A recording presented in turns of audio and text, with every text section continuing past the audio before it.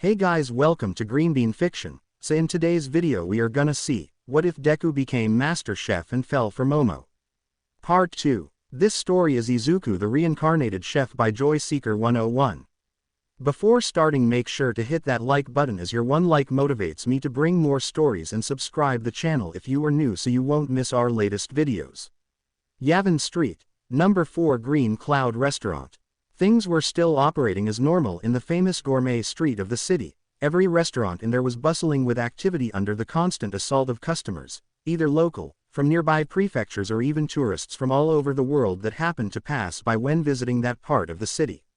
One of said restaurants, residing close to the entrance of the street, in a prime position, was the curious and small Green Cloud Restaurant, appeared out of nowhere and rapidly making a name for itself thanks to the lone and young talented chef working there. Luckily the young man was overly friendly, thus making sure that except few rare cases, the other restaurant owners left him do his job undisturbed. Although, unknown to everybody, various eyes were keeping tabs on the restaurant for different reasons.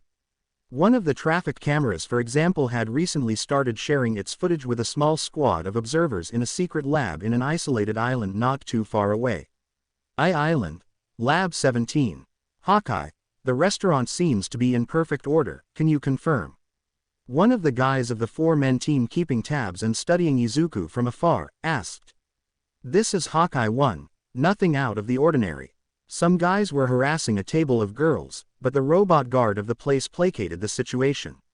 The stripped morons have safely landed inside the garbage truck that was emptying the bins at the opposite side of the street.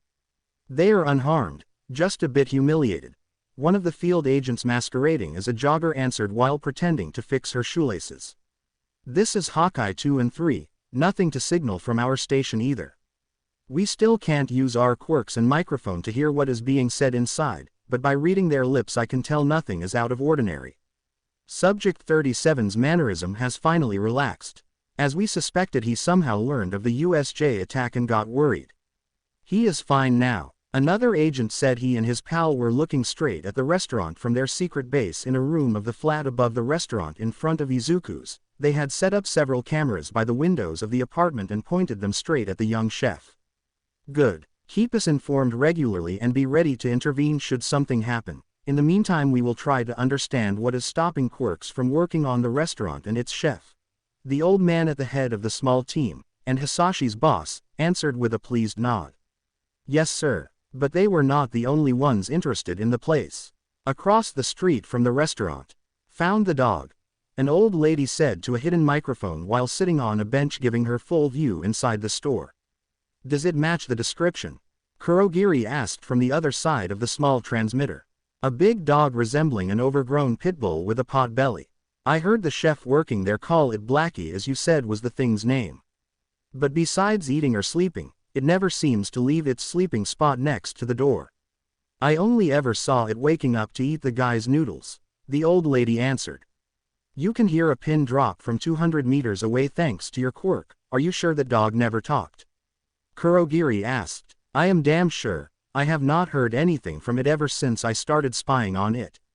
I have been using my echolocation powers to cover for my lack of eyes my entire life thanks to the detailed picture sound waves draw in my mind. I can even tell apart and recognize the specific heartbeat of my target even if they hide in the middle of a crowd. And that dog has never, ever, uttered a word. It just keeps huffing and woofing like a normal dog does.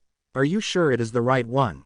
We got a picture of it sleeping in front of that store, and even Shigaraki is sure it is the one that attacked him. Kurogiri answered, remembering with a grimace the shrieks the still bed-ridden young man released once seen the dog's picture. Boy, was it an awkward meeting he and the others had with their boss, the legendary villain All for One, right after Shigaraki awoke. There were no good ways to explain how a dog completely fucked up a simple mission like their raid against the USJ in such a grandiose way. The boss's pet project was now a blubbering mess crying about mean moderators. All for One was obviously not amused. Well, I heard the chef was out of the restaurant during our USJ mission, ingredients hunting I was told. It was written on the door as well, apparently. Everybody was certain he had left the dog behind, and a few actually saw it do the warp thing way after the chef had left, and come back after the guy had returned. The old lady said. Has anybody ever heard the dog talk? Quote, I tried asking around. Nobody here ever saw that thing do anything besides eating and sleeping. Or growl menacingly at a few troublemakers. Quote. Keep monitoring that dog. We need to see when to strike to capture both dog and owner. Kurogiri ordered right before closing the call. It was almost time to change Shigaraki's diaper, and the Nomu was anxiously counting the days before his charge's lower half would heal enough to no longer require such services. Understood. Even if I don't get it why you guys are finding a stupid dog that interesting, the old lady answered, annoyed. Unknown to her, Blackie heard everything she said and was now silently glaring at her without raising his head from the ground. A weak bad guy wannabe like You dares to insult dogs in front of this lord. Fool. The lord dog thought in mild fury before taking in a tiny breath. Woof. It was near silent, almost ultrasonic in nature, but that tiny wisp of sound generated by Blackie's tiny, and kind of adorable, woof traveled at high speed all the way to the villain spy and assaulted her fully. Nobody else heard it or noticed the dog's movements at all. It all was too sudden and fast for them to catch it, even for the ones actually spying on Izuku. And with a small ripping sound, that woof blasted the woman's eardrums to shreds and immediately turned her completely deaf. Nobody else heard it, but they all heard the scream of anguish and pain the woman released once her ears started bleeding profusely.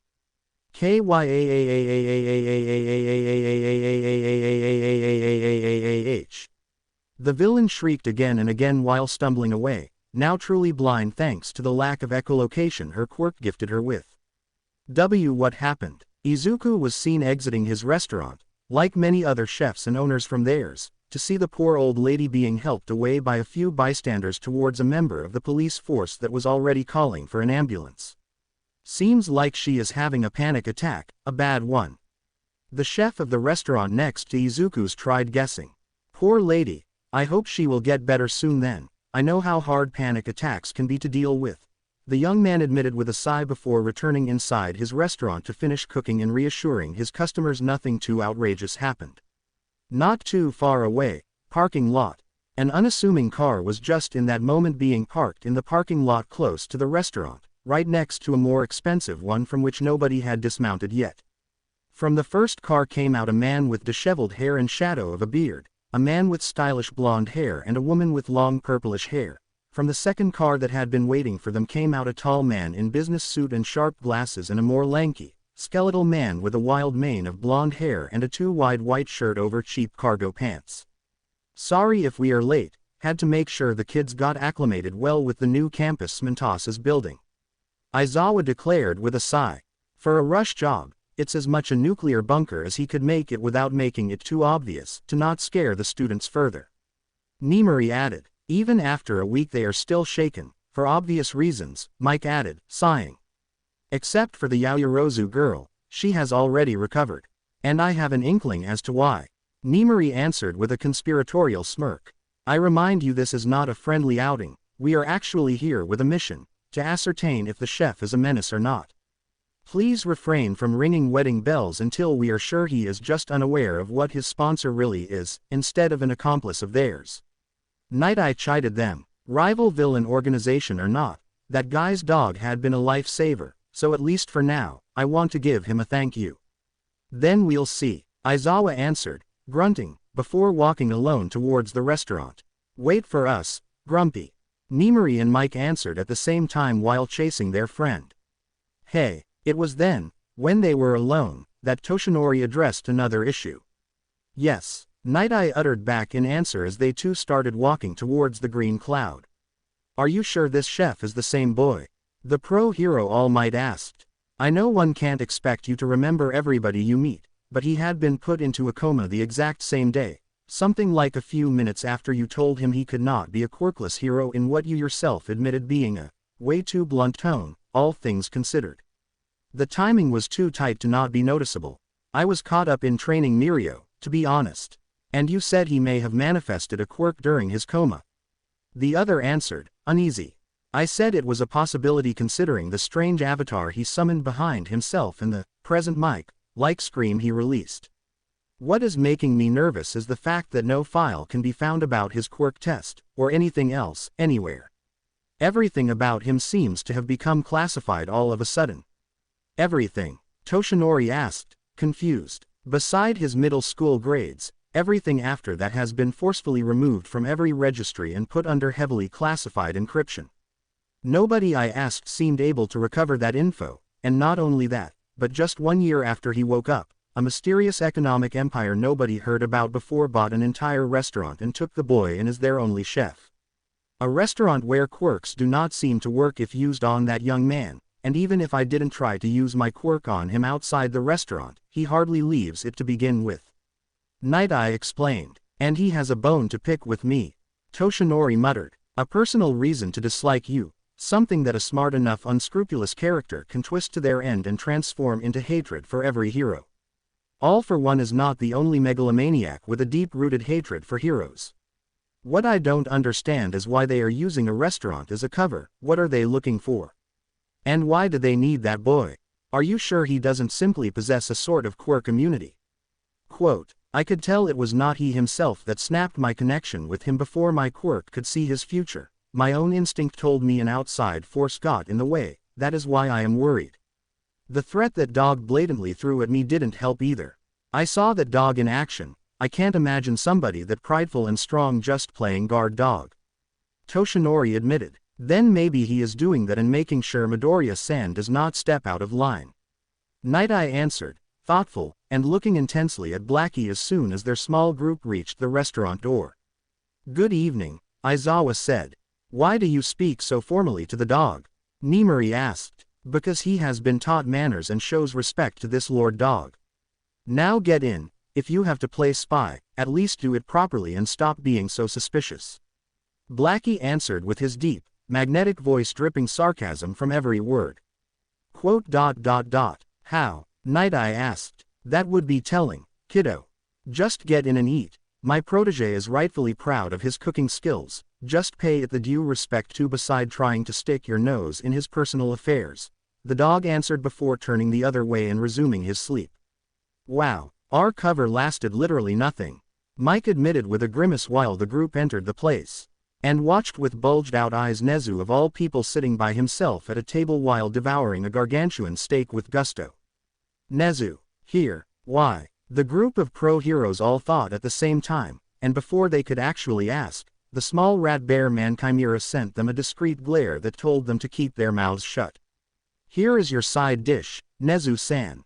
At that moment they saw Izuku come out from the kitchen holding a tray of grilled vegetables. Good, leave it here, please. The small guy answered. Is the steak to your liking? Yep. What did you say it was? Crocodile meat, legally bought from a private crocodile farm down under. I have all the papers signed if you want to see them, Izuku answered. Yahahaha. I am not a cop, Chef Izuku. No need to worry, but you are the boss of O University, as you said, the young man mumbled, thoughtful. Still thinking I am a spy? Nezu asked, amused. Yes, my lips are sealed, so keep guessing if I am here to spy or just here to enjoy your food. I am not telling, so it will be more fun. The other answered while playfully shooing him away. Of course, sir, the young chef muttered, dejected, before disappearing inside the kitchen. Once sure the young man was back in his domain, Nezu rapidly whipped out his phone to write a lightning-fast message he then sent to both Aizawa and Nimari, before returning to eat, and he was clearly not faking his enjoyment of the thing. Pro-hero table, ping, quote. Nezu, gently, asks us to not blow his cover. He apparently has been coming here every day ever since the USJ incident to investigate that young chef and playing everything off as a coincidence. We were not the first ones to think about coming here in person. He also suggests trying the crocodile steak. He says it's good. Aizawa explained once, reading the text on his phone and then sighing. We'll need to be discreet then, just in case he suspects something. He knows we are pro-heroes, so he will be on the defensive. He doesn't seem to trust heroes a lot. Night Eye answered. Dealing. As if the universe tried to prove him wrong. The next set of customers that entered the place were far from being discreet about anything, especially their being pro-heroes. Chef Icchan.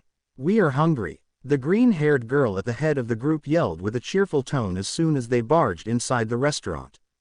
Tomoko-san. Izuku answered, just as happily, while peeking out of the kitchen to see who it was. Ready to feed 4 poor kittens? The pro hero known as Mandalay asked with a challenging smile. Hoo. I am always ready. Over there, the official favorite table of the Wild Pussycat happens to be free. I will be with you in a moment. The young chef answered, chuckling, amused and clearly happy to see those pro heroes visit him. Nice. The seat under the magical relaxing tree is mine.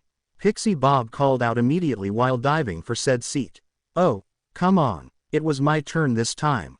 The only male member of the 4 said with a whine while the rambunctious quartet of pro heroes in civilian attire sat at a corner table right under the strange trees adorning the back of the restaurant's main room.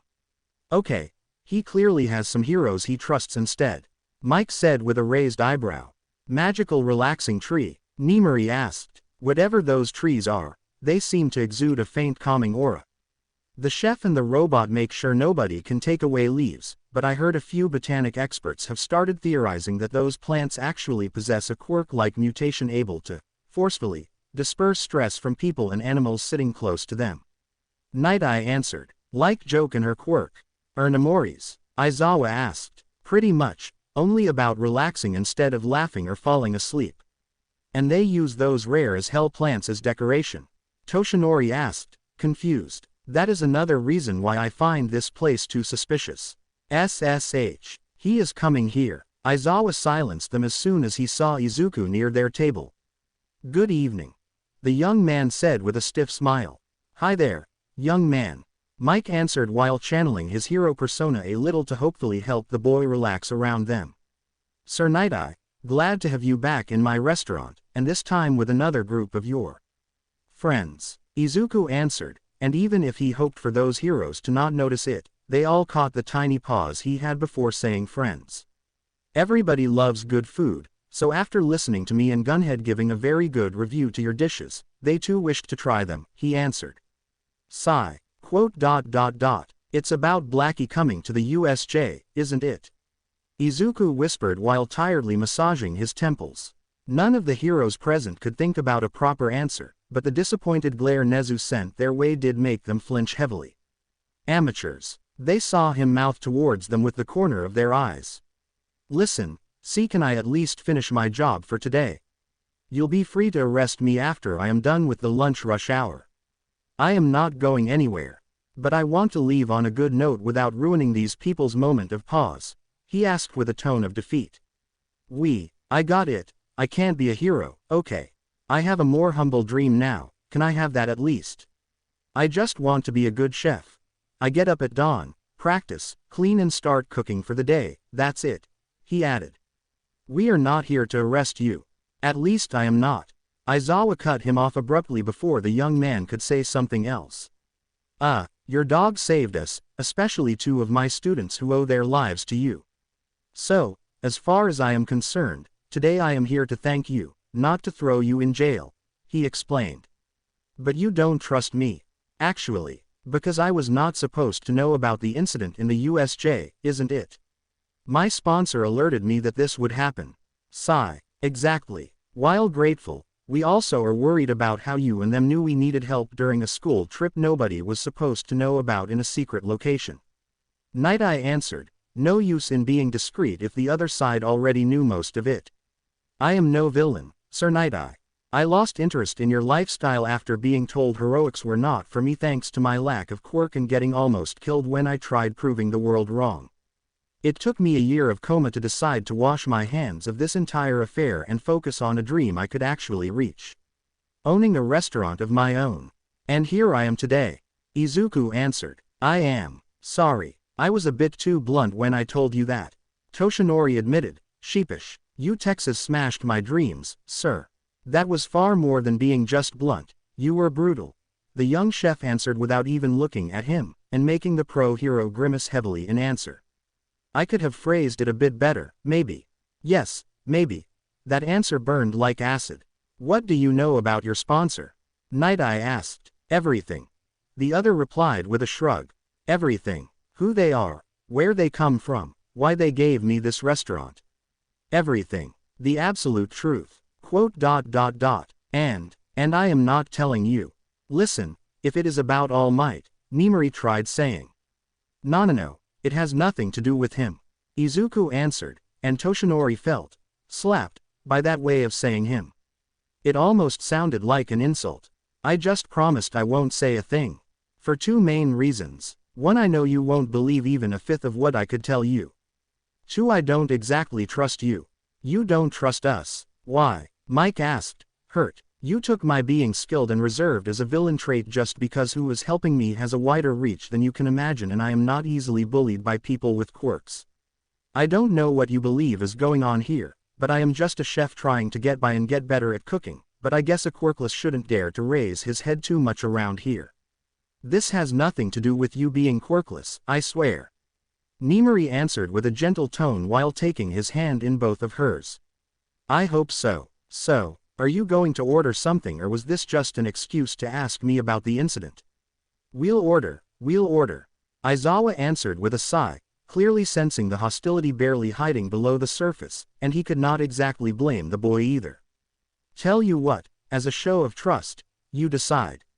Nimari said with a tiny smile. Choose by yourself the dishes we will eat, the woman explained.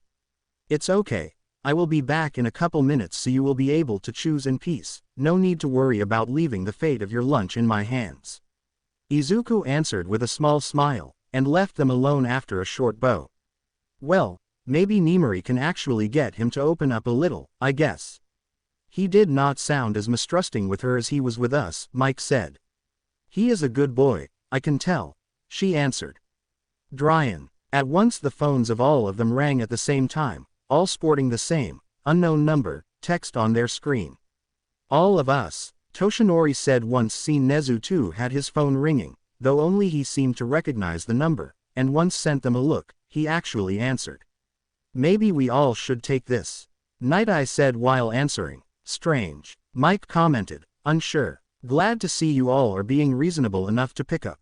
The old man at the other side of the call said with a pleased tone once all of them answered. Who's this? Aizawa asked. The director of one of the hidden labs of Island. I guess dear All Might and Sir Night I know what I am talking about.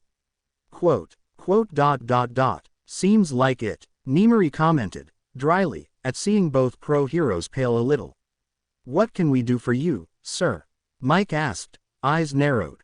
While I have nothing against people enjoying good food, I am way less happy when one of our darlings is being bullied, the old man answered. Shit, the rumors are true, Aizawa muttered between clenched teeth, and once turned around to look at the street through the restaurant's giant window. He saw a young woman in jogging attire playfully wave at him while pretending to stretch her legs. We too are keeping tabs on him. As you can imagine, a quirkless able to surpass the so-called limits of the human body with a mutation in his base DNA different from the standard one can only attract my interest, along with the interest of few of my colleagues. The old man explained, chuckling. A mutation? They heard Nezu ask in their shared call. Why do you think everything about him is now confidential? Standard tests show no difference between him and a normal quirkless, and yet we have hundreds of hours of video proof of him taking what we knew of peak human skills and making confetti of them, and that means he must have some sort of power different from quirks to justify it. I will share a few harmless videos with you. Watch them and tell me how we could not find him utterly interesting to study. Also, he is the beloved son of one of us as well.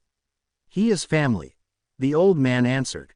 Do you know anything about his sponsor, sir? Night Eye could not stop himself from asking. You mean that System Incorporated? We are almost certain they are not a villain group, if that is what you fear, but we can't contact anybody working there. Everything seems to exist online only, and yet there is perfect paperwork for everything. And the fact that it is all that perfect raises questions. But no matter what we try we can't answer a single one of them. Quote, not even you can find anything? Nezu asked. Nezu, you know that between hackers and quirks we have a damn good reach. The old man answered with a tired groan. But, for all we know the HQ of that group could be housed on Mars. Every trail we follow branches into hundreds and then thousands others, and after weeks of questioning we finally got a message from that System Incorporated telling us it would be better to stop nosing around and let them and their chef do their job. You make it sound like bad news, though, Mike said, because that exact same message appeared at the same exact time on every phone, every computer, every tablet, every fax, and every pager of Island. Everyone from the crappy phones of our clerks on cleaning duty to our level 7 servers and operatives got it. We all received a copy even on our own personal computers back home. We stopped asking questions after that. The old man answered, tense. Quote, "You got breached. Nezu. They raped our firewalls and security system without getting a single alarm off. They assured us they just want to help their chef become the god of cooking, or similar nonsense, and that no villain plans are boiling under the surface, but promised that if we keep getting in the way there will be consequences. You pro heroes may like to tackle impossible odds with a smile, but I have a family, all of us here have, and we won't step over that line. We can freely look from afar and study him if we want, but any threat won't be welcomed. And we won't risk it." Quote, "Does the boy know?" Toshinori asked. "Not at all. In fact, we are de facto forbidden from alerting him they got involved in threatening us. They said it was to not distract him, but I can't help being worried about him all the same. They openly admit to having plans for him, we just are unable to uncover them." Quote, "So that is also a reason why you are studying him." Exactly. If we can see what those guys saw in him for their plans, maybe we can counter them and stop them, thus saving him. We can help, Aizawa said, if you really have to, but keep a very low profile. I can't even promise that this call's encryption will help. Quote, "Actually, it is not helping." The system's voice echoed in the phone call. Stricken horror frozen the heroes and scientists solid. Sigh. "Please forgive them, they take their mission too seriously. Are you ready to order?" Izuku said, and scaring the pros with his appearance behind Toshinori unseen thanks to their distraction. "Why you trust them?" "Honestly, yes. I only have to follow a very strict training regimen for my cooking techniques every morning, then I am free to do as I please with this restaurant. They even give me all the ingredients I ask for, so as far as I am concerned, I don't feel threatened. No strange requests, no questionable customers, and nothing illegal. They just want me to become the best chef I can be. As the name of their initiative suggests, I will become the god of cooking. It's a bit edgy, I admit it, but it also explains well what they hope to get from me, my very best." Izuku explained with a shrug. "Why, though, what do they get from doing this?" Nimori asked. "Ha ha ha ha, what else? Publicity. They get that and I get a restaurant, everybody is happy," the young chef answered, laughing amused. Quote, "That's it?" Night Eye asked, eyebrows shooting up. "Mr. Night Eye, not everybody with money or influence wants to conquer the world, few of them are just eccentric enough to do something like this just because they can. Like Elon Musk," Izuku answered. "Okay, but should something come up, we are right behind the corner to help. Remember, just call for us and we will help you," Nimori whispered while giving a squeeze to his hand. "Thank you," he answered with a tiny smile. "In the meantime we will order our food. At least we can trust that being the real deal," Mike said with a thumbs up. "Of course," the chef replied, nodding. Island. Secret lab." The old man at that point closed the phone call by himself, and silently watched through the cameras outside how the young chef took the table's order and rapidly moved away to cook everything. "Mannerism. Everything suggests he was saying the truth, sir," one of the technicians answered. Relaxed. "Not really. I see. Keep observing him. Just in case," he ordered before leaving. "Yes sir." The old man was the only guy in Island beside Hisashi and the guy's colleague, friend Tamaki, to know the truth about Izuku and his abilities, but in order to keep the secret he knew he had to pretend to study the boy like any other darling, and pretend he too knew nothing, especially since by doing this he would actually be able to protect the young chef from any plan he feared the mysterious system Incorporated may be trying to implement against the boy. Green Cloud Restaurant. In the kitchen. "Congratulations to host Izuku for covering for the system," the voice said once the young man returned inside the room.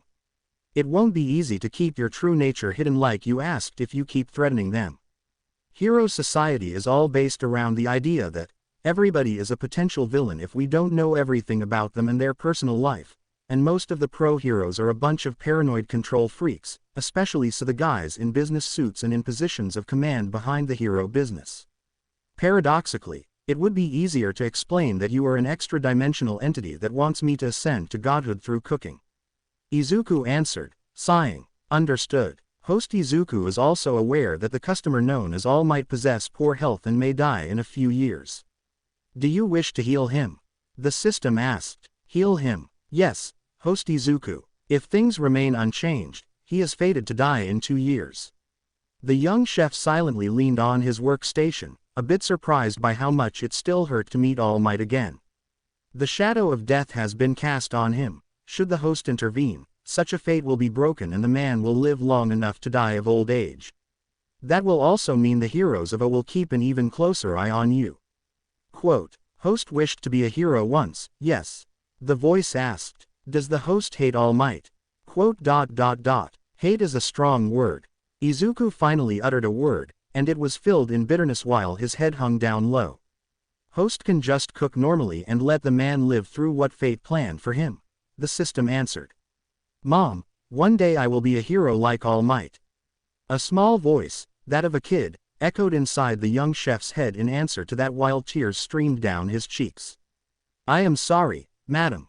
We can repeat the test 1,000 times over, but the results won't change. Your son does not possess a quirk. I am sorry. Yo, here comes the useless freak. I am sorry, my boy.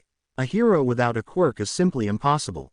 Maybe you should lower your expectations a little and live a more humble life. Not everybody can change the world, no matter how hard they try. Sometimes dreams are just that. Dreams. Just a Deku. Deku. Host wants All Might gone. Whitey can accompany him to the door if you want. Deku. To hell with it. Izuku roared in anger while slamming both fists on his workstation. Luckily nobody in the main room could hear him thanks to the entity turning the kitchen soundproof for their talk. Host, quote, how do I heal him? I will show him and everybody else that we chefs too can make miracles. Not just heroes. He is fated to die. Then I will take that future and snap it in half with a dish.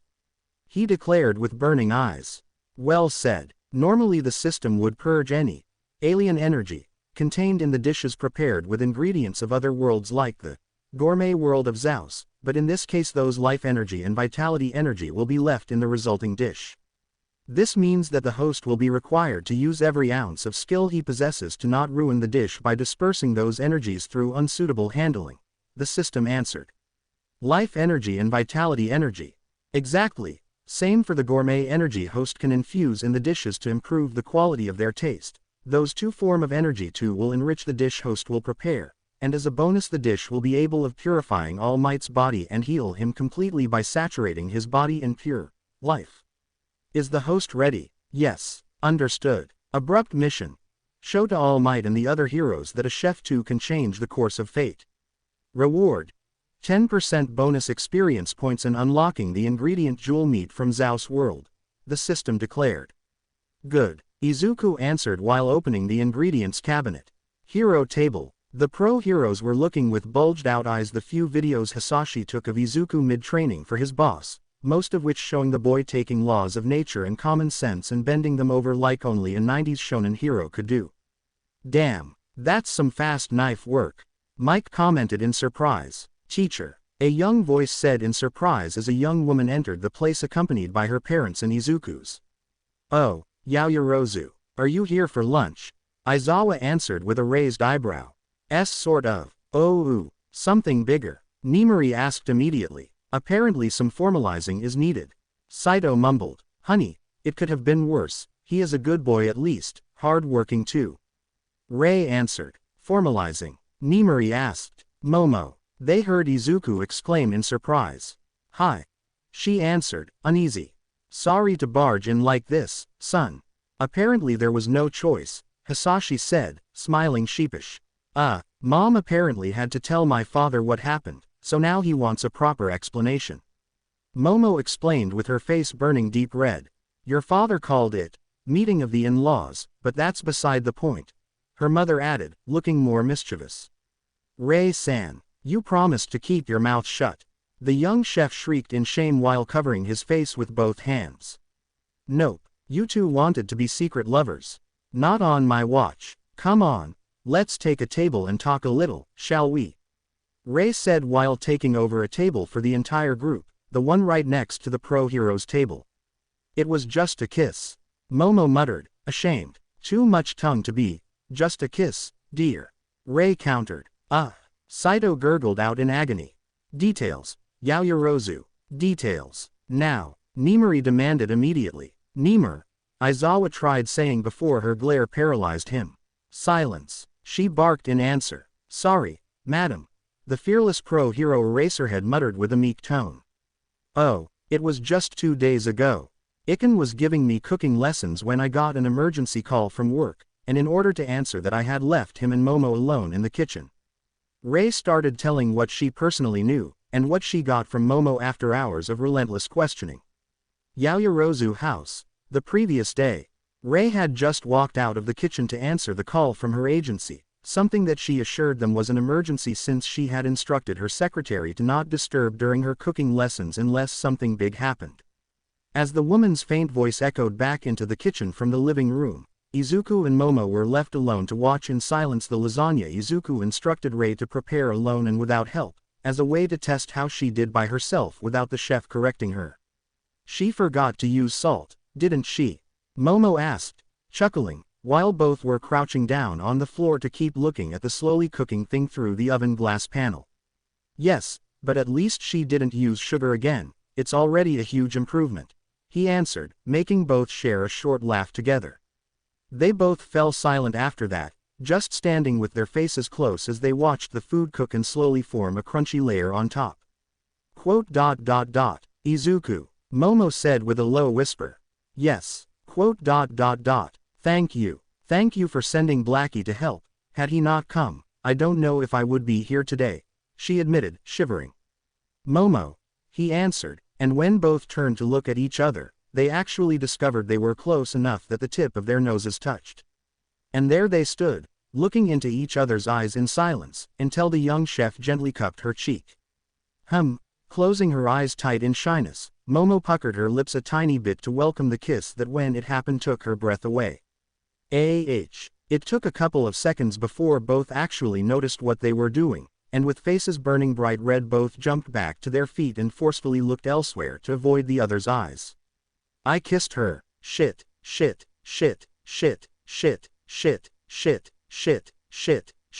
Izuku thought in horror. He kissed me. Oh, God. Oh, God. Oh, God. Oh, God. Oh, God. Oh, God. Momo thought at the same time.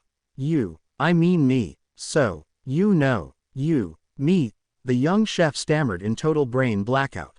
No, yes, I mean no, yes, to hell with it. To his shock, Momo's own blackout lasted way shorter until she gave a distraught roar, grabbed him by the collar, and tried to tear off his tonsils with her tongue.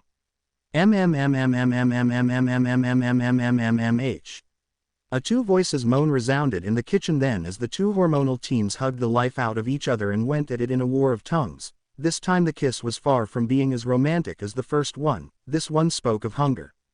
It was especially bad for Izuku since he was feeling the pull of 2 lifetimes of suppressed desire, since as Zaus he had been pretty much married to his job, and thus had fully suppressed or ignored any urge he may have had. And now both lives' hormones were begging for attention and he was eagerly giving in to the call, and even if he had to stand on his toes to kiss Momo due to their difference in height, he didn't give a damn. That was when Rei returned into the room attracted by the noise, to find her daughter and her cooking teacher sucking each other's face off with drool flowing down their chins like a river from their connected mouths and both teens, hands roaming around a bit too wildly to be proper. Izuku, not here in the kitchen. Momo gasped with a moan when he started biting and suckling greedily on her neck, although her grabbing a fistful of his hair with one hand to draw him just a bit closer to herself showed she was not fully against the idea.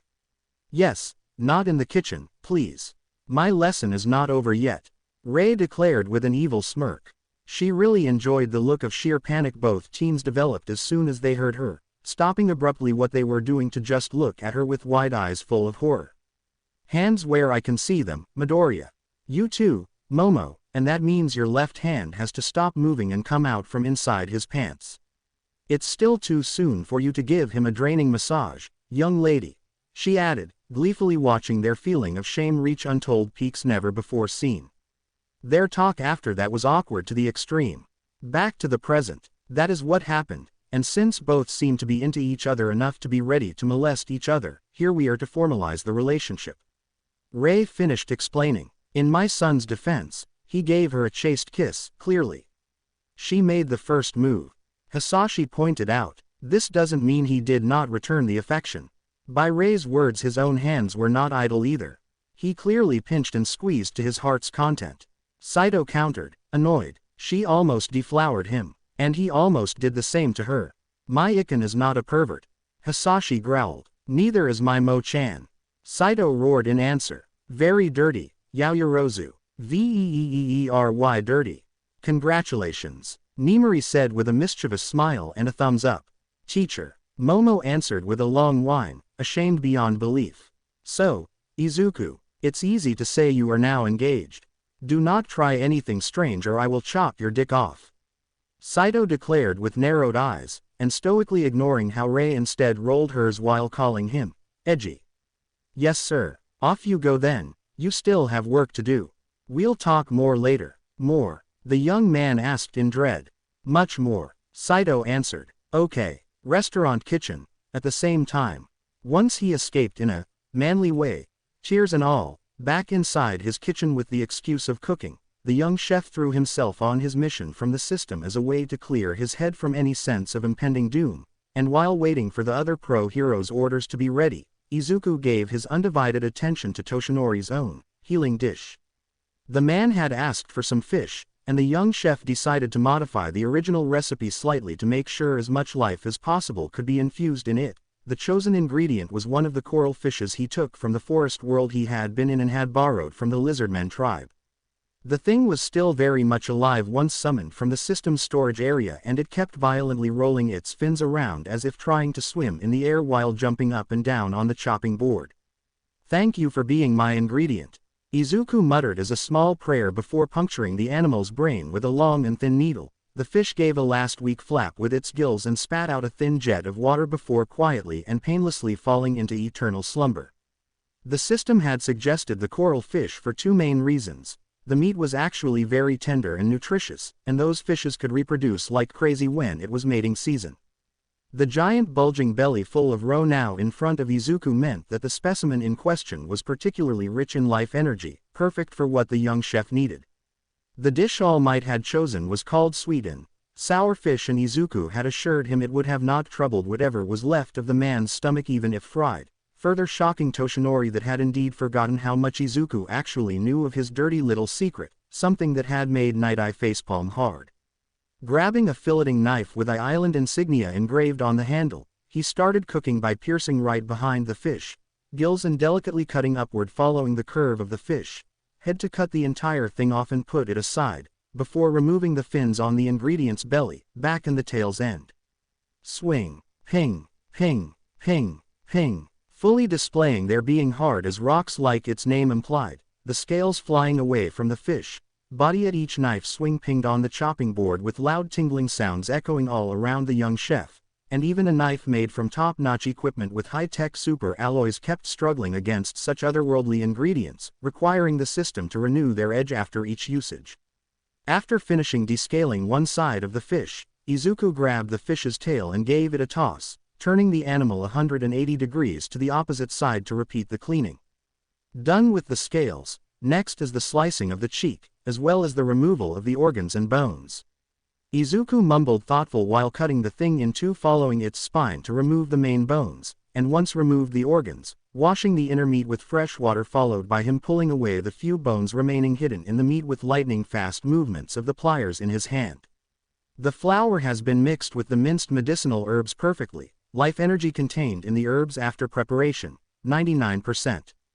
Good job, the system declared, solemnly. Perfect, Izuku muttered in answer while spreading the floor interspersed with tiny colorful herb fragments across the entire body of the fish until it was completely covered in it. FWOOOOOSH.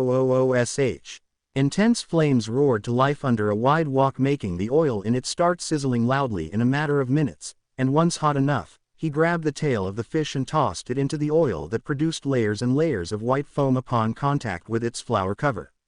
How's the fish? The young chef asked while a hint of gold shade slowly started covering the thing's meat. The innate vitality energy of the fish has been fully preserved at 98%. It is suitable for the success of the mission. Quote, good, let's add a bit of sauce then. Once seen the huge quantity of high-quality fish eggs he had extracted from the ingredient's belly, he decided how he would actually deviate from the recipe by adding a secondary sauce to it made with said roe. Having given a new toss to the wok's contents to make sure the fish was cooking properly and not sticking to the bottom, he then mixed the fish roe with minced garlic and capers and tossed everything into a second pan with hot oil already waiting to fry the fish eggs. After that, he added white wine and a few spoonfuls of tomato sauce to the mixture and slowly boiled everything into a thick and flavorful fish egg sauce he then passed until creamy and smooth without the smallest lump. As the fish and egg sauce finished cooking, a sweet fragrance started to spread out from the kitchen and into the main room, enticing the appetite of the waiting pro heroes, now suddenly very happy at their decision to spy on the young chef. Few minutes later, All Might's dish, as well as the others, were finally ready to be served, and with a delicate swish of his ladle Izuku scooped up the deep-fried fish from the wok and placed it onto a wide porcelain plate decorated with tiny green clouds. Done perfectly. Let's see if fate can really be defeated with a dish. Izuku muttered, growing a bit squeamish when a tiny feeling of worry crept up his spine. Host should never question his abilities.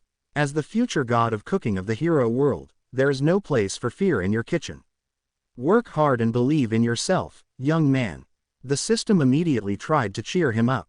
Right, I can do this. The young man psyched himself up while refilling the wok in oil to stir-fry a new mix of medicinal herbs together with vinegar. That was the sour side of the dish. Done with the frying, he also tossed some icing sugar into the wok, making the once sour creamy soup instantly become more sweet and thicker, and a taste test confirmed to Izuku that the thing had actually reached the right balance of sweetness and sourness he desired. Sizzle, sizzle. With an elegant movement of his ladle, the sweet and sour sauce was lightly drizzled over the fish to uniformly cover it, while the thick and creamy sauce made with the roe was pooled on a side and adorned with tiny pieces of minced chilies and a spiral of fresh olive oil. It is done. Sweet and sour coral fish. Completed. Izuku declared in relief while using a piece of cloth to wipe away the excess oil on the plate to make the dish more presentable. Evaluating. The dish, overall grade is 99.9, 100. Congratulations, host Izuku. You have prepared the required dish to heal the customer called All Might. At the paying of the bill, the reward will be unlocked. Well done. The system declared with a victory fanfare that made the young chef chuckle a little while delivering the dishes to the pro hero's table. Smells amazing, if I can say it myself, he admitted, pleased, while taking out Toshinori's and Nomori's dish. Quote, I really need to find a waiter or waitress, though, or at least a bigger tray, he then muttered with a sigh of dismay. I'll help you, Inko said immediately. There is no need, Mom, he answered shyly. Nonsense. Here, take the other plates so we'll deliver them together, the woman replied with a gentle smile. Thank you, Mom, the young man said, grateful. Momo, up, Ray muttered. Me too, he needs you, she answered with a mischievous smirk. Wait, I will help as well, the girl declared, a bit shyly, while getting up as well from the table. Oh, thank you. Wait here, I'll take the remaining plate. The young chef stammered a bit, but he still stoically ignored the subtle chuckles he heard from the other customers in the room, along their thumbs up at seeing the two engaged youngsters working together. Here we are. Sweet and sour fish for Toshinori-san, he listed once the three of them reached All Might's table together. Thank you. Crocodile grand steak for Nimori-san. Rare. Yuppie. The woman cheered with a childish happy smile that made him chuckle. 4 meats karage. Nanban style for Mike-san, with extra fried chicken and sauce as asked. Nice. The blonde man replied in perfect English with a thick accent. Seafood risotto for Sir Night-Eye. Thank you. And chicken curry for Aizawa-san. Mild spiciness. Perfect. Thank you. Thank you for choosing the Green Cloud restaurant. Please enjoy your meal. Izuku answered with a bow before walking away a bit stiffly. He now needed to prepare what his parents and Momo's own ordered, then he will have to face whatever talk those scheming adults had planned for, and he was not exactly eager to do it. All Might's table. Well, I guess it's time to see how good the boy actually is, Mike said while snapping apart his chopsticks. Yes, let's see, Toshinori answered, unsure, while using his own chopsticks to delicately peel off the thin skin of his fish to inspect its insides, and growing shocked at the heavenly sight. The sweet and sour fish meat was almost as clear as glass and glittered under the room's lights once exposed, making Toshinori feel a bit guilty at actually eating it. It's glistering like a crystal. How? Nimari muttered in awe once seen All Might's food. I expected this, all things considered, as I was aware of the chef's skills, and yet I am still very surprised. Night Eye answered, his stomach too grumbling a little as the fish succulent meat emitted a wondrous fragrance that was pretty much torturing the entire table. The sweet and sour sauce has a smell which increases one's appetite. It's a bit of a dirty trick, I admit it, but it will also make it taste better. Izuku muttered while delivering the last plate to his parents' table. It's not a dirty trick, Iken. It's part of the magic. Hisashi answered, chuckling. Yep, now sit here with us, let's talk. Saito answered, tone ice cold and eyes narrowed. Yes sir. Pro Hero's table, please don't kill the cute chef, Nimari muttered with a pout. We'll stop any tragedy before it happens. I say we eat, though, because good looks aside, the taste too matters. Thanks for the food, Toshinori said while picking up a piece of fried fish meat to watch it jiggle a bit in his grasp. The thick seasoned sauce boiled incessantly and looked like thin threads holding the fish meat together while following behind the chopsticks all the way to the man's mouth while the jiggling fish meat caused the pro hero to chuckle amused at the lively scene. Holy, All Might though muttered in awe once tasted it as the sweet and sour scent of the dish exploded in his mouth at the very first bite, and not a trace of the unpleasant fishy smell of the main ingredient or any unpalatable oily feeling from the frying could be felt either. Only wave after wave of warmth and sea and spiciness and sourness and sweetness and so on and on and on. Maybe forever, the pro hero could not tell. The fish alone was a mouthful of heaven, but the sweet and sour sauce and the raw sauce managed to enlarge the feeling and turn it into an all-encompassing embrace of taste that almost drowned Toshinori, to the point his own brain grew pleasantly numb and just enjoyed the happy endorphins ride the dish provided. This steak is damn amazing and tender too. I did not know crocodile of all things could taste this good.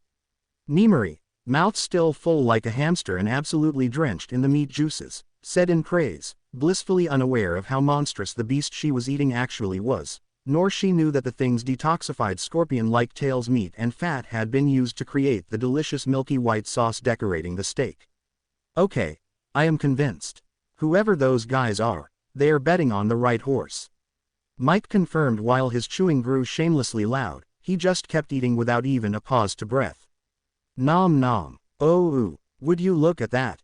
Mister, I can live on coffee alone, Aizawa is actually eating like a normal human. Maybe we should take you here more often, Nimari said, smirking. Shut up, I am still not convinced yet, Aizawa answered, ashamed, while hastily swallowing his mouthful of food and forcefully dropping the tiny satisfied smile he was sporting while chewing. I am not talking about the food, this stuff is damn good. I meant the group sponsoring him, call it instinct, but I think they are forcing him to hide a few details they know we won't like, he explained while continuing to eat. No drugs involved, I took a few tests once back from eating here, and even Recovery Girl did not find anything that could have been used to make me believe the food was good. At least the food quality comes from honest skills, not tricks. Night Eye answered, while being the only one of the group eating with proper manners. Okay, that just shuts down one of my theories, Aizawa admitted, sighing. Shota, at least swallow before chastising me, Nimari. The man begged with a groan. Sorry, the woman replied, blushing. The rest of the lunch continued fairly tamely in comparison with what they expected, with Izuku softening enough thanks to Nomori's own motherly gentle prodding between each subsequent orders they make that gained them few more details from the young chef about his job and sponsor. When it was time to pay the kinda expensive bill, Mike and Nimari would later apologize profusely for the 4 servings of dessert they each ordered. The group stumbled their way out of the restaurant with bulging bellies and a more relaxed attitude towards its chef, but not towards the system. Parking lot. Okay, this proves it. He is just a good boy caught in some sort of cult-like plans of an eccentric millionaire fixated with food. Toshinori declared, still puffing a little thanks to his overfilled stomach. He did not openly call it a cult, but the way he described this god of cooking initiative can easily be passed as such. Night Eye added. Yeah, but he surely knows how to make some godly creme brulee. Mike added. And cute rainbow-colored fruit desserts. I could eat that fruit jelly to death and not regret it. Nimari added. We noticed you loved his desserts. Aizawa answered. Bitter. I'll pay you back, I swear. Mike replied with a begging tone. Liar. A pro hero. Never forgets. His wallet. Mike. It was sudden, but they saw Toshinori's face turn bright red and his breathing became labored as he leaned forward with both hands on his knees to try catching his breath. You okay? Night Eye asked. I feel hot. It's too hot. I'm burning. The pro hero gasped for air as he started sweating at an astounding rate. Oh, God, are you allergic to something he cooked with? Why didn't you say something? Nimari gasped in horror. I was sure I had no allergy to any. It itches. It itches so much. The man shrieked while tearing off his shirt to rub the crater all for one left on his body after their fight so roughly he drew blood from the deep nails marks he was digging on his side. Calm down. We'll go to recovery girl and Night Eye tried calming him down, but was forced to hurriedly jump back when his old friend projectile vomited on the floor. Gwa. Toshinori felt a taste outrageously awful travel up his throat at high speed, and what actually came out from his mouth to splatter loudly on the floor was a mass of black rotten flesh smelling of decay. What the hell is that? Aizawa asked. Oh, God, he is puking again. Mike shrieked in horror at seeing him double over again. Thump, thump, thump. To their surprise they could actually hear Toshinori's heartbeat clearly while the man's eyes bulged out so much they looked ready to plop out of their sockets as he drew back his head. And screamed. Ah! It was a howl worthy of a mighty beast, and under the shocked eyes of his friends, the pro-hero number 1 All Might made his explosive appearance as Toshinori's body transformed even faster than usual, but showing even more muscles than what he was famous for once done changing. Ah! Toshinori gasped for breath as thick lines of steam escaped his muscles and mouth. Every inch of his body was flushed red while his veins bulged out to pump his blood with furious power. Just by looking at him, in fact, power was the first thing that would come to mind. You okay? Night Eye asked, faintly. I feel good. Okay. I feel great. Biwahahahahahaha. A loud, happy laugh escaped the pro-hero, strong like thunder as he studied his body in wonder as if seeing his own muscles for the first time. I feel so strong, like back in my youth. How? Toshinori asked while studying his clenched fists in awe. There was no longer the fatigue, the pain, that feeling of a viscous hand squeezing his heart whenever he transformed. He was pretty much back to the days when he first got his quirk from Nana. Burning with energy and that thought gave him pause, actually. It was not like he could see the power of one for all. There was never some visual clue, it was more a feeling of it being there, and after passing it to Mirio, he could feel that he had been left with just a few dying embers. Then why those embers had now turned into a fucking supernova. And no way, he muttered, shocked. Toshinori, transform back before someone notices you. Aizawa warned him. They are already looking for the source of that scream, they will see you any moment. Mike added. Right. Still feeling his body ready to explode from the surplus of energy he felt traveling furiously through his veins, Toshinori closed his eyes and focused on himself and dispelled, for the lack of a better term, his All Might form, to return into being his skeletal self. I said to transform. Aizawa said. I did it. No you didn't, you moron. Opening his eyes to look at himself, the number 1 hero saw that he was still the same mountain of muscles. I know I did it. The feeling of turning it off was the same as always. He then said, frustrated. I'll turn it off myself then, Aizawa answered, rolling his eyes, before activating his quirk and looking straight at All Might. Only for him to remain the same mountain of muscles that now made Brawly look like a wet noodle in comparison. Are you doing something wrong, Shota?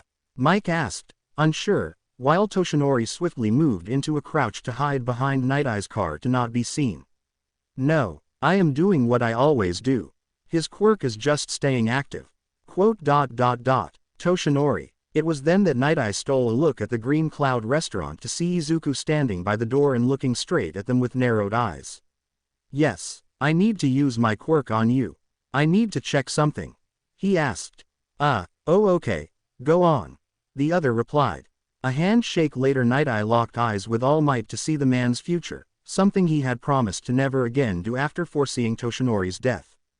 To his surprise though, the same vision lasted barely a few seconds before turning gray and shattering like glass, same going with the shadow of death he had always seen hanging around the man, with enough force to almost split Night Eye's head in two with the backlash.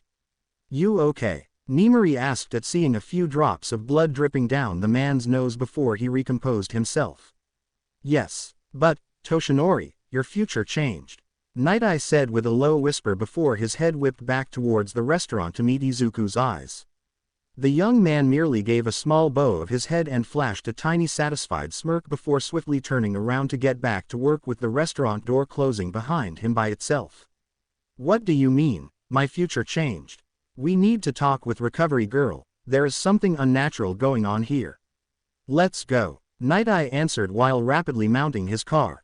Can you explain it to us normal mortals too then? Nimari asked with a growl while she and the others too got into Aizawa's car. I believe I now know what that System Inc. wants from Midoriya, but I need to have a medical expert confirm my theories first. Night Eye answered. Inside the restaurant, Iken, you okay? Inko asked immediately once seen her son become pale as a sheet as soon as he returned inside. I don't feel so well, he admitted while collapsing on a chair. Izuku, his father and Saito immediately were at his sides to help him sit upright.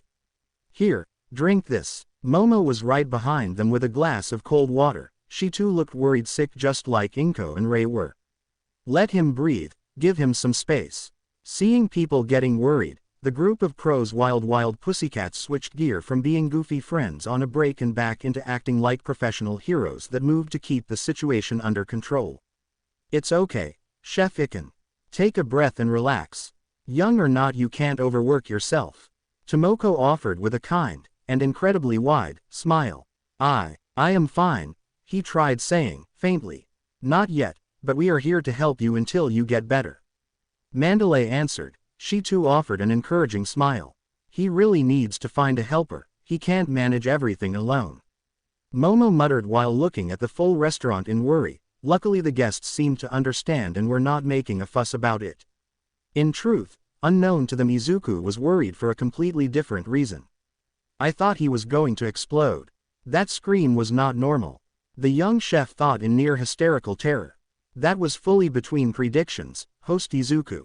The overabundance of life and vitality energies inside the dish have saturated All Might's body up to 400%, cleansing his organism and recharging his spirit and vitality, and also rejuvenating his dying quirk as a side effect.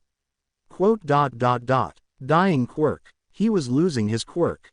What kind of illness does that? Izuku asked, confused. An artificial tumor-like infection of the blood, host Izuku. In order for him to expel and repair all the damage left behind by that thing, enormous quantities of vitality had to be infused. In 24 hours his body will burn through the excess of energy and he will find himself back to what could be called youth days of his prime. Congratulations. Jewel meat has already been unlocked and several tons of it loaded in the restaurant storage area. It is now possible to request it freely when cooking. Have no fear, just like with every other ingredient stored by the system, it won't spoil but remain perfectly fresh. Success. Thanks to the bonus in experience points from the abrupt mission, host Izuku has reached level 2 on the path to become the god of cooking of the hero world. Physical and mental stats have increased accordingly and higher quality ingredients can be exchanged with the system. Vitality cooking training can now be initiated along advanced dessert making training. Keep working hard, young man. The system answered, as long as nothing bad happens. And more things to train in. At least they sound interesting. Izuku muttered with a sigh and finally recovered a bit of color on his face. For everybody, relief. Ua University. Infirmary. 1 hour later. A short old woman was looking at the results of her tests while a very ashamed Toshinori, still in muscle form, silently dressed back with a very red face. Apparently, whatever affected him that much also worked on his little might. As recovery girl, Nezu and the group of friends that took him back to the school had the misfortune to see when he undressed under the woman's orders. As soon as Toshinori had remained in his All Might printed boxers, They all saw the impressive and furious tent he had pitched, causing the great All Might to shriek in shame and cover himself while hiding in a corner. "Well, the little show you gave us was already a good telling," Recovery Girl started saying. "You had erectile dysfunction. That's why you and Yuku." "Mike," Toshinori shrieked back in high octaves, silencing the guy. "You and Yuku. Ah, I knew it," Nimori exclaimed, guffawing. "As I was saying," the old woman roared angrily enough to silence the people in her office. "Your awakening down there was already a telling sight of something changing inside your body, but the blood test I took right after confirmed it. You have healed. Every reading has been shot way off the chart, but everything seems to be slowly stabilizing already," she said. "Healed, as in, I am free?" Toshinori asked with a small voice. "I double-checked and used that rotten piece of flesh you brought along for cross-reference. Whatever they did to you, your body expelled that thing by itself and is at the moment healing all the damage at an insane rate.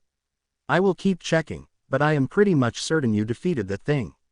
You won, so to speak," Recovery Girl answered. "And his quirk?" Night Eye asked. "What about it? It's still there. Maybe it is just reacting with your cure and will probably settle down soon." "What have you done exactly?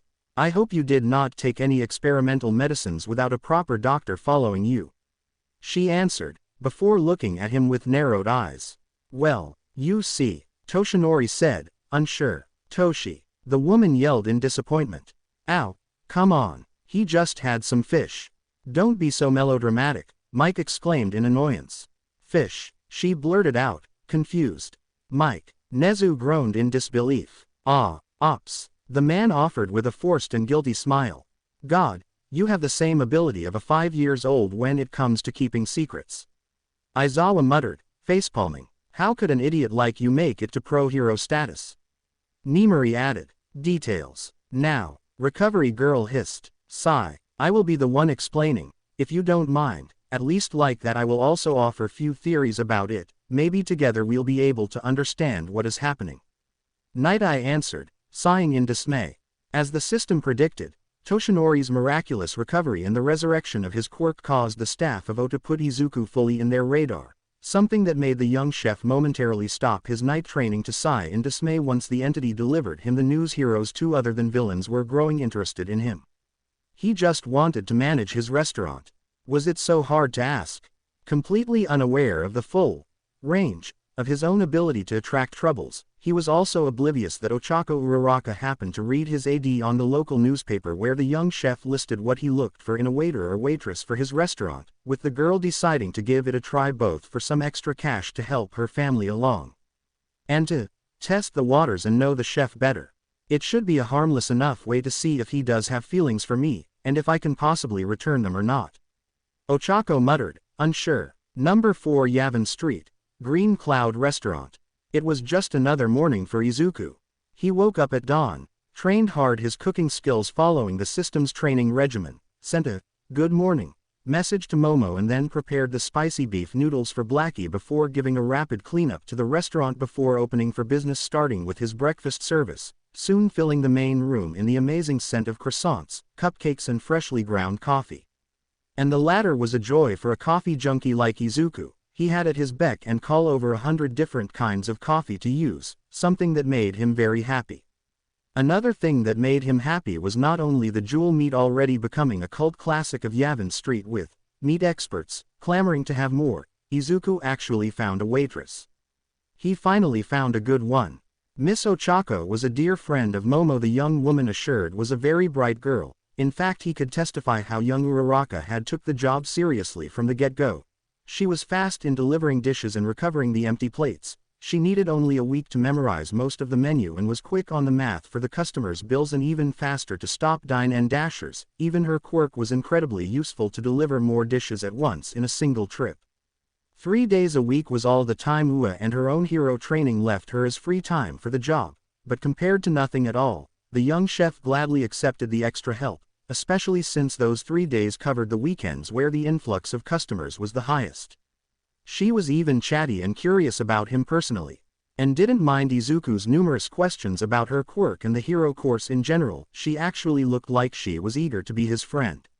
So, yes, There were now many things that made sure Izuku could be outrageously happy while working lately.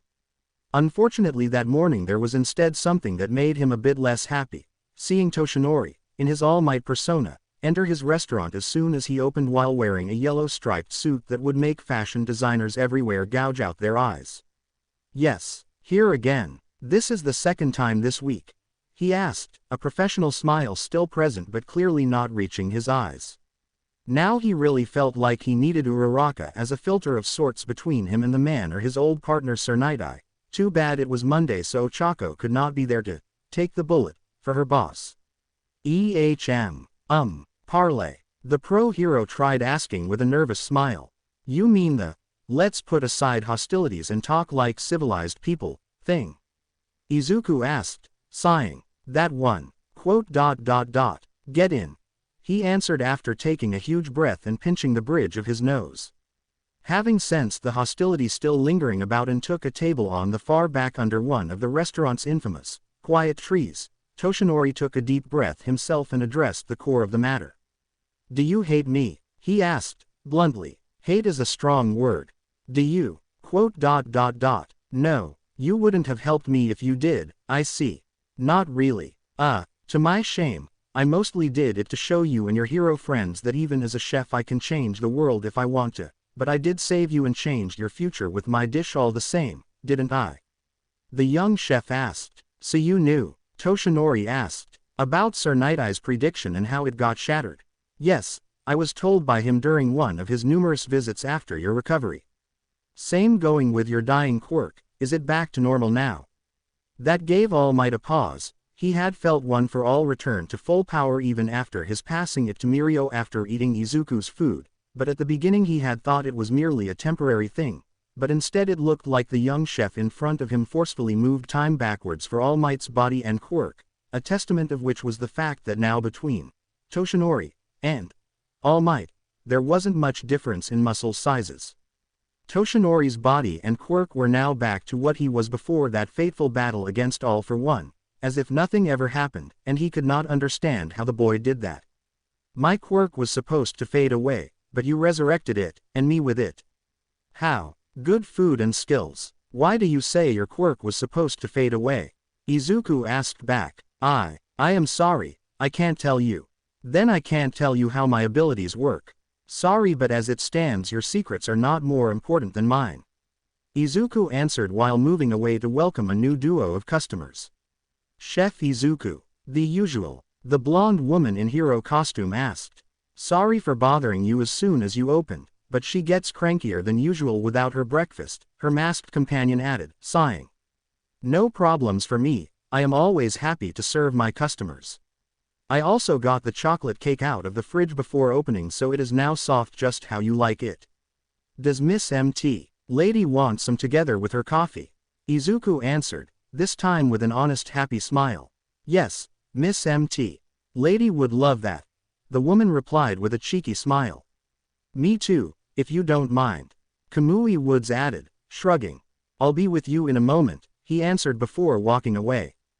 "Good morning," Toshinori said once seen the two sit close by. "First you get that villain before me and now you want to steal my breakfast." "Mount," lady hissed in contempt. "I told you that I didn't want to steal anybody's job, I was just passing by when I saw Headgear taking hostages." Yeah, whatever," she answered, making Kamui Woods shake his head in dismay at her manners.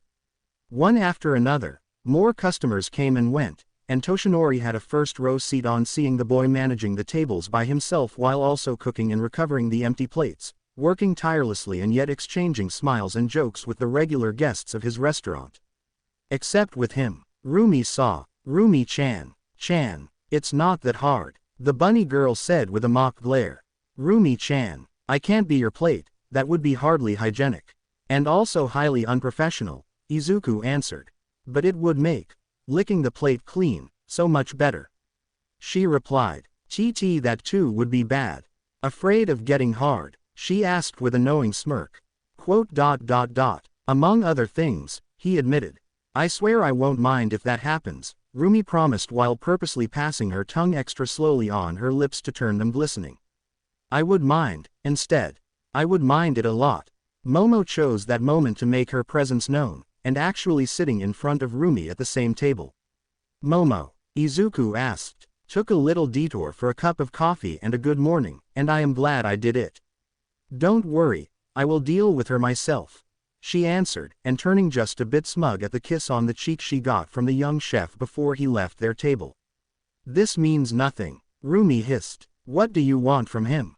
Is he another notch to put on your belt? What the hell do you think I am, The bunny girl asked with a growl. Somebody coming here daily at random intervals to molest him. He is trying to do his job and doesn't need a horny rabbit clinging to his leg. How dare you? What is his favorite color? Least liked movies? His mother's name? What's his dream? His worst fear? Momo asked with a calm tone, opposite to Rumi's own furious one. I know many things about him and will learn even more because I am honestly interested in him, just like he is interested in me and is slowly learning more about me. On the contrary, you just want him the same way a spoiled toddler wants a new toy. I am learning to know him, the good and the bad, just like he is doing with me. And you, do you know anything about him? What do you want from him, really? The bunny girl simply sat down at that.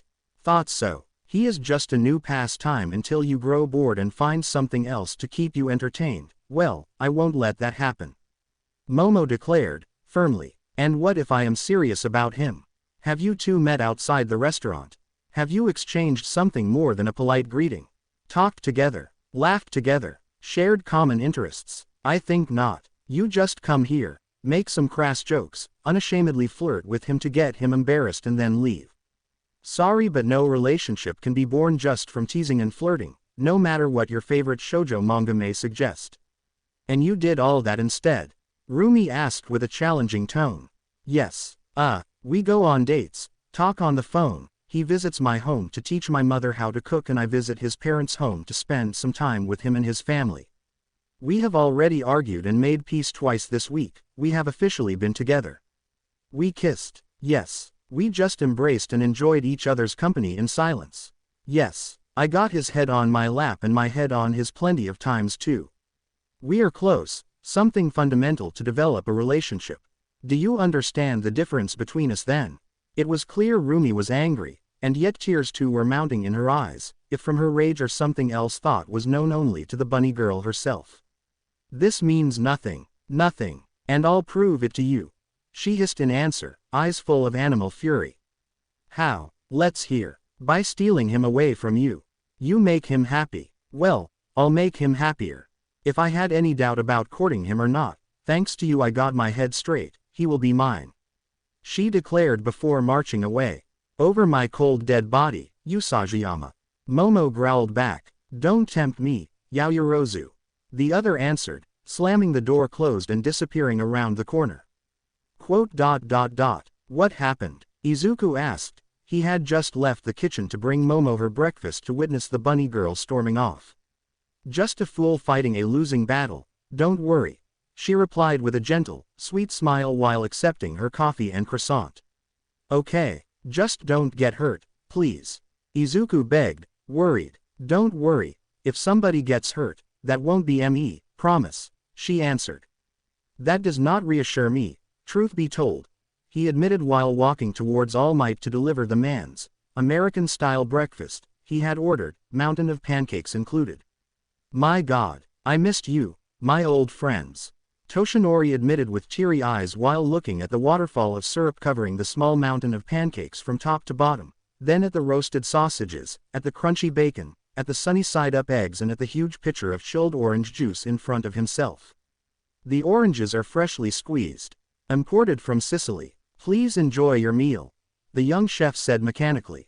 I am really here to make peace, young Midoriya, Toshinori said with a sad smile. Sigh. Fine. I don't have a quirk, Toshinori-san. It's another set of abilities that I have trained very hard for. I can't say any more, Izuku whispered with a tired sigh. The pro hero almost choked on his food at that admission. What about you? The chef asked. I am sorry, I can't tell you. Hypocrite. Whatever excuse Toshinori was about to use died in his throat when he saw the young man's eyes lose focus and then bulge out once he finished listening to whatever distracted him. Quote. You gave your quirk to somebody else? Izuku asked between clenched teeth. How do you know that? All Might asked in horror. It was mere luck they were talking with hushed tones and nobody heard them. Shut up. You said a quirkless hero was impossible even while having a way to make it possible all this time. Good God. Why? Listen, the situation is a bit more complex than. What? Did Mirio suck you off in exchange? Did he sleep with you? Did he take up his ass or something? Izuku said with a hiss. I did not sleep with him. Wait, you even know his name? This time Toshinori actually shrieked loud enough that everybody turned to look at them. For the love of, Arg, I will go back to my job before I say or do something I will regret. And you should thank God I respect my ingredients so much, or spitting on your plate every time you come here would be the nicest thing I do to you. Hypocrite, liar, betrayer, piece of, no, my mother taught me better than this. Izuku's angry tirade was legendary, enough to shock the other customers at the rare scene, but the young chef actually stopped himself before cursing for real. He just gave a strong kick to Toshinori's shin before marching back towards his kitchen and leaving behind the famous hero All Might crying in pain while nursing his abused leg. Okay, back to square one. He still is unhappy with me, Toshinori declared to himself with a wince. His second visit to the restaurant after he confirmed his full recovery didn't go as well as he had planned for, and only made it clear that the universe had stacked the deck against him. And he didn't even have the chance to ask the young chef the questions recovery girl demanded Toshinori to ask. The pro hero just knew the pint-sized medic will pretty much go ballistic once learned of his failure. Did you make him dirty, All Might? Tsukauchi asked as soon as he and a few of his colleagues entered the place to see the pro hero in his current predicament.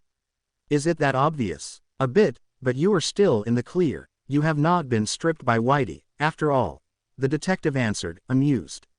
Yeah, small mercy that, Toshinori replied in sarcasm while watching the chubby robot peek inside the room to keep things in check and run a thumb along its neck in a threatening manner once it locked eyes with the pro hero. Although what worried Toshinori the most was seeing the Black Lord dog outside take a glance inside for a moment to send a glare at the pro hero.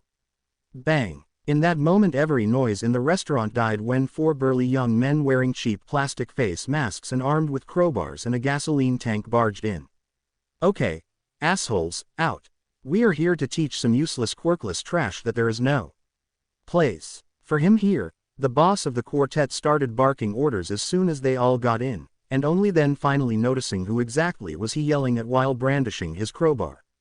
Detective Tsukauchi himself, accompanied by four massive officers in full police force attire. The ninja pro hero edge shot together with the pro hero Ingenium, both with their chopsticks midway to their mouth for their very first bite of long-awaited breakfast. The retired and converted to quasi-good Mexican villain, El Macho, that had come to visit his daughter, a hero student at Ketsubutsu University and already known in the city as Miss Pawn. With them there was also pro hero, Miss Joke, acting as a guest in that breakfast meeting between father and daughter to talk about the girls' school results and future apprenticeship. A duo of undercover agents from my island that were using the excuse of them keeping tabs on Izuku to have some good breakfast. One of which with a quirk generating lightning from his closed fists and a penchant for testicle punching. The pro hero Hawks that was standing in a corner waiting for a table to get free. Momo that had already created a thick police baton with her quirk and looked ready to start bashing heads. And last, but not least important, All Might himself. They all were looking at the hooligans while slowly getting up from their seats if they were sitting at a table, and all of them were pissed beyond belief. Troublemakers will be stripped as an example to others. When Whitey 2 made his appearance from the kitchen flashing red eyes and zero mercy, the hooligans understood they were in trouble. Fuck, scatter. At their leader's order the very scared grunts did the smart thing and bolted out of the restaurant to board the car waiting for them with the engine already warm so as to get away at high speed. Get them, one of the police officers yelled, but before the group could give chase, Izuku stopped them. No need, he said. They are not worthy of you all abandoning your breakfast. I got Whitey for this sort of bullies. But they, Whitey, fetch, Izuku ordered while patting the robot's soft belly. Understood. The robot answered while the restaurant door opened by itself. Bang. To the present's surprise, the chubby robot simply blurred away at insane speed, soon followed by the noise of the sound barrier being torn to shreds by a speeding body. Please return to your breakfast, and as an apology for this inconvenience, the first coffee refill will be on me this time. Izuku offered with a bow and a gentle smile. Relax, guys, that robot has everything under control. The undercover agents from my island reassured the others while returning to their table with a knowing smile etched on their faces. Oh, yeah, they are screwed. With Whitey. WRAGH.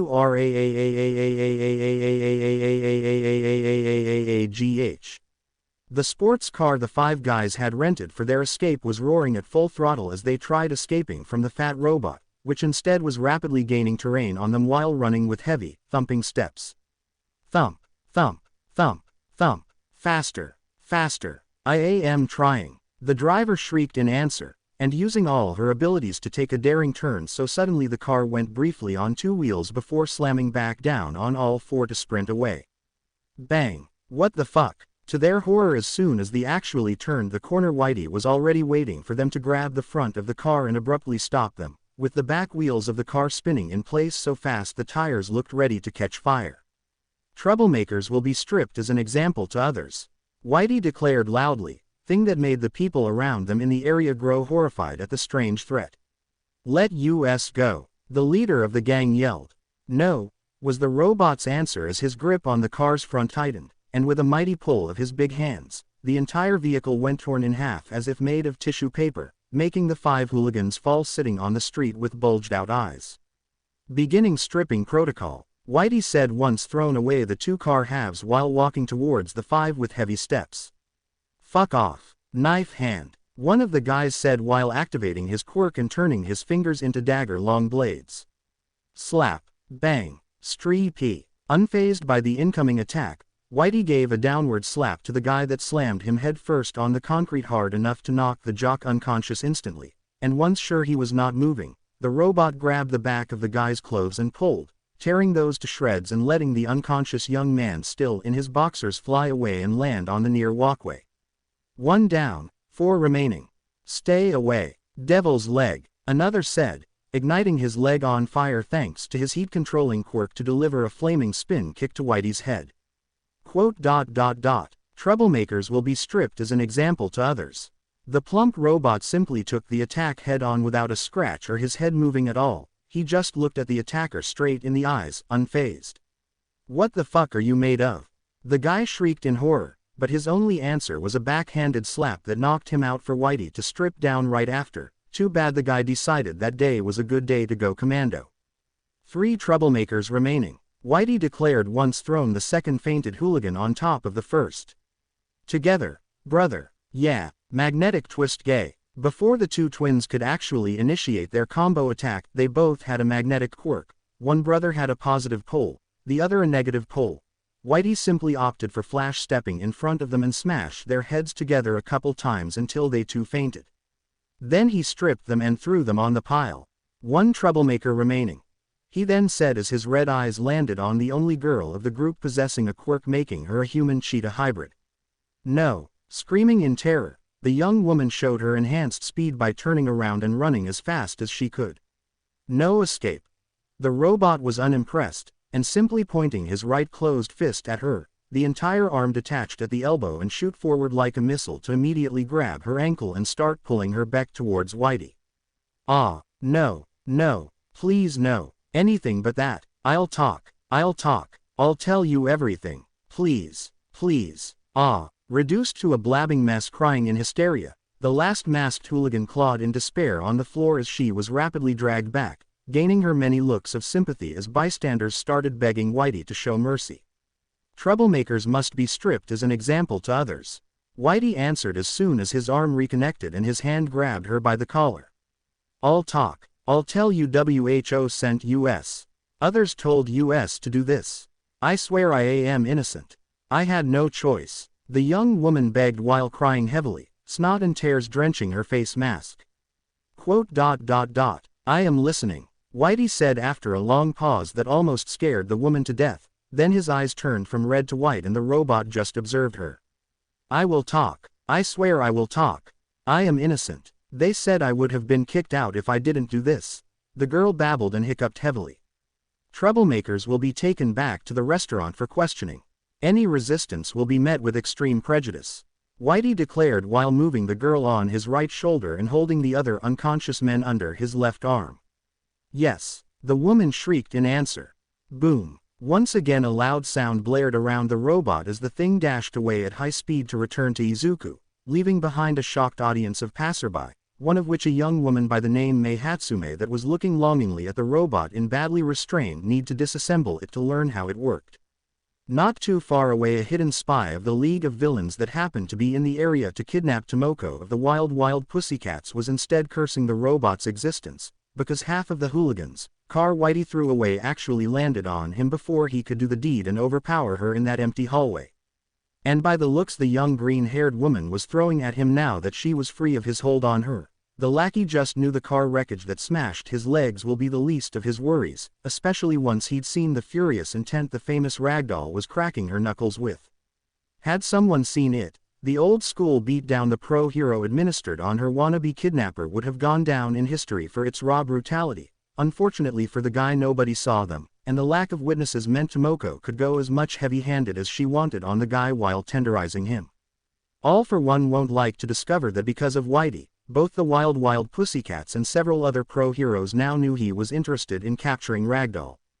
The villain was starting to really dislike that accursed quirkless chef, while Tomoko was brutalizing the villain with a brick, green cloud restaurant.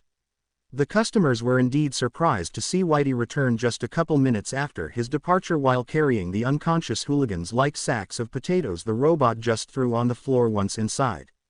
Troublemakers captured. The female one is willing to talk, the robot explained. Really? Okay. Then, why did you try to destroy this place? Let's hear. Tsukauchi asked while he and his colleagues cuffed them all. Yamato. Rector Yamato sent us. She said that if we didn't smash this place and force the chef to stop cooking she would have failed us all. I swear, she sent us. The others did it for fun because he is just a quirkless, but I had no other choice. I am in Inoshiki Academy with a scholarship, I need that to keep studying. The young woman said immediately while eyeing Whitey in fear. No lies detected. Whitey informed the detective, the rector of Inoshiki Academy. Izuku muttered with a cold tone. Yes, I can tell she is not lying. Tsukauchi answered. The rector is called Yamato Kurogawa if I am not mistaken, one of the officers said. Why did she want this place gone? Miss Joke asked, confused. Because I scared her precious friend Samui with my skills during a small cooking competition they both were in as judges. Izuku answered, and many of the present felt a chill crawl up their spines at the absolute lack of humanity in the chef's voice. First they tried burning down my restaurant, then to contaminate the water, then they tried sending cockroaches and rats and then they bribed health inspectors and food critics to force me to close. The young chef hissed while pulling away her mask so as to better glare at the young woman. Grr. When the appetite demon appeared behind him to growl at the cheetah girl, Izuku's glare grew tenfold in intensity, soon making her pale to unhealthy levels. Do you have proof of all that? Tsukauchi asked, tense, and ready to intervene should things escalate between the two. Of course I don't. I don't need to tell you that they were smart enough to not leave behind anything leading back to them. No, it's very likely they covered their traces, and even should she confess, they will probably throw her under the bus and say she was just trying to blame them to save herself. The detective answered, sighing. Host is rightfully furious about this new attack. It is time to move on the offensive and teach the enemy the true horror of the future god of cooking of the hero world and his rage. Quote, abrupt mission. Challenge the 5 best students of Inoshiki Academy in a cooking contest and defeat them. Challenge the 4 best teachers of Inoshiki Academy and its rector in a cooking contest and defeat them. Reward. 10% bonus on experience points and 1 fragment of the God of Cooking set. Special reward for completing 5 cooking challenges in a single day, time-elapsing cabinet. Everything put in that cabinet to marinate, decanter, ferment or freeze will do so at an accelerated rate up to 100 times faster. You have 1 month to complete the mission. Work hard and destroy your competition, young man. The system instructed as soon as Izuku's anger reached the peak, and the fanged smile that almost split his face in two actually made the bound cheetah girl pee herself. if one watched the big wet spot that appeared on the front of her pants. Very well. If they want war, I will give them war. You are a student of Inoshiki Academy, yes? He asked. Why yes sir. The young woman replied, nodding as fast as her neck could let her. Good. I want you to go back and give a message to your rector Yamato Kurogawa. In exactly 7 days I will pay your university a visit. I want to challenge your 5 best students and the 5 best teachers, one of which will be Yamato herself, to a cooking duel. If they win I will close my restaurant forever, but if I win, they will leave me alone and stop bothering me. Can you do this for me? Izuku asked. Why yes. But I don't know if they will accept. It's either that or him taking this to court. I too will personally vouch for him in court if he needs, Toshinori tried saying, clearly disappointed in such villainous tactics being used. All of the present will testify as well. Miss Joke added, arms crossed with a frown on her face. Many around the room nodded as well. Oh okay. The cheetah girl said, weakly, while being helped to stand thanks to Tsukauchi pulling on her arm. Very good. While my colleagues take your friends to jail for attempted acts of vandalism and assault, me and you will go deliver this fancy little challenge, then you will join them, okay? The detective said. Yes, sir. I am sorry. She answered, crying once again. Sigh. We'll be gentle in your case, since they forced you to be the driver for this idiotic farce. Let's go. He answered with a sigh of dismay while he and the other agents, begrudgingly, left the restaurant after barely having had enough time to actually drink their coffee. While this happened, the 2 undercover agents sent a message to Island telling them what happened to one of their darlings, and about the cooking challenge. This in turn angered the old man enough he himself made a couple phone calls to make sure those guys did accept the challenge and took it seriously. Are you sure you want to do this? Inoshiki is one of the premier schools for chefs, you told me so yourself. Momo asked, worried. This is the last chance for them to close this feud they have against me in a civilized manner. After this, I will either send Whitey or Blackie to deal with them, depending on how hard they spit on my offer of peace.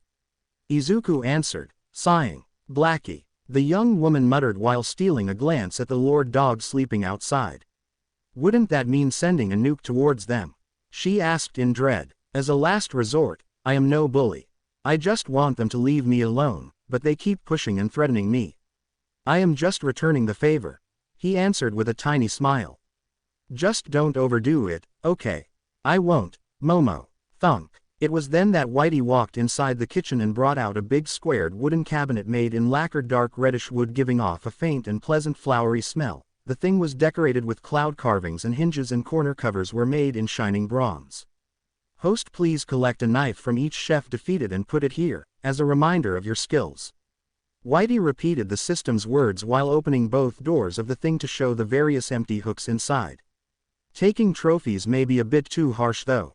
Toshinori commented, unsure. It is not my fault if we came to this. I am just taking a knife with their names written on it as a reminder of my victory. As a way for me to feel pride for my skills. They will still be able to study and all. I am not crippling them. Izuku answered while caressing the thing. Okay. I will do it. He then said aloud. Who heard him thought he was accepting the cabinet suggestion. In reality the young chef was accepting the abrupt mission of the system. Understood. Whitey said before taking the wooden cabinet and mounting it on the wall next to the small window connecting kitchen to main hall. It was still empty, but many wondered how many knives will one day fill it since there were a lot of knife-holding hooks ready to be used. After that, the customers present that had already eaten left so that others could fill the main room of the Green Cloud restaurant and have their breakfast, and among the ones leaving, many were already telling their friends what had happened, and those friends told their friends, who told their friends and so on, soon spreading the rumor of a lone chef moving a personal crusade against his enemies. A week later, Inoshiki Academy, main cooking classroom. The rector of the private university for aspiring chefs, Yamato Kugogawa, was a middle-aged woman in her 60s with her hair in a very strict chignon and wearing her old chef attire with the utmost pride. The thing was also still sporting the 3 stars she had added to the small pocket over her heart when in her youth she had gained the 3rd Michelin star for her personal restaurant, nowadays owned and directed by her son himself, he too present to help her face Izuku's challenge. The woman was now marching between the seats of the full kitchen class and admiring the 20 students there. especially the 5 that were placed in the first row and puffing their chest out. I cried. I won't sugarcoat it. The guy that challenged our school's pride is a monster, somebody with unnatural cooking talent that popped out from the woodwork like the nightmare he is. He openly challenged our 5 kings and our 4 best teachers, and myself, to a cooking showdown, the woman said before walking back towards her desk to look in the eyes of the students in front of her. Normally I would have laughed at this preposterous challenge, especially so since he is also a quirkless, but other than astounding talent, the little bastard has powerful friends backing him too, and after an incident where 4 of our ex-students forced a 5th to act as their driver while they went to punish him for some inane reason, we risk being dragged to court for a case of assault that will simply destroy us if we don't go along and accept this challenge of his.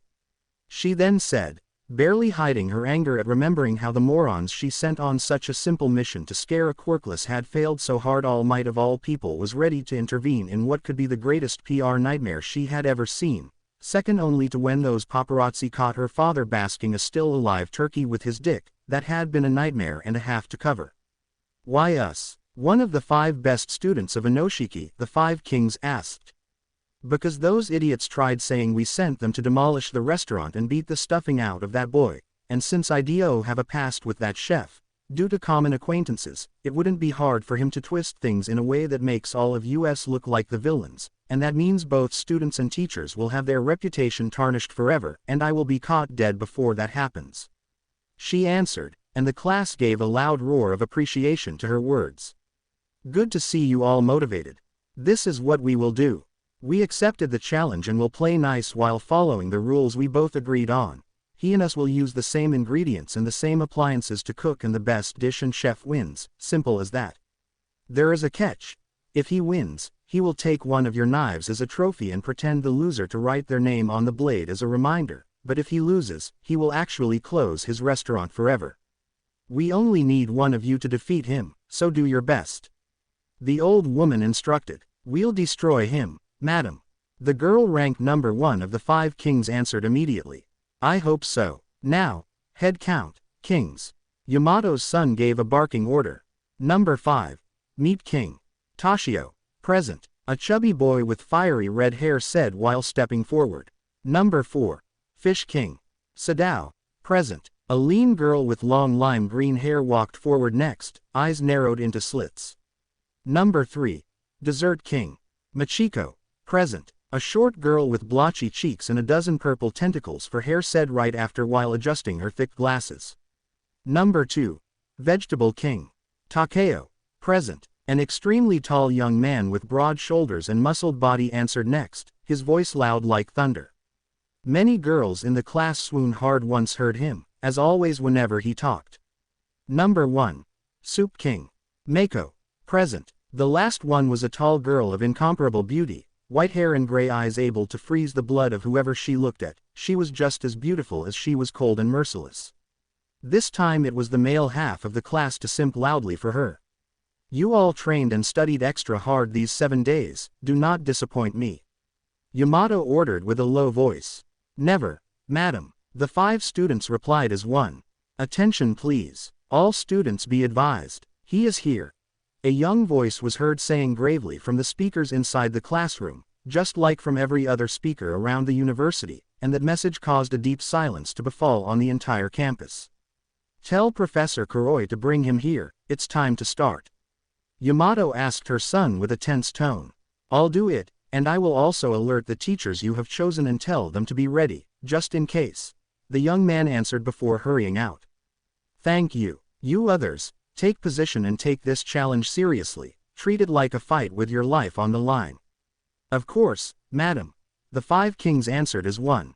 University entrance. Izuku was looking at the wide and opulent entrance garden leading to the majestic gate of the building proper, and declaring whoever built the place to be an avid rom-com manga reader, because the entire path towards the entrance had at both sides 2 long rows of giant cherry trees, meaning that during the right season pink petals would fall everywhere around the students in a very cliché way during their entire walk to the entrance. Now I understand what the main character of a 90s manga feels like. Should I run through it with toast dangling from my mouth, I wonder? Sigh. Let's go, Whitey. Giving a gentle pat on the robot's soft belly behind him, Whitey was also carrying on his back the wooden knife cabinet. Izuku lightly slapped his own cheeks and marched forward towards the lanky man in expensive suit waiting for him. "Midoriya," the man said as soon as the young chef reached him. "Ahoo, follow me," the teacher answered before walking away with a brisk pace. Eagle 1, I have a clear view of Subject 37. I will follow him from outside, over. A small drone also followed the duo from outside thanks to the ample windows in the corridors. Inside, Mimic 3, I see them. They are going to classroom 7, over. The guy pretending to be one of the janitors said to the hidden microphone inside the broom in his hands. Understood. Here is minimize, I will shrink myself to ant size and enter the room. I will record everything but go radio silent. Over. Another spy of Island answered with a nod before activating his quirk and shrinking down to the size of an ant to pass under the door and spy on Izuku's challenge. Attention to all posts, be ready for forceful extraction should those morons try anything. Over. The old man guiding the operation ordered. Yes sir. Inside the classroom, Miss Ray, your friend just entered, what do I do? One of the girls in the back stealthily wrote on her phone as soon as Izuku got in. Keep an eye on Iken for me, and send me a call should things go south. Your mother and I will come to recover him and you in a matter of minutes, so just buy us time in case of an emergency. Rei Yaoyorozu texted back, okay. The girl replied, rapidly hiding her phone before anybody could catch her. Good evening, Izuku said with a formal bow towards the old woman. Good evening. This challenge was a bit of a show of strength, and not a very refined one. Yamato said with a cold tone. There was no other choice, you and your little friends glued your derrieres on top of a pedestal and started attacking me as soon as your poor friend Samui got scared of competition. If good manners don't work, I will use strength. I won't be bullied, he whispered while presenting his hand to her. Listen here, you little upstart Shishi-Ek. Making the mistake of shaking his hand, the old woman felt a hydraulic press threaten to turn her bones to dust when his hand almost squashed hers to stop her cussing, although the merciless light in his eyes came right after to silence her subtle shriek as well. No human should have those eyes. First your students, then your teachers, then you. You caused this, not me, he answered before walking towards his own cooking station to check it. No tampering has been detected, host Izuku. You can give your all. The system informed him while Whitey swept the room with red eyes and then settling in a corner of the room to observe everything. Whenever you want, I am ready, Izuku said while tying a green bandana on his head. You'll have to work your way up, kiddo. But while I may be the fifth, I am still way beyond you in abilities. The fifth king, meet King Toshio, said with a sneer shaking his flabby cheeks heavily as he took position on the cooking station at the opposite side of Izuku. The rest of the classroom moved away to give the two all the space they needed while the other kings sat on chairs right in front of them to observe. Yamato and her son did the same right after. As the very first challenge of Midoriya Izuku vs the five kings, we prepared something special for this first round. Yamato said with a malicious smile as her son brought along a tray covered by a pure white cloth with a Noshiki's insignia embroidered on it. You will regret leaving the choice of ingredients to us, boy. I will destroy you. No quirkless upstart shall put my grandfather's Inoshiki academy to shame. The old woman mentally roared as her soul momentarily turned putrid black. This will be your ingredient, bear meat. Yamato's son, Minato, declared while uncovering several amazing cuts of marvelous meat neatly disposed and divided into groups following the type of cut. W-O-O-O-O-O-W. The class as one gave a loud scream of awe. Look at that meat's marbling. A young man said in reverential awe while committing to memory every delicate line of fat adorning the meat. That luster, how can raw meat shine like a jewel? A girl said right after, sounding almost ready to cry at the innate beauty of the thing. That is truly the peak of what bear meat can be. A third said, odd. Analysis. Meat quality. Passable. Does the host wish the system to switch it with the berserker bear meat host collected in the jungle world? Host can also use jewel meat if he so wishes. The system declared in a tone of almost contempt instead of monotonous. As expected from an entity as merciless as the system, your standards are way too high. No need, jewel meat or those bears would be like going to a gunfight armed with a nuke. I will fight them equally, no need to cheat with them. Izuku thought in answer while checking the meat himself. Quote, "You bled, carved and processed this quite well. 2 different people did it, though. The belly meat has been carved with a different technique than the other cuts," Izuku said after a couple minutes, making Yamato and Minato's eyebrows shot high in surprise. "Indeed, you have some good eyes," Minato admitted, impressed. "And you have bad knives. This cut on the belly meat is 2 millimeters off. As far as I am concerned, this meat is unusable, if not completely ruined. I will use the paws," Izuku countered, displeased, while taking the skinned paws of the bear and returning to his station. They wanted to play the prissy game. Then they will face a master. He used to be the king of chefs as Zeus. He used to have a net worth of billions with thousands of restaurants under his direct control. He had standards he could be annoying about if he so wished. Especially when he and Setsuno used to go into pissing contests, when younger, and purposely finding every tiny chance to criticize the other's dish as a form of friendly rivalry. He still remembered how to be annoyingly picky on purpose. "Why you?" Yamato hissed between clenched teeth, happy to be secretly streaming the challenge for thousands to see him fail. "You are insulting meat, you quirkless bastard," Toshio growled while taking his own selection of bear meat and preparing some frying oil together with batter. "No, you insulted it by using the bear paws as mere decoration to demonstrate what animal this was. They have barely bled, and who skinned them did so just to not make them unpleasant to look at by leaving the fur on them only. The paws are the pride of a bear, and you ruined them just to appease your ego. So I will make sure this poor bear will have her revenge by using her ruined paws to slaughter that ego of yours," Izuku answered with sharp eyes. You know it's a female?" Yamato asked. "I am a chef, Yamato-san. I honor ingredients every time I put them on the chopping board. I thank them from the bottom of my heart for their sacrifice and always make sure their taste is worthy of such sacrifice. That is a true chef to me," he answered, and a few for an instant thought the paws in front of him gained just a bit more luster at his words. Unknown to them, Izuku could still hear the voice of ingredients, and the paws' feeling of gratitude boosted his morale to high levels. Many also laughed at his bold claim, except for the king's number 2 and one that instead seemed to appreciate his words, somehow. "We'll see if you are as good at cooking than at talking. Let's go," Toshio roared as he slammed a meat grinder on his workstation and started grinding roast, back ribs and round bear meat together into a rough mix. "Of course," Izuku answered while studying the paws and delicately adjusting the meat smoothness ruined by the improper skinning with a few feather-light cuts of his knife, then gently removing the small claws and setting them aside as a lucky charm of sorts. To be fair, it was not exactly carelessness or unwillingness the cause of the paw's bad shape. Most chefs simply preferred not to use the paws due to the high ratio of tough muscles in them compared to the rest of the body, so while a bit tasty in itself as an ingredient, whoever prepared the meat thought that in a challenge between kids nobody would have dared to use the paws, so a light-hearted job was done because of it, for the sake of appearances.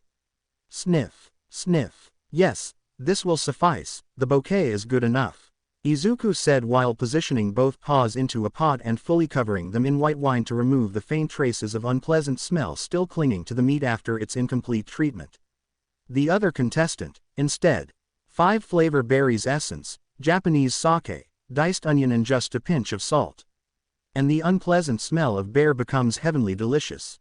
The Meat King was heard muttering with a low, ominous voice as he ground the meat again once mixed those ingredients with it, his smile unpleasant and creepy as drool faintly flowed down his double chin. "Whitey," the class heard Izuku say. "Host, bring me these herbs and this honey from that cabinet.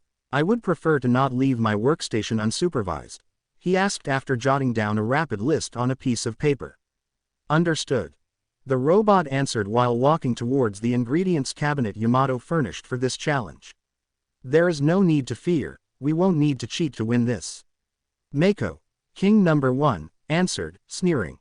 "Forgive me if I do not trust you, but I am still in enemy territory, caution is essential," he answered while returning the stare with interest. "Host, here are the ingredients." Whitey in the meantime had returned with the spices and herbs and the honey the young man asked for. "Good, they will help me prepare a good stock," Izuku answered, happily, and soon filled the room in the aromatic scent of the stock he prepared with those and left to boil at low flame. Afraid of the bear meat aroma? Toshio asked with a savage smile. Let me tell you a secret. Bear meat is my favorite ingredient. There is not a single thing I don't know about it. I already cooked it in every possible way. I dare say that I have eaten enough bear meat to put the species at risk. The fat boy said while collecting a thick broth-like sauce made with the bear meat itself and adding it to the ground meat, fearlessly adding more of the innate wild flavor of the bear meat to the already flavorful mixture he just created. Not surprising, really, Izuku admitted while recovering the bear paws from their wine bath to lightly coat them in honey and then submerge them in the bubbling stock. Are you calling me fat? The young man shrieked with bloodshot eyes. What? No, I meant that of course they would choose an ingredient you are most suitable with to try and get an easy win. I would never insult somebody for their looks. Izuku answered, appalled, and actually looked hurt at the insinuation. Oh, okay, no offense taken then. The Meat King replied, immediately calming down. While this small exchange happened, the fat boy had prepared the side sauce for the hamburger patties of highly aromatic bear meat he had knelt by hand, and as soon as the oil in his pan started sizzling, he started frying, soon engulfing the room into an explosion of meaty aroma. But even if the people present felt like they were choking, the scent was still amazing. Do you feel it now, you little pest? The pressure of my students. Of the king's one personally nurtured. Yamato thought maliciously while looking at Izuku in hope to see him despair. And finding him utterly uninterested instead, too taken by his own cooking to even notice what was happening around him. Not bad. That was all the comment she heard him give at the aroma, and even that seemed half-hearted at best. I fucking hate you, the old woman roared inside her head while looking ready to spit venom everywhere. Your hamburgers are ready, Izuku actually said aloud a couple minutes later. He hadn't been looking at Toshio at all, he just took a sudden sniff to the scent in the air and gave his verdict. Mind your own business, you bloodhound. The Meat King roared in answer, only to notice his hamburgers were indeed ready, and taking them out of the oil immediately with a surprised expression. By frying I have concentrated and strengthened the bear aroma even more. A razor edge between deliciousness and ruin. You can't get closer than this, he declared once finished preparing his dish. The big fried hamburger steak glistened in the room's light thanks to the thick fatty oils gently flowing down from its top, releasing an intense and thick aroma every time Toshio moved it while dividing it into portions for the judges and Izuku himself. Amazing. He used bear meat in a way that produced such intense aroma without a single iota of stink. How? A girl asked in shock. He is the Meat King. What the hell did you expect? Another student answered. Mincemeat katsu, with meat straight from the bear's bones. The most intense bear flavor humanity has ever seen. Toshio declared, boldly. We will proceed with the tasting then. Yamato declared once she, her son Minato and the other kings all got a plate. Bit of an unfair judging group. Izuku admitted, sighing. I don't know what is the history between our rector and you, but I do have a sense of pride as a chef. If Toshio made an inferior dish he would lose, if he made a better dish he would win. School pride has nothing to do with this. King 2, Takeo, answered. And again his female classmates simped hard for him. Same here. If he loses, it will mean he is just unfit to be a king. No need to cheat and save a loser. I do have my dignity. Mako, King 1, chorused as well, and both kings skillfully ignored the hateful glare Yamato stealthily sent them. That's a bit too harsh. Izuku answered, sighing, while trying the piece of hamburger steak Toshio prepared and growing pleasantly surprised. Sour, bitter, sweet, spices, and salt. Only somebody truly knowing every facet of the taste of bear meat can achieve such a result and turn the stink of a beast into a gourmet delicacy. Yamato declared once tasted the thing. She too pleased to the core. Good control of the flame and oil's temperature, the meat has been cooked just right to make it tender and flavorful. Impressive for somebody so young. Minato added, his narrowed eyes were also studying the cross-section of the meat created by his bite and the knife that cut through it. Thank you, Mr. Minato. Toshio replied while puffing out his chest. Too greasy, though, there is oil everywhere. The boy's sails went then immediately deprived of wind by Mako's words right after as she scrunched her nose a bit at the overflowing of oil when she tried squeezing the meat. That is part of the dish. At each bite the meat juices and the oil mix together with the meat to create a soup-like fee. Do not talk about soup with me, pig. The king number 1 interrupted him with a glare, silencing him. This is at best a good dish for some barely decent fast food restaurant. Good for nothing beside clogging arteries and satisfying fatty losers. You ground some meat and fried it, big deal. Now be quiet and enjoy your win, if you win. Since that other idiot at least used more complex techniques compared to yours. The young woman's tirade was frosty cold, probably thanks to her own quirk since the temperature around her did turn colder the longer she spoke.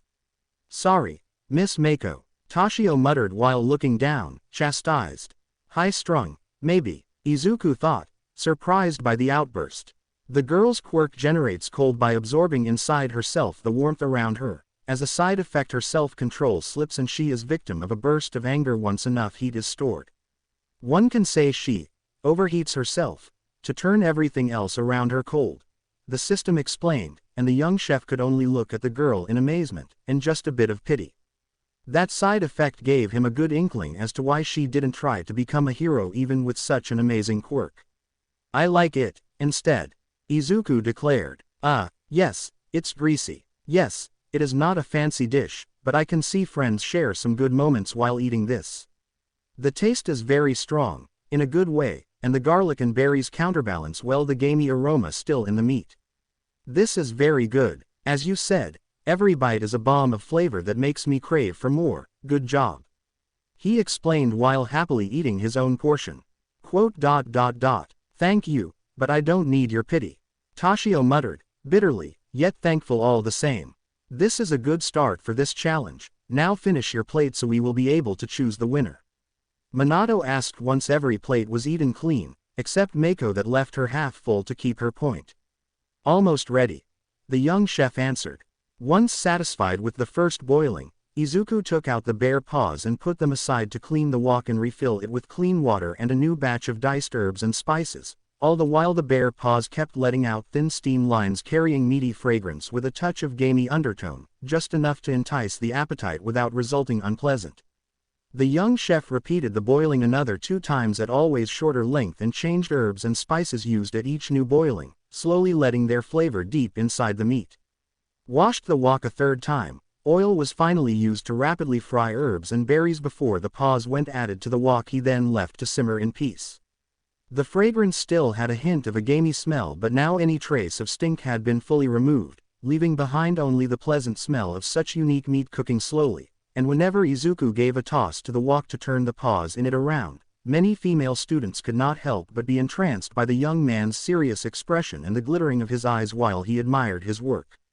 Unknown to him both in the class and in the live stream he was very slowly gaining the attention of the onlookers, all for the chagrin of Momo that saw the comments in the same livestream she found thanks to her mother, and she didn't like it one bit to see more girls showing interest in him.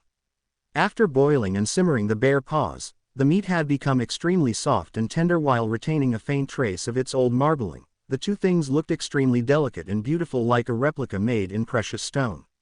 Retrieving a huge and round porcelain plate, the tender bare paws were then placed into the center and decorated by a thin layer of minced aromatic herbs, and once put aside some of the meat juices remaining from the simmering, the wok went rapidly washed and cleaned a last time to prepare a thick gravy to which the tiny portion of the sauce from the simmered paws went added once almost ready, then the ruddy sauce went gently drizzled on top of the meat producing a wave of aroma and gently enveloped the entire room. Holy fuck, how, it smells just as good as Toshio's dish, only gentler. The same student from before commented in awe. Red braised bare paws, please enjoy. Izuku said once properly cleaned the plate with a piece of cloth and cut the paws, meat in thin slices with 0 effort, as if to show the sublime tenderness the once tough meat now possessed and the delicate rosy color still present in the innermost part of the meat. Plates went rapidly filled in meat, not only for the judges though, but for the rest of the class as well. A sheepish Izuku could just give a shy smile and explain that in his haste to avenge the bear he prepared too much meat and that he would have hated to waste it. To prepare the meat he managed to cut it while perfectly following the direction of the muscle fibers. This is the job of a surgeon, not a chef, Minato said while studying the delicate and thin slice of meat he picked up in great interest. The gravy's thickness and texture too is impressive. What school do you come from? King 3 asked, honestly impressed. A private tutor. As a quirkless I always end at the bottom of the waiting list. After a while I stopped bothering and found a personal teacher and a sponsor. Izuku answered, shrugging. That's a damn fat shame, this looks amazing. What about the taste? King 4 answered while taking a bite, and falling dead silent. Sniffle, sniffle, sniffle. Everybody's attention soon turned to Toshio the Meat King, and the fat tears falling from his eyes as he chewed his own portion. The boy was crying his eyes out and yet looked unable to stop eating, no matter the almost physical pain that taste caused him. What? Yamato muttered as a dark sense of foreboding climbed along her spine at the sense of déjà vu the scene gave her. Holy fuck, a student in the back was heard gasping in shock. It's soft, and tender, and the aroma is strong yet gentle. How? A girl added with wide eyes. Strong and gentle, you mean like the bear pride he talked about? Shit, he turned a bear's pride into a flavor. You can do that, another said, talking with her mouth unashamedly still full. The piping hot piece of bear paw meat was topped with bits of chopped herbs and peppers while the red broth dripping from the pieces of meat exuded steam. The scent was fragrant, but not too dense. Spicy enough to tickle the nose without completely covering the inborn wild taste of the meat, but enriching it. No matter how much one chewed, there seemed to be no end to the taste. It just kept coming and filling the mouth in its vigorous flavor, helped by the still chewy texture of the meat that even if really tender still maintained part of its springiness. Nom nom. Takeo the Vegetable King tried really hard to ignore the loud munching sounds coming from the girl sitting next to him, valiantly trying to preserve the dignified image of Mako he had long since created in his mind ever since they went to the same middle school together all the way to the same university. Can you at least try to keep your composure, Mako-chan? He begged. Shush. The secret foodie answered, annoyed. How is it? How does my dish taste? Izuku asked, watching Yamato struggle with her words once tried some herself. Goo. The old woman growled while glaring at him.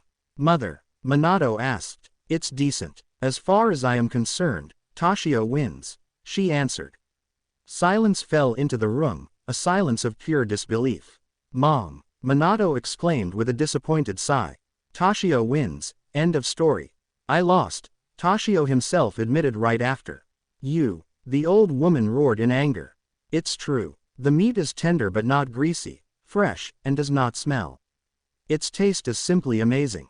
The Meat King admitted in tears. He had seen it at the first bite already, the very bear they both had cooked, he saw it. Her, rose to her hind legs and swiped down with her paws to crush Toshio with all her might, destroying him and his dish with a single strike and avenging her lost honor. He could not summon enough pride to forcefully declare himself the winner, he just could not. The flavor of the bear paw's meat lingered on his palate. It tasted delicious, and he almost lost himself to its flavor.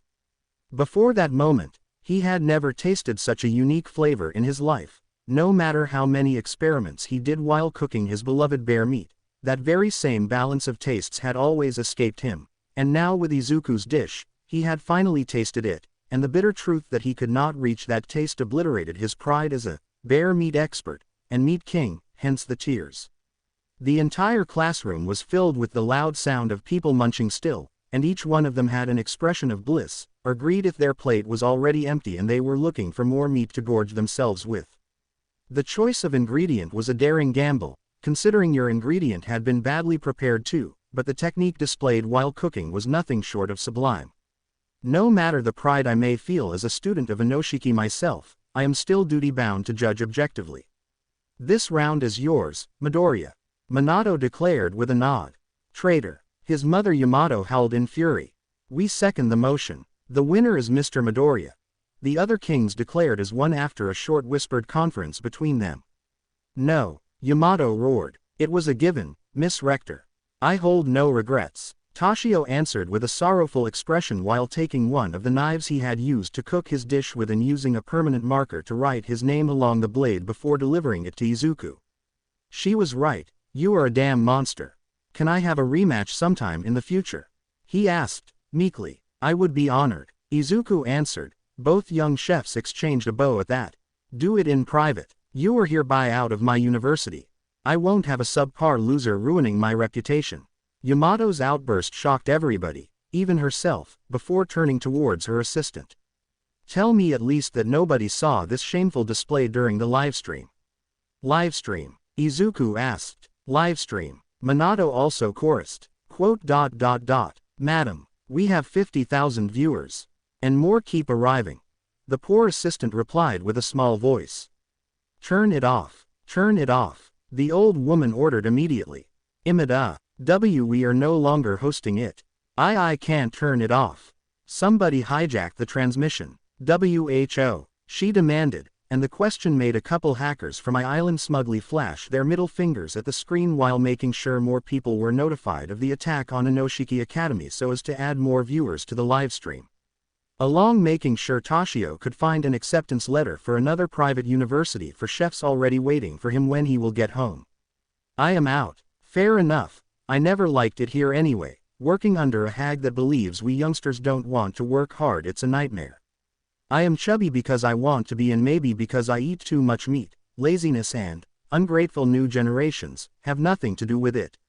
I'll just find another university that will appreciate my hard work.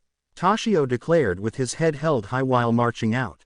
How dare you? Piss off back in your pyramid, you mummy. The former meat king answered, unfazed. Hey, destroy the others too. Nothing personal, but if you throw Yamato down her high horse maybe she will become a bearable human. Toshio declared before slamming the classroom door closed behind himself and leaving the school with his head held high once retrieved his personal belongings. Quote. Okay, maybe there were some buried issues between him and us. Fish King Sadao admitted, grimacing. I blame Mako, she is the one with an attitude. The Dessert King answered. Hey, Mako answered, face red in annoyance. Little shameful display aside, Minato said while nailing his mother with a glare thankfully strong enough to silence her. We still have more rounds to go through. You up for it, Mr. Midoriya? He asked. Yes, thank you. I would like to challenge all of the 5 kings today before leaving and leave the teachers and Yamato-san for tomorrow, if it's okay for you. Izuku answered with a nervous smile. Everybody fell silent at that request. It was just too bold, too wild, and nobody actually knew how to answer that besides gaping at him in shock. Quote. Okay, we'll have a 5 minutes pause to clean everything, then we will continue with the next round, Chef Izuku vs Fish King Sadao. Minato declared, unsure, while the livestream chat exploded in odd comments. Yamato instead could not help feeling something cold starting to form in the pit of her stomach. The system hoped it was ulcer, but that was beside the point. Oh, university. Between lessons. Okay. 1 down. 4 to go. Momo said once checked the livestream of the cooking challenge I Island hijacked from Yamato's control. Your boyfriend is really attacking a cooking school? Mina asked. Their 5 best students, their 4 best teachers and then their rector, a 3 Michelin star level chef. Yes, she answered. You did not deny the boyfriend thing. Jiro said, unsure. Because he is. He just got my father's blessing. Momo answered, a tiny smile surfacing on her face. No way. Mina yelled with wide eyes. Congratulations, Yaomomo. Toru squealed in happiness for her friend. No. At the same time Mineta was heard yelling from the back of the class while rushing towards Momo in tears. What is it to you? It's unfair. He doesn't even have a quirk. He doesn't deserve your tits or ass. I am a better man than that useless loser and I'll show you by plowing you until you love me. Let's fuck. Boom. The class became dead silent once seen the classy and elegant Momo answer to that disgusting request by uprooting her desk from the floor to bash Mineta's skull with it hard enough to dig a perfect imprint of the boy's entire body on the concrete floor. I don't know what kind of sordid pornography you constantly drown yourself in, but there is not a single woman on this planet that can be converted to love by having sex with her, even less likely if against her will. Especially with a subhuman pervert like you. Drop this cuckolding crusade of yours for everything female in a 30 meters radius or I will personally see to it to have you neutered.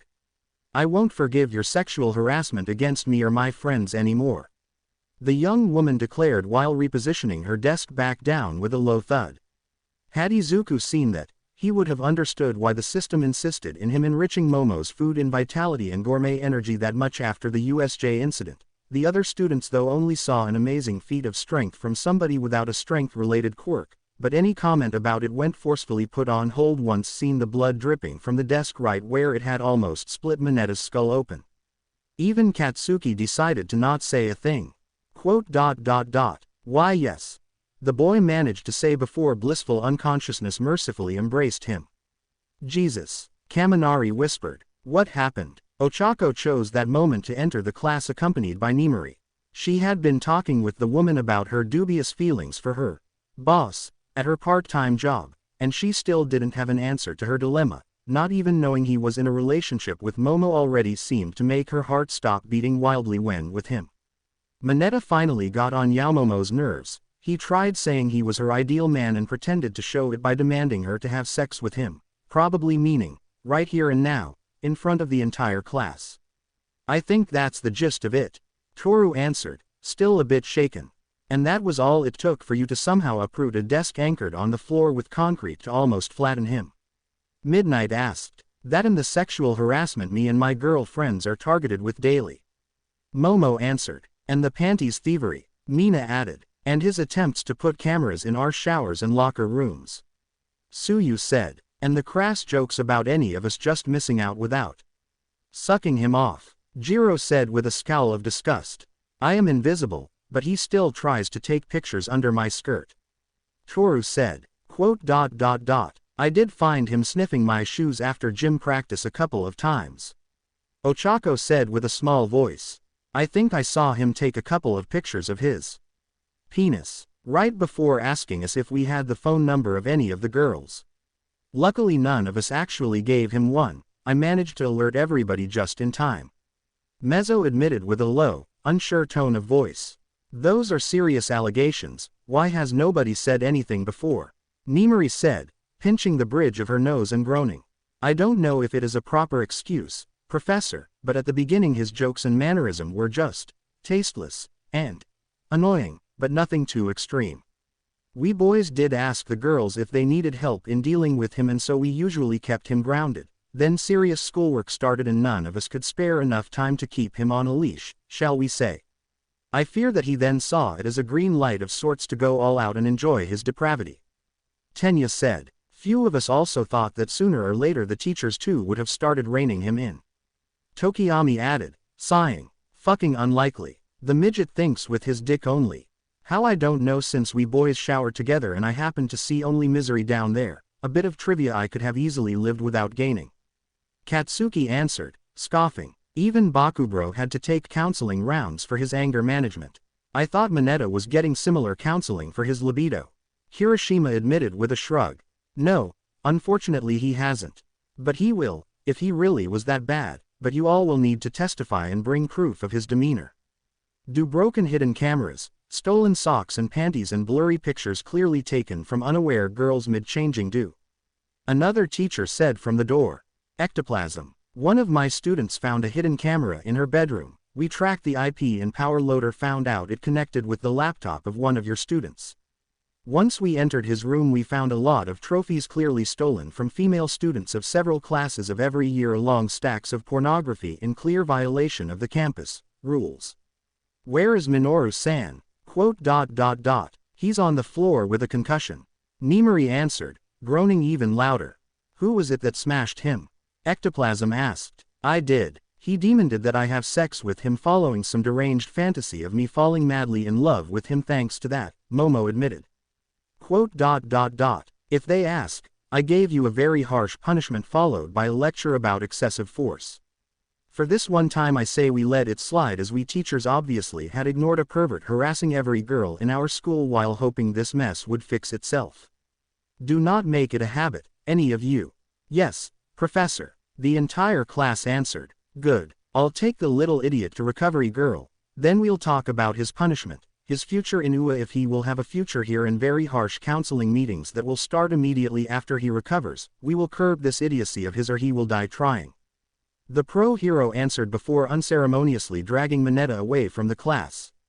God damn it, I so do not need this. Nimari admitted with a groan.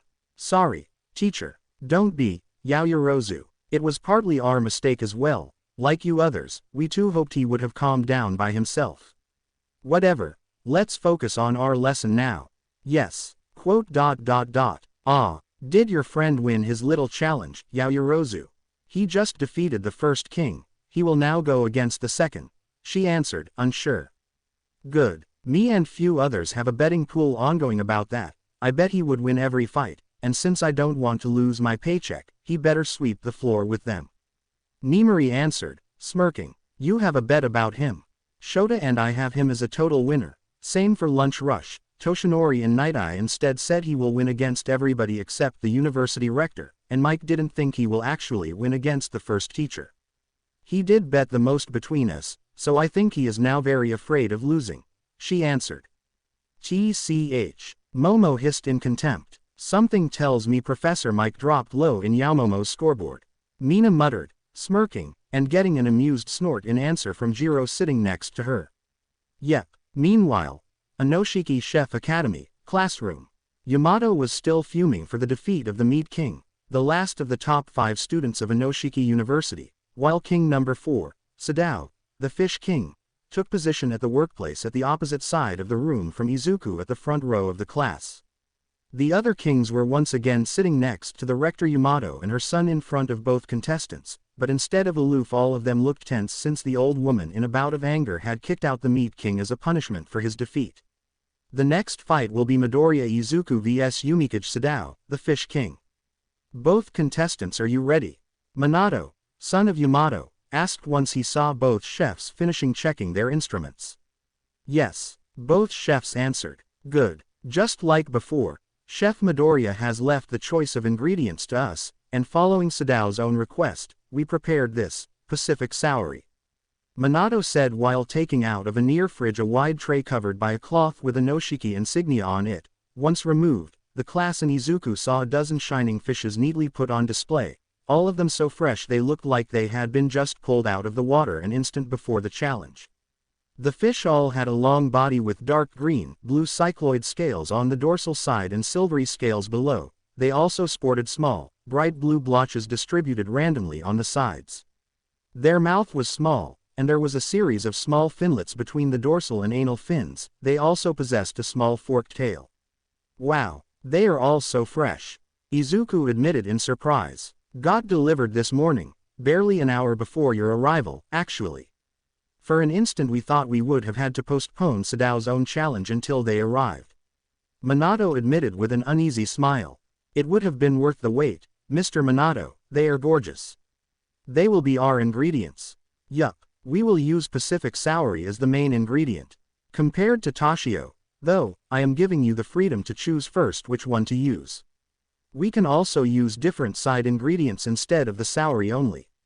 I want you to give your best, just like I will.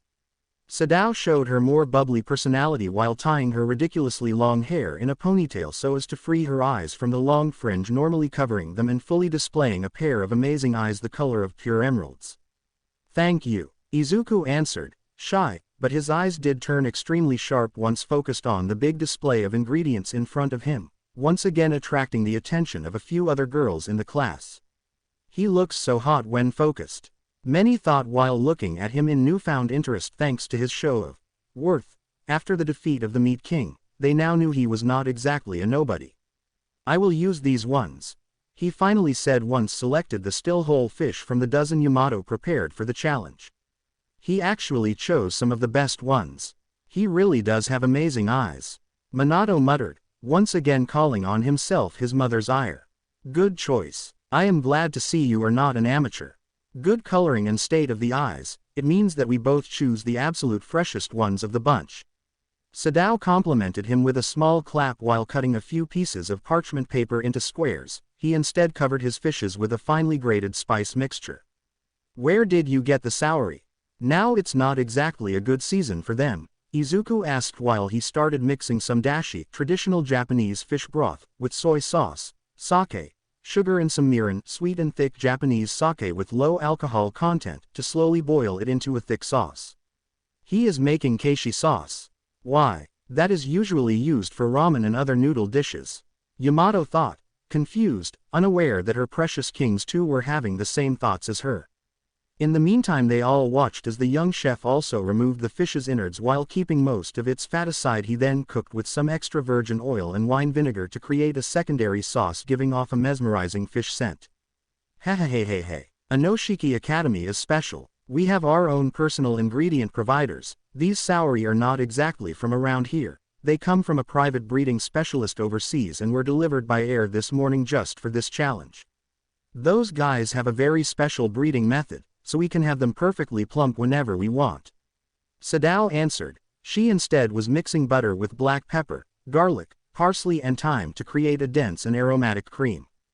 Cool. But, hey, you two make your own herb butter? Izuku asked, impressed. Fu. I like mine with just a bit more pepper than normal. I like strong tastes. She answered with a giggle and a wink. Nice. I usually make it with a bit less thyme. Did they know they are supposed to be enemies? The other students thought in dismay at Sadao's overly friendly attitude. Stop fraternizing and destroy him. Yamato shrieked in fury. You are starting to worry me, Mom. Minato admitted, sighing. Shut up. With Izuku. Why does our rector hate you? Sadao asked. I made a plate of rice that made a dear friend of hers feel inadequate. That's it. Yes, I still find this hatred she and her other friends have against me a bit overblown, but I don't pretend to understand what happens in the heads of egomaniacs. I am just defending myself, he admitted with a helpless shrug. In the meantime his sauce had evidently reached the right thickness as everybody saw him pull it off of the fire to let it cool down by itself while he focused on the fish proper. What did you use to season the saori? Sadao asked once to see him clean away the spice he had covered the fish with. Dried pimenta dioica fruit. I had some with me, luckily, since I could not see any in your spice cabinet. I would have been in trouble without it. Izuku answered. Pimento. You carry that stuff with you? King number 2 asked, confused. Not only allspice, I came full of other spices too. Izuku answered, briefly opening the jacket of his chef attire to show the 6 or so small jars of spices strapped in the inner area. I didn't know if you would have let me use your condiments, so I brought some along by myself.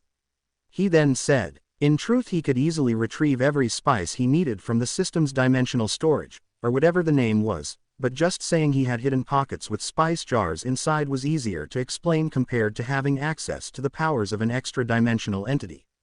That's very paranoid, the Dessert King admitted, taken aback. I am in enemy territory, I could not just wing it. The young chef answered while cutting some garden radish into cute little circular slices he then carved into small flowers. Quote. Is that overly detailed carving necessary? Minato asked. You tell me, isn't a good plate supposed to also be good looking? Eyes too play a part in the enjoyment of a dish. Either building a dish in a manner simple, complicated or minimalist, a chef should always put great care in the final product. Well said, the man answered, smiling pleased. Stop praising him, Minato. Yamato hissed between clenched teeth. Ha. You sound like a philosopher when you talk like that. Not a chef. Taste is important in a dish. Nothing else, Sadao countered, laughing in amusement while finishing preparing a few mussels, deveined shrimps and steamed clams. She then added to the saori on top of the parchment paper. We agree to disagree then. But still, you are making quite the adorable cartoccio. Pot meets kettle, perhaps. Izuku answered. Blah. The girl replied by just pulling out her tongue. She then added cherry tomatoes and mushrooms to the seafood mix, and once topped each saori with a spoonful of her herb butter. She wrapped everything inside the parchment paper and moved the wrapped fishes in the oven.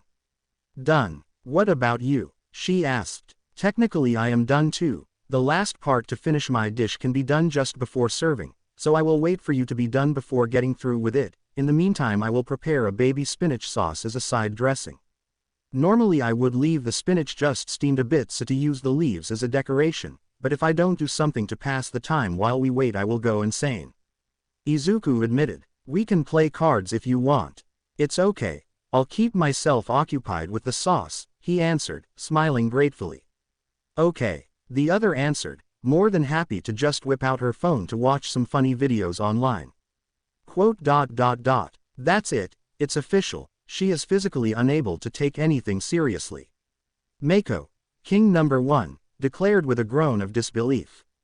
20 minutes later. Ding. The sound of the egg-shaped alarm cut through the silent room like a searing hot blade, causing Sadao to almost drop her phone in surprise. Ready? Izuku asked while giving a last filtering to the baby spinach sauce to make sure it was extra smooth and free of lumps. Yes, this is my special Pacific Soury flavor bomb cartoccio. What about you? You done? She answered while opening the cartoccios and inundating the room in a pleasing scent of cooked fish. Holy shit, the scent of the sea. A student gasped in wonder while her nose greedily sniffed the air. That's the fish king for you. She is the greatest fish expert of them all. Second to Mako-sama herself by just a tiny margin. A boy answered, just as amazed. Wow, this smells great, Izuku admitted, impressed. Thank you. When the rector Yamato told us about your challenge, I just knew I had to make this dish. Soury is among my favorite ingredients because it is just so versatile.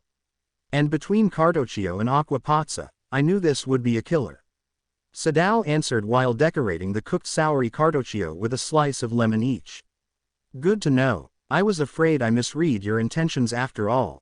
Izuku admitted with a wide smile as he cut the Soury he seasoned into thick slices he positioned on a wide plate in a flower-like shape. Then he used a brush to cover the pieces in a generous quantity of brown sauce before taking a burner and turning on its flame. What are you? FWOOOOOSH. Many gasped in surprise at watching the green-haired chef mercilessly scorching his plates without a hint of fear, but many more turned shocked at the intense amazing scent the dishes started emanating once he was done with the burning. How the fuck does burning fish release this amazing scent? What joke is this? It matches the scent of Sadao's dish. How? Many usually use keishi for ramen and noodle dishes only, but that really is a multi-purpose seasoning that can be used in a myriad different recipes. It truly is a staple of Japanese cooking. And the right trick to use to make scorched carpaccio, isn't that right, Chef Izuku? Minato said with shining eyes and a smirk once seen the young man give a rapid, fire bath, to the Soury carpaccio once finished brushing the sauce on the surface of all the plates he prepared. Hoo. Correct. Even with a powerful burner like yours, burning the surface of fish in the proper way is difficult, but using keishi it becomes easy thanks to its sugar content. And it also acts as an insulator of sorts and protects the Soury from most of the heat, preventing loss of freshness from the continued influx of heat since I only need to scorch the fish surface fat, not the meat inside. Izuku answered, smiling proudly at himself. Once satisfied with the scorching, he also added the Soury fat dressing sauce and the baby spinach sauce on top and around the fish slices before topping everything with the flowers of radish. Scorched Soury carpaccio, my dish is ready, Izuku declared once every plate was composed. This aroma. Sadao's dish is literally an explosion of flavor as the name implies, but Midoriya's own is just as strong, but instead focused like a blade. I wonder who between them complemented best the delicate taste of the Pacific Soury. King 2 muttered with his eyes narrowed and focused fully on Izuku's face. Miss Yamato was right, that guy is a monster. We should not underestimate him, if he wins against Sadao-chan as well. Dessert King answered, thoughtful. Where does he come from? Knowing Miss Yamato, a talent like his would normally be something she would do everything to snatch. Then why is he here as our enemy? Mako wondered with a low voice. You heard him, That is not a good enough excuse, there must be something else behind this. She interrupted the other girl with a hiss. We will proceed with the taste test. Sadao, you first, Yamato said once seen both chefs deliver their plates to her, Minato and the other kings. Oh, my, it does look nice. Takeo, Vegetable King, admitted once pried open the fish meat with his chopsticks. Yes, she did an acceptable job, this time. Mako conceded, huffing. Tone it down a little, nobody likes frosty bitches, Mako-chan. Dessert King Machiko jokingly warned her.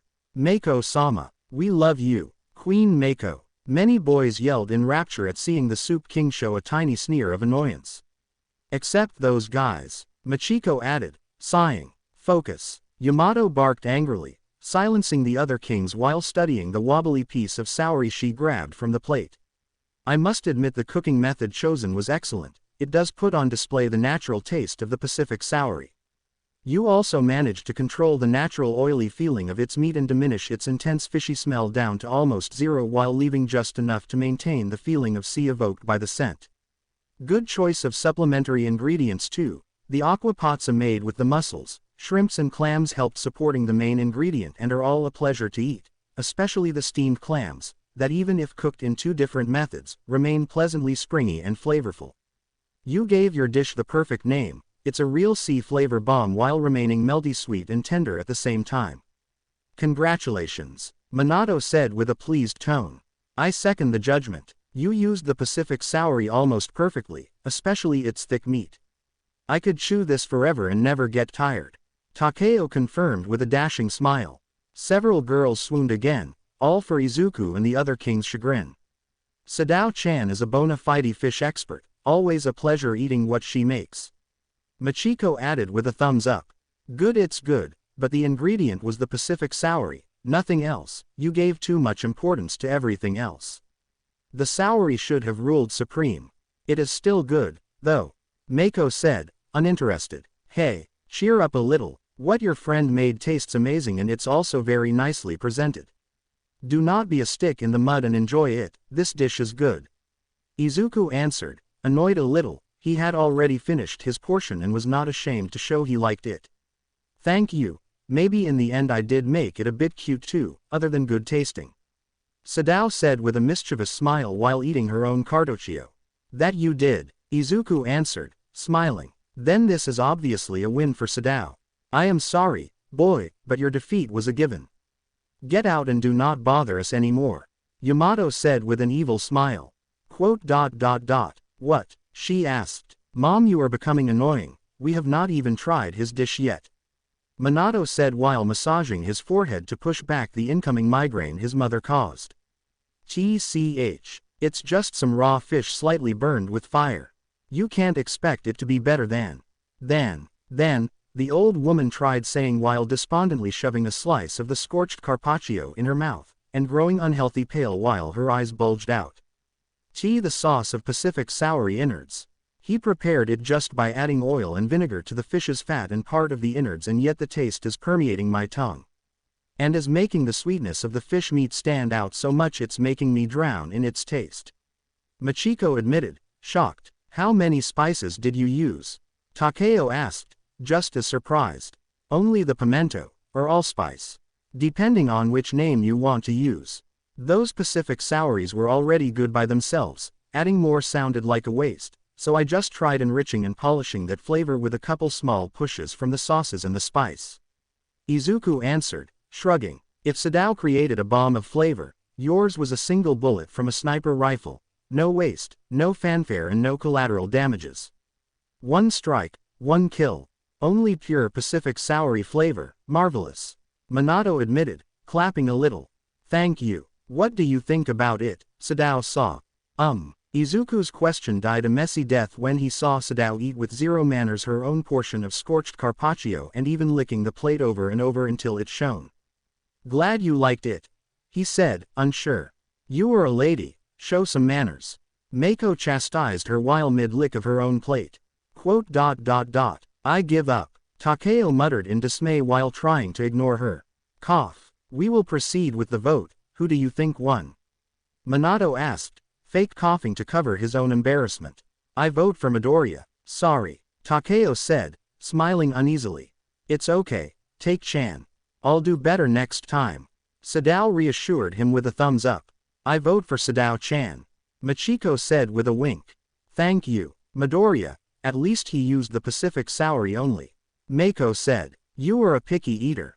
Sadao answered, pouting. I will have to vote for Midoriya as well. My apologies, but I must recognize the ability needed to bring out such amazing flavor with so little ingredients.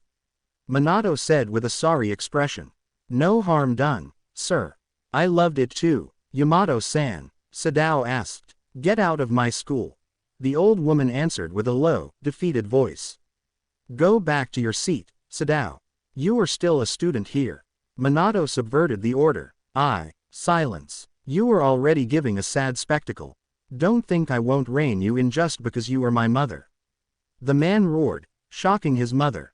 But, I am saving you from yourself. Sadao gave her best and that's all that matters. She is still a first-year student, she can still get a lot better if you give her a chance. Wasting talent just to appease your tantrums won't help nobody, not them and especially not you. Now calm down and be a proper, professional chef, or else I will take over and select a new judge to take your place. Minato said with narrowed eyes. Okay. Yamato conceded with a small voice, her body losing every ounce of fight she had at the beginning. Good, I will still keep you grounded, because I know you are not a bully, but a great chef, and I want to preserve that part of you. Machiko, you are next, are you ready? He asked. Of course, I need to avenge Sadao-chan. The short girl answered. My hero. Sadao answered with an exaggerated swoon while retaking her seat next to Takeo. Once delivered one of her knives to Izuku with her name written along the blade with a permanent marker. She also added a cute little heart next to it, apparently a fixed part of her signature. That guy is tearing through us like a tank. Takeo muttered with a low whisper and his eyes fixed on the wooden cabinet Izuku brought along, now containing 2 knives belonging to their fellow kings. This time Miss Yamato tickled a dragon's nose once too many times, and now we have to deal with the catastrophe. Mako answered. I will use my secret weapon, you. He asked. Me too. Conventional dishes won't cut it this time. Flavor demon. As you said, he deserves our worst, molecular devil. Takeo answered, eyes narrowed. Very well, we'll have a 10 minutes pause to clean everything and let young Midoriya catch his breath a little. Minato declared, nor he or anybody else heard what Takeo and Mako said. No need to worry, but I will use these 10 minutes to recover an ingredient for my dessert dish, since I can see apples being washed and prepared to be our chosen ingredient. Izuku answered with a grateful smile. Something we can get for you. No, I have those already ready back to my place. He answered before motioning Whitey to come closer. Host, the robot asked. I need. What the young chef whispered to the robot, nobody heard, but they all saw the big chubby robot scratch his round bald head with one of his big hands before nodding. Understood, Whitey answered, before opening the door of the classroom and boom, tear a new one to the sound barrier while running to the Green Cloud restaurant and back in the 10 minutes of pause Minato gave him and carrying a small jar of dull glass. Perfect, thank you, Izuku said with a grateful tone. That thing ran back and forth between here and your personal kitchen in 10 minutes. Where do you live? Yavin Street, at the opposite side of the city. Whitey is very fast, Izuku answered, smirking. Even too much. In truth, Whitey only covered half the distance before the system summoned the glass jar in his hands. Izuku insisted on secrecy, so this little lie had to be organized. I am eager to see what you will come up with, but rest assured that it will still be useless. Your defeat will be sweet, though, so don't feel too bad. The bold claim came from Machiko as soon as she started slowly preparing a pot filled to the brim in boiling caramel. I admit I am not exactly a dessert-oriented chef. I prefer to branch out as much as I can and cook following as many different styles possible, but this doesn't mean I won't give my all. He answered. Good, because I want to smash that smile of yours into dust. The dessert king answered as she took out more plates and pots. Izuku uttered, confused. Watch and be amazed. I will now prepare a cheese mousse, apple jelly, blue cheese cream and a sponge cake made with crushed walnuts, at the same time. The short girl declared with a crazed smile. How do you plan to do all that, alone? The young chef asked. By going all out, you quirkless loser. She answered while throwing away her own bandana and unfolding the tentacles on her head. To everybody's shock, Machiko's tentacle hair then sprang to life and divided into 2 groups. 6 held a plate each while the others held the utensils, meaning that together with her own hands, she could prepare 7 different parts of her dish at the same time. A duo of tentacles was already boiling the apples for the jelly, another was holding up a pestle to crush the walnuts they will then mix with eggs. 2 were expertly preparing a pot full of matcha green tea leaves she will soon put to boiling while others were mixing the 2 kinds of cheese until each turned into a fluffy cream. Machiko herself instead was mixing cranberry juice with gelatin to create a cranberry nappage. Nappage is a kind of glazing used when preparing sweets. Closing parenthesis. This is my secret technique. The 7-in-1 cooking frenzy. Machiko said with a maniacal laughter. There it is. They say she can challenge an entire team by herself thanks to her quirk. A student gasped in awe. So you all have decided to leave behind any sense of decency and will start using your quirk. Fair enough, Izuku answered with a tone of disappointment. Why should they limit themselves? It's not their fault if you don't have one. Yamato answered, happy to ridicule him. As you wish, if that's how you see things, I have all the more reasons to wipe that smirk off your face, the young chef said, giving a twirl of the knife in his hand and Sui ng. With the loud and sharp sound of a blade cutting through air, his hand became a blur that moved in a straight line through the apples still untouched in front of him.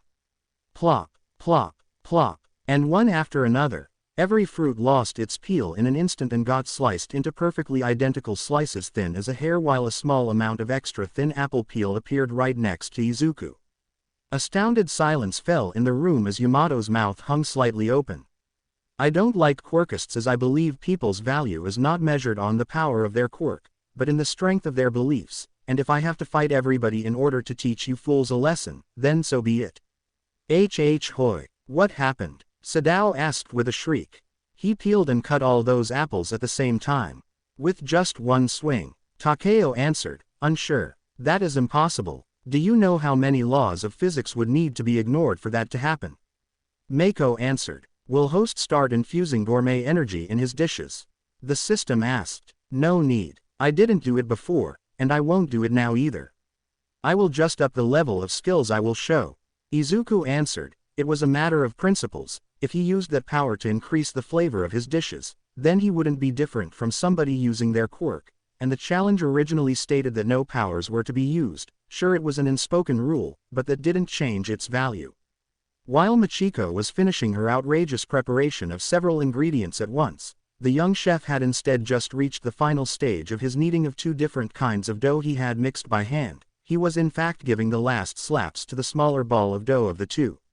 Both finished spheres were whitish in color and almost unnaturally smooth, looking more similar to balls of marble than actual food.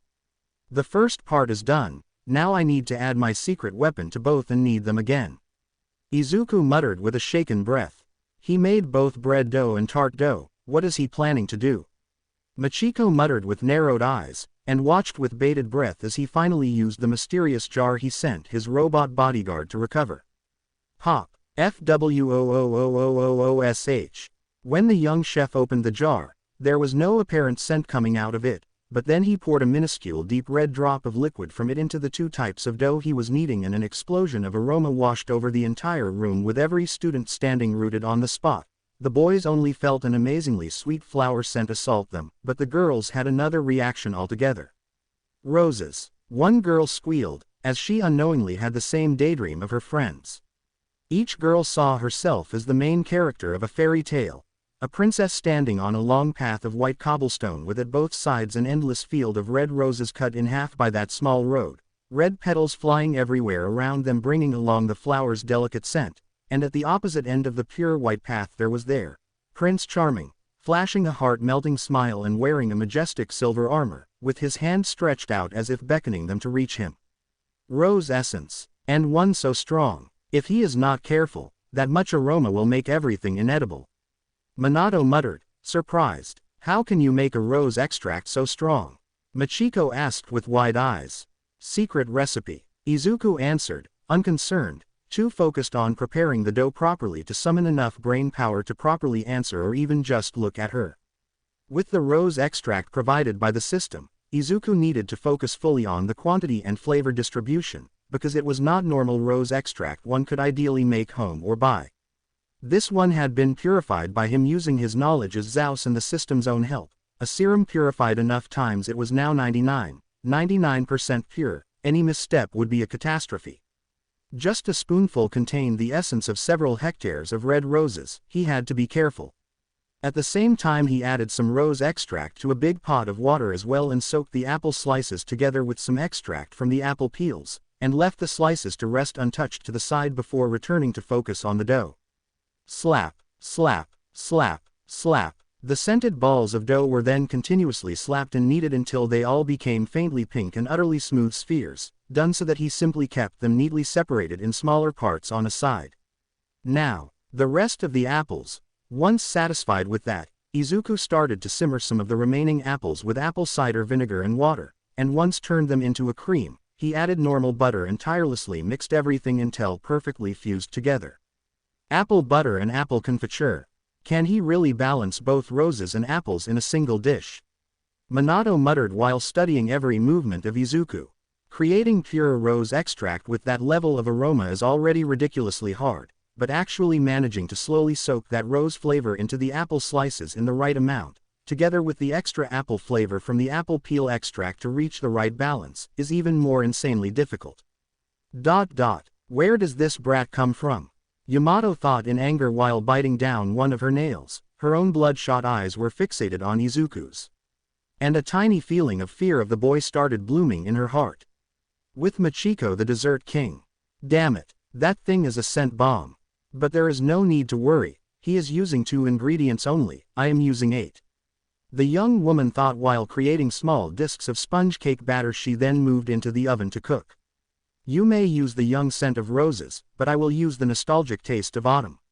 Let's see which one will come out as the winner, she declared. So it will be spring youth vs autumn maturity. Okay, I accept the challenge, Izuku answered. You will regret challenging me, quirkless, Machiko muttered darkly. Some time later, as soon as the dessert king saw her sponge cake turning golden in color, she took the discs out of the oven and rapidly cooled them down, and then giving the final touches to her side ingredients, like the extra leaves of matcha green tea. She was powdering at high speed thanks to her hair tentacles handling extra knives. Her dessert is clearly not simple, Minato muttered, impressed. She is preparing her infamous autumn leaf viewing entremet, the dish that cemented her position as the dessert king here in this school. Yamato answered. Oh, she is going all out as well, the vegetable king muttered. I am glad to see she is taking this seriously at least. Mako answered. You know she hates being challenged, it was a given she would not show mercy. If her self-esteem is frail as glass, it's her fault only, the young woman answered.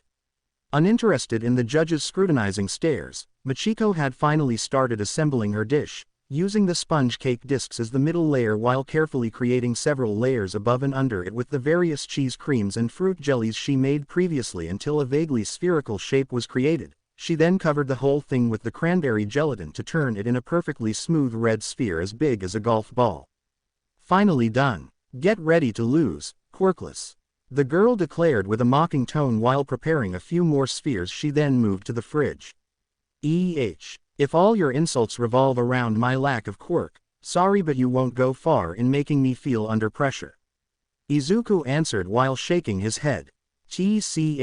Quote, while ignoring the fuming short girl brushing her caramel on an anti-adherent sheet of parchment paper to create thin perfectly transparent shards, Izuku took note that the apple butter was finally ready along the apple slices having been soaked in the scented water long enough to satisfy the green-haired chef's requirements for his own dish.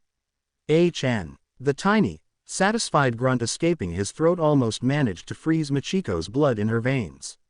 What? She asked. Just that, time's up and I too can now finally build my dish, the young man answered with an adorable eager smile while first collecting several spheres of rose-scented bread dough to knead them back into a single, bigger blob to which he then added part of the apple butter too.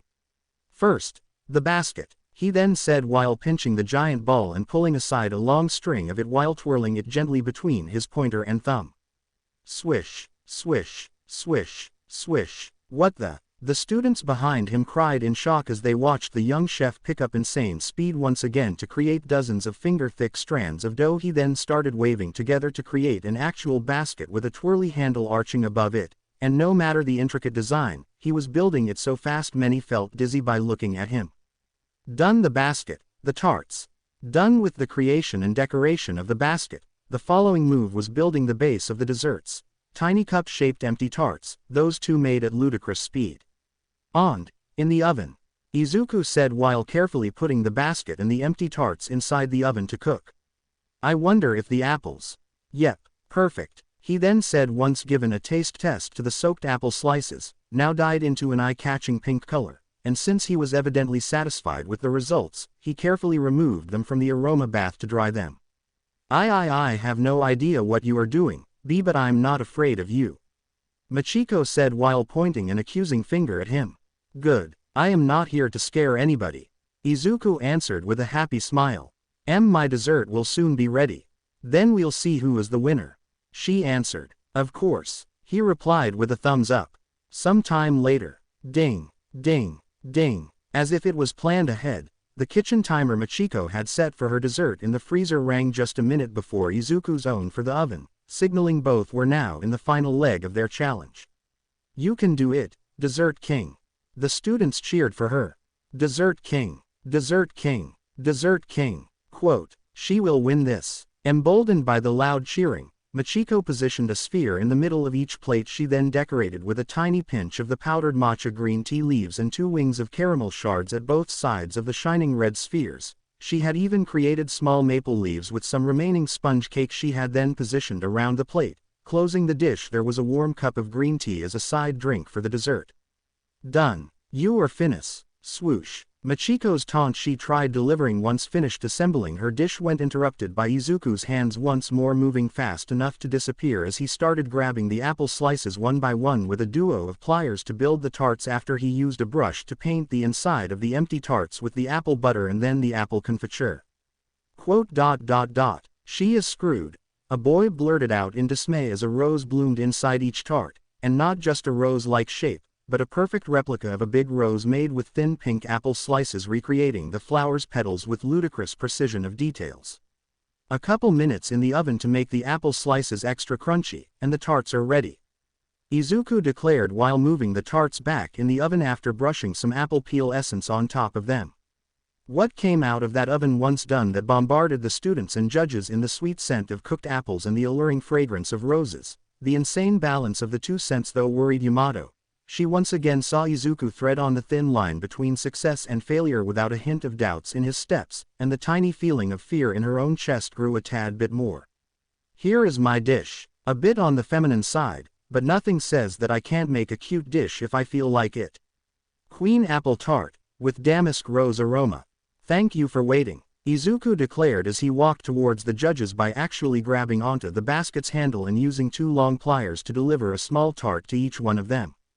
By the way, the basket too is edible, it's made with fragrant apple and rose bread. I have put aside some extra apple confiture if you want to add it to the basket bread, he then added, with a more cheeky smile.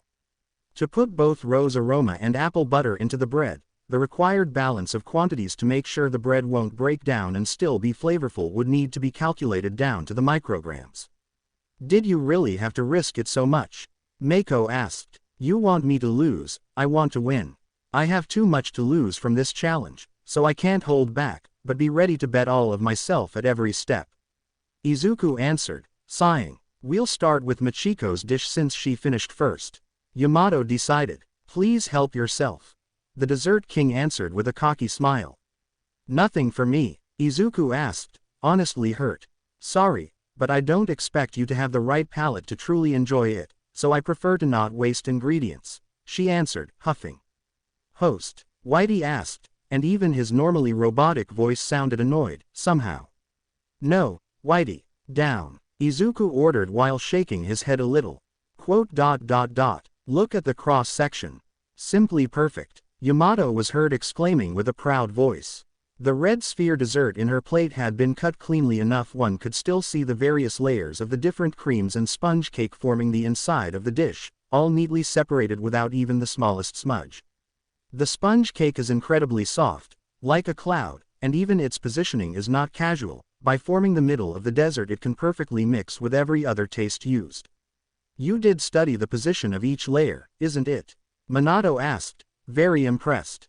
Correct. I spent an entire year experimenting with both position and thickness of every layer, even their density is not a chance. I tested over and over every possible combination to make sure every layer of taste would mix with the others to perfection when bitten. Nothing is left to chance, Machiko answered, her smirk reeking of smugness. It shows. Even such a strong cheese like gorgonzola has been carefully nestled between the apple jelly and the sponge cake, you can almost tell every taste apart at each bite. Well done, Minato declared, and it goes well with green tea, even if I am not exactly a tea person. Takeo added, taking a sip of tea every few bites of dessert. Quote, fine, I admit it. It makes you taste the autumn. Happy, Mako admitted, annoyed. You know I don't have a fondness for sweets, but you're always a good exception. I love it. Sadao the Fish King said. Thank you. What about you? Machiko answered. Besides saying you have a wonderful technique, I can't say more since I have not tasted it. Izuku answered with a shrug. Then be born with a quirk in the next life. She countered, smirking. Be thankful I was born a gentleman still. Many of my old acquaintances would have kicked your teeth in a long time ago with that attitude. Zebra would have directly eaten you alive. Izuku answered with an annoyed sigh as even his legendary, cinnamon bun patience, was starting to run thin under her constant verbal onslaught. TCH. You don't scare me. It was an extremely good dish. Now we will proceed with the tasting of Chef Izuku's dish. Yamato declared. Said that, every judge grabbed the tart from their respective plates and took away a piece of the basket handle along with a bit of apple confiture, and judging by Minato, Sadao and Mako's expression, the three of them actually found it a pity to break apart such a cute bread basket. Sigh. Here. Izuku begrudgingly handed a rose tart to Machiko himself. Blah. Take that thing out of my sight. I won't eat that. She answered with a scrunched nose. Sucks to be you. Well, to our challenge. And to your future as a lonely old woman surrounded by cats. He answered while eating the thing himself. Hey. The girl growled back in answer. Crunch. Quote. Holy hell. Takeo the Vegetable King yelled in amazement once given a big bite to the tart. UHU. The Dessert King gurgled out in surprise. Judging by your reaction, it's good. The Soup King asked. Damn amazing. It feels like biting a very juicy apple while sitting next to a rose bush. It's sweet and almost refreshing. Takeo answered, still chewing with a big smile on his face. I see. The young woman answered while giving a big bite to her own rose tart. Quote. Mako. Takeo asked, worried at her petrified expression. AGK. The onlookers knew people were not supposed to clench their legs that hard while eating, but the king number one did look like she had a damn big O at eating that dessert, no matter how insane that sounded. Right, you and I both have a very sensible palate, should have warned you, the Vegetable King admitted with a grimace. Ah, this is so nice, and this dessert too goes well with your green tea, Machiko-chan. Sadao admitted while shamelessly gorging herself without a shred of manners. Yes. It's good. At the same time they heard Yamato admit that with enough pain in her voice she scared them. When you bring one to your mouth, the first thing you feel is the sweet and delicate aroma of roses, but then you bit into it and you get submerged into a sea of apple fragrance and taste. From the crunchy and sweet petals of the rose to the homely feeling of butter and confiture of the filling, he put in there just a thin layer of both, but those two together with the crisp tart dough base fit each other like a dream. The rose scent and faint taste stimulate the nose and relax the spirit, while the apple taste massages the mouth and warms the body. It's unreal, Minato admitted while studying the half-eaten tart in his hand. The secret is in the balance of taste, as you said. My rose extract has a strong scent and even stronger taste, so redistributing that immense concentration of flavor everywhere equally is a real pain, but once done properly, it is simply amazing. Izuku admitted, sheepish. The damn basket is tasty too. Alone it has the subtle taste of cooked apples and fresh butter, but if you add the apple confiture to it becomes a knockout punch of apple taste I can't get enough of. Do I also feel a twinge of cinnamon in it? Takeo said with narrowed eyes. Just a bit. I added that to the confiture along with a tiny amount of lemon peel. Correct, Izuku answered. Impressive. The Vegetable King was forced to admit with a groan. What? The Dessert King demanded with a frown. I don't know how to say this, the second king admitted with a low tone. Wah, I am sorry, Machiko-chan. I know you voted for me before. But, Sadao admitted with an ashamed expression. You two are too soft. A defeat is a defeat, we should not sugarcoat it, we have our pride as future chefs to defend.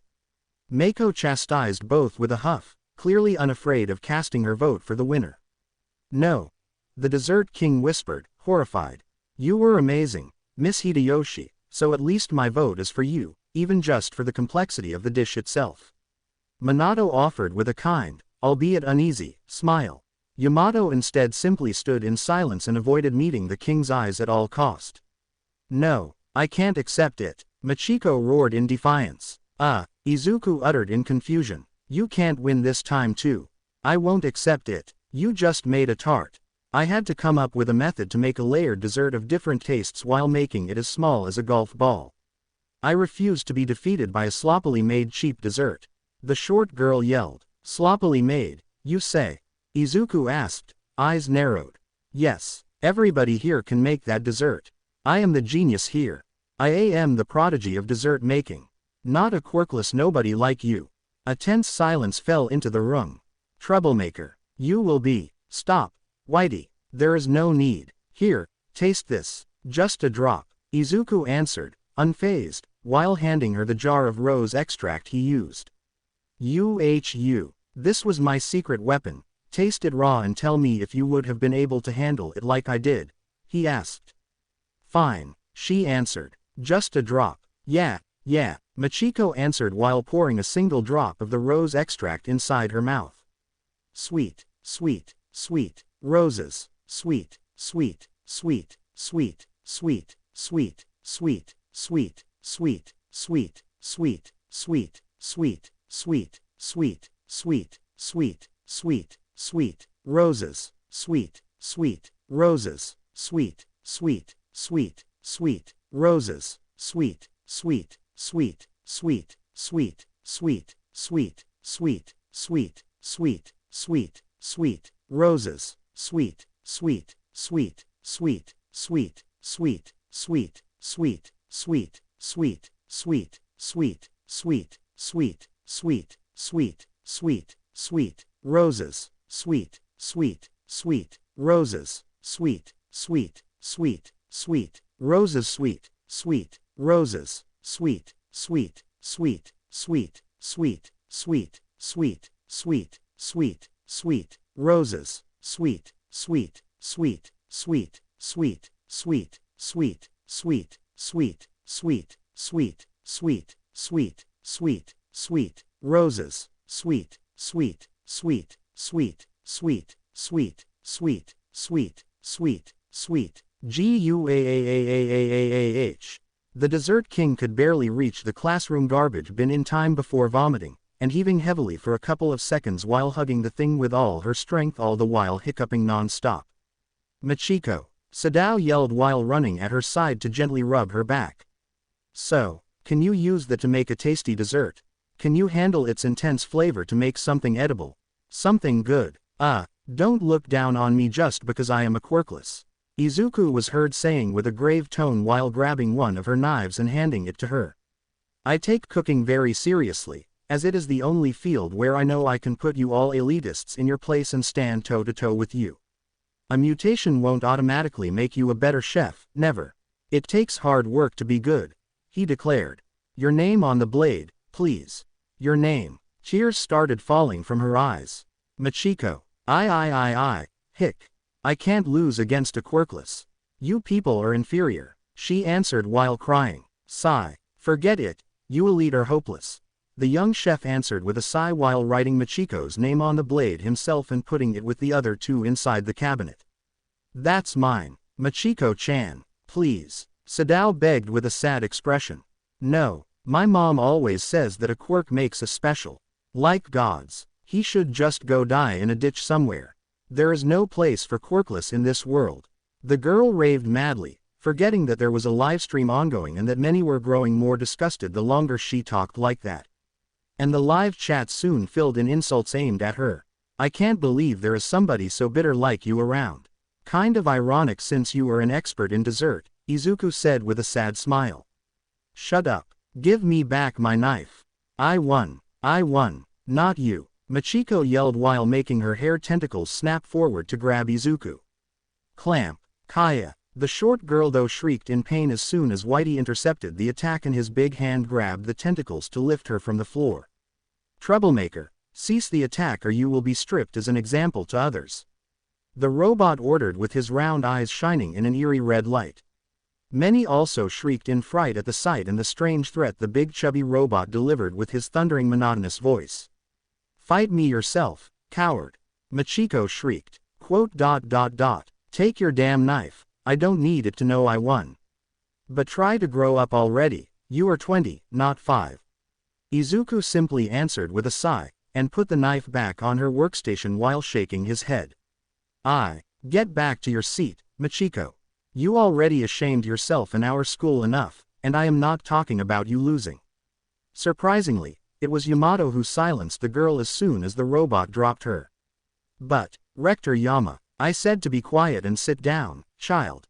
Now, the woman roared, and Izuku finally saw the woman's quirk when a long prehensile tail with an actual human hand at the end of it whipped out from behind the old woman to grab the Dessert King and slam her on her seat. Quote. Yes, take her knife, Midoriya. A deal is a deal, she lost fair and square, the old woman said with a heavy sigh. Why do you hate me so much, Yamato-san? Izuku asked, saddened. Personally, I have nothing against you. There is not even quirkism or the like behind it, I swear. But me and the others, together with Samui, go way back, all the way back to middle school. We are a tight-knit group of friends, and since one of us needed help in dealing with you, we all grouped together to avenge him. Sorry, but between you and Samui, I will stay by his side. If you want me to step back and stop bothering you as you said I was doing, then you will have to win this challenge of yours, and it won't be easy, she answered. I am ready. Good, because neither I, or my students, or my teachers will show mercy. I never asked for it, I just want to be left alone, I never had anything against you. I am just defending myself. Fair enough. Takeo, you are up next. Defeat him, please, Yamato asked, sounding exceptionally tired all of a sudden. Yes, madam, the Vegetable King answered while stepping forward. Want to know why you lost? Mako asked. Machiko, still crying, muttered. Here, try it, Mako explained while handing her a tart. Crunch. Oh. The Dessert King muttered in surprise once tried it. You used a lot of ingredients, and while it is exemplar that you could mix them all together in a very ingenious way to make an astounding dessert, the main ingredient, the apples, were just a small part of it. He instead used only apples and roses, and even then, the apples were still the main protagonist of the whole thing, and he cooked them in different ways too. In the bread, in the butter, as a confiture and soaked in flavorful water. He gave apples facets, and all of them worked splendidly together once he made them fit in place, the young woman explained. I see. The Dessert King muttered, sniffling. And judging by your puking fit, he was also very skilled in turning a flavor bomb of roses into a frame to enrich the apple taste. Don't remind me, I had to rinse my tongue a lot to relieve myself of the taste. I have no clue how he managed to handle that thing like he did. Machiko answered, gagging. Glad to see you understand. Have no fear, though, the next match will be his last. Takeo will use his secret weapon, Mako declared, enjoying the look of horror flashing on the Desert King's face at her words. Both of you are ready? Minato asked after the working station had been fully cleaned. Yes, both young men answered together. Good, you can start whenever you are ready. I am ready. Choose your ingredients, Takeo-san. Izuku said. We'll use beef as the main ingredient. Your small war against Inoshiki Academy ends now. The other answered with a dark tone. Beef, Izuku muttered, confused as to why the so-called Vegetable King chose meat for their fight. I see. Good job, Takeo. The boy is finished. Yamato instead understood what her student was doing, and her smile turned into a fearsome mask of putrid malevolence. Ua University, cafeteria. While the students were happily gorging themselves, with more than a few actually following the livestream showing Izuku's ongoing massacre of Inoshiki Academy's best students at the same time, the university's boss Nezu was showing the school's own chef a collection of video snippets both from the challenge itself and from the database the guys from My Island felt generous enough to share with the Rad Bear Man Chimera. The Chef Pro Hero Lunch Rush silently watched each and every video in silence, sometimes rewinding back whenever a particular scene attracted his interest. So, what's your verdict? Nezu asked once given to the pro hero what he felt was enough time to study the videos. In answer Lunch Rush removed the tube from the gas mask-like mask he was wearing to talk with a whisper of voice. I want to meet him, he said while returning the phone to Nezu. I can try to make him come here if you want, the other answered. A thumbs up was all the answer the pro hero gave.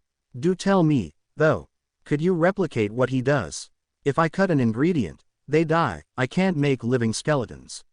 Yes, that food honor thing is kind of a middle finger to the laws of nature. What about the rest? Hard to say. He is holding back, I can tell. The hero answered, and his reconnecting the tube to his mask meant he had already talked. Enough. Okay, sign language it is then. Nezu muttered with a groan. You know why I do this. Lunch Rush signed with a shrug. I know. You said the boy is holding back. Can you guess how much he is hiding? Nezu asked, sighing. Hard to say, I can give you a wild guess based on personal experience. The pro hero took a moment to think, then his hands moved like a flash to give his answer. It would still be a start. The Ratman Chimera conceded with a sigh. This is a normal chef. One of the kids he is fighting with, for example. The pro hero said while filling a teacup with water. Okay, this one is that old woman, Yamato. Lunch Rush then said, filling a big pot in several liters of water. Okay, Nezu muttered, unsure. This is your boy. The pro hero then simply opened the kitchen faucet and let water run in the sink without putting in the cap. Lunch. A minute. The pro hero signed. The water just kept running. There. This should be a good estimate, but I may be wrong and the kid could be better still. The pro hero said once finally closed the faucet. I see. And where would you put yourself compared to him? Nezu asked, unsure. I don't know, that is why I want to meet him. Sigh. I'll see what I can do.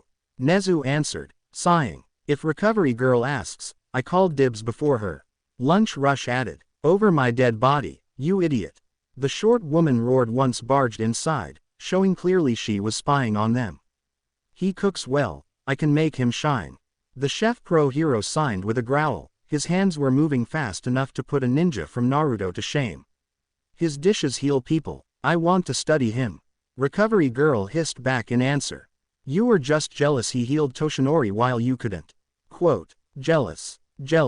I am not jealous, you, walking food dispenser. Gasp. There they go again. Nezu muttered with a groan. While this was happening, a bit of drama was also taking place at one of the tables in the cafeteria, in the section housing the tables of the older students. Then marry him if you like him that much.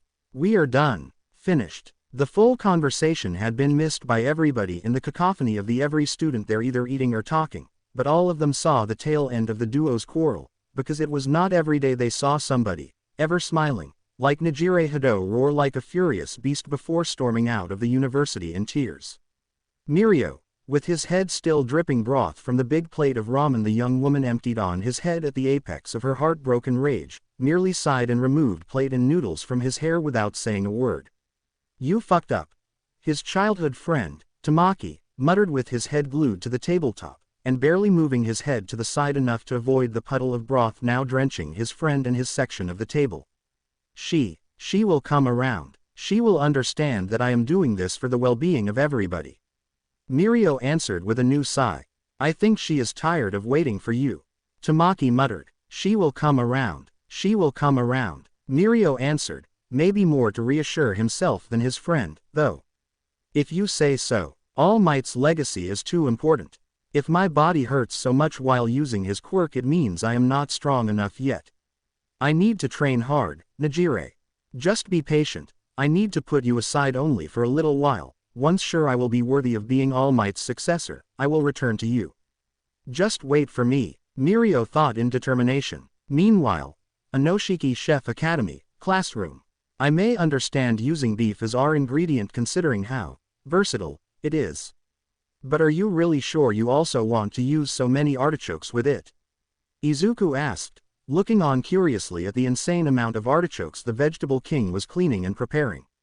Izuku had expected a vegan-style recipe from the young man, considering his title as the vegetable king, but instead Takeo had surprised him by choosing beef as the main ingredient and then starting to clean way too many artichokes to use with it.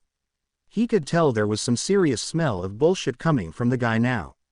Of course, you see, I understand where Sadao and Machiko went wrong.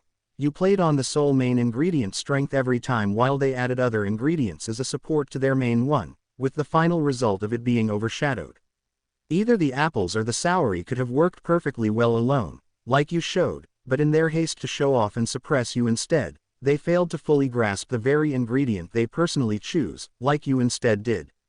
I plan to unleash the full power of artichokes on you instead, and I need some good beef to properly do it. Both will be the key to your defeat. The second king answered, while still cleaning more artichokes and only using their heart to cook. Then why did you not choose artichokes as the challenge theme? He asked, confused. That's a secret, Takeo answered with a wink, making the girls in the class swoon hard. Izuku instead merely looked at the vegetable king with narrowed eyes and a thoughtful expression. That sounded like an insult to my skills, Sadao said with a whine. I am just saying yours was a big oversight. You just didn't have the right focus on your chosen theme, that's all. Takeo answered, smiling sheepish. Toshio actually did things properly and used bear meat only, he just wasn't able to match his tricks. Mako, Soup King, added with a huff. I just followed the rules. I was given an ingredient and I used it the best I could. You make it sound like I cheated. Izuku answered, appalled. Nobody said you cheated, Midoriya. Relax, Yamato answered, rolling her eyes. What? The woman asked. You defended him. Her son, Minato, muttered in shock. I am not a broken record, Minato, I can have mixed opinions about somebody, she answered. So I want him broken and defeated, but I can also recognize his skills. The two things are not mutually exclusive. Now I recognize you, Minato answered, sighing in dismay. With Izuku using so many artichokes, I see. There seemed to be a strange flash in the green-haired chef's eyes, as if witnessing a memory of his past being reenacted a second time. Takeo muttered in confusion as his enemy discarded the ingredients he had chosen before for a new batch. I am switching recipes, I hope you don't mind. Izuku muttered while creating a small mound of flour he then emptied in the middle to form a volcano-like shape. Is he? Minato muttered with wide eyes. Pizza. Sadao squealed loudly in excitement as the flour soon turned into dough. Izuku then started to masterfully spin it around, slap on his workstation and then flatten and spin around again above his head at ludicrous speed. You want to defeat my roast beef? With pizza? Takeo asked. You focus on boiling those artichokes and adding lemon juice to not make them lose color. I will deal with my own dish by myself. Izuku replied with a cheeky smile. TCH. Done with the kneading and twirling, Izuku once more flattened the dough into a thin circle. He moved aside to rest so as to shift his full attention to his own cut of beef, to the ginger and the onions he had chosen as new ingredients. Sui Ng. Once again ignoring what was and what was not possible for a quirkless human to do, the young chef gave a single slice that instead cut beef, ginger and onions into slices of exactly the same thickness, at the same time, 1/2 inch wide stripes for the meat, human hair thin slices for the vegetables. A big skillet was then put on the fire, inside some oil and the ginger that was cooked until fragrant. The beef and the onions were then added and cooked until both turned a pleasant brownish color, with the smell produced already embracing the nose of the people present. Damn, this smells nice, a girl from the back admitted in awe. He is simmering all that.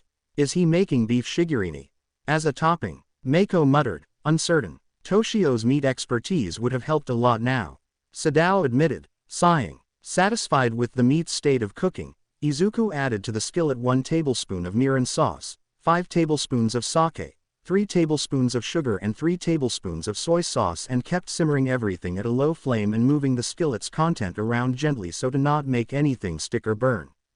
The 3 tablespoons of sesame seeds Izuku prepared beforehand went then rapidly toasted on a side pan and then added to the meat once most of the liquid in the skillet had been absorbed by the beef to properly coat it. Left the meat to rest as well for a moment, the circle of pizza dough was recovered and gently brushed until a light layer of sauce covered its top. Izuku then added on top of it the beef shigurine and some white scallions along a generous amount of mozzarella, and moved everything into the oven to turn the dough into a crispy-looking golden brown color. Done, Takeo asked with a malevolent smile while removing his roast beef from the fire. For now, Izuku answered, unfazed. Do you know how a king is selected? The vegetable king asked, and the more he talked, the more his eyes turned sharp and malevolent, like a carnivorous animal's. I suspect it is about skills, isn't it? The other replied while preparing a big selection of cheeses he carefully divided into groups and then cut into tiny cubes. Exactly. Miss Yamato personally selects only the best students to create a new formation of kings every year and lets both old and new formations battle to see who remains and who is kicked out, so if you don't keep your abilities sharp, you get switched with a new candidate. Ahoo! Barely interested enough to listen, the green-haired chef briefly removed the pizza from the oven to add the wide array of cheeses to the thing, for the confusion of the students and judges watching that could not properly see what the hell he was doing due to his body obscuring the pizza, and then put it back into the oven. Well, I was still in high school when I was selected as the vegetable king. Takeo declared with savage pride. Kaya, Takeo-sama is so cool. A female student yelled in amazement. Takeo-sama is the best. He's invincible. Another girl squealed right after. I didn't know that. How strong is he? A boy screamed in horror. Good for you. Izuku instead answered while checking his watch to see how long before his pizza was ready. A saving grace of his perfectionism, semi-OCD mentality when cooking was that any form of nervousness usually plaguing him would always take a backseat so to not disturb him while working his magic. I have kept this position for years. Unmatched. Undefeated. Do you know why? Sigh. No. Izuku answered with a sigh, immediately filing the guy under the kinda negative, Katsuki-like, label. Because I can manipulate the taste of dishes. Both mine and of my enemies. Every time a fool tried challenging me, my dish always made theirs inedible. For example, this roast beef is one of my many trump cards. All thanks to cinnarine, a natural component that makes artichokes have their characteristic bitter taste, but a substance also able to scramble the taste buds of who eats them, causing everything eaten after that to taste sweeter by virtue of their tongue's state of confusion. I guess people usually focus on the beef and ignore the artichokes when you propose this theme for your challenges. Izuku finished the guy's speech himself while rolling his eyes. A tense silence fell into the room. I've already seen a strategy like that being implemented. Last time it was inside a torta rustica, a salted cake of Italian cuisine where a cake-like dish is prepared with salted dough and vegetables in place of cake dough and fruits. You're using beef for this kind of trick threw me for a loop for an instant, then I saw the ridiculous amount of artichokes you were boiling for your sauce and I remembered the power of siren. You yourself pretty much told me you plan to use that by quoting the true power of artichokes during your speech. Izuku explained, nailing the young man with a sidelong glare that rooted him on the spot. Vegan Emperor Gohan was an up-and-coming chef back in Zhao's world. At his first appearance at the same cooking tournament Zhao's had already taken part in several times when making his official debut, but unfortunately Gohan had tried the tactic against Setsuno of all people, trying to trick her with a vegan version of that torta rustica dish filled to the limit in artichokes. The old woman took only a glance at the guy's ingredient spread to literally guess the full recipe and counter it. The vegan emperor's defeat that year had been so devastating the guy almost stopped being a chef altogether. And that incident actually cemented Zhao's friendly rivalry with Setsuno. So sure of yourself? Then let's see how sturdy your conviction is.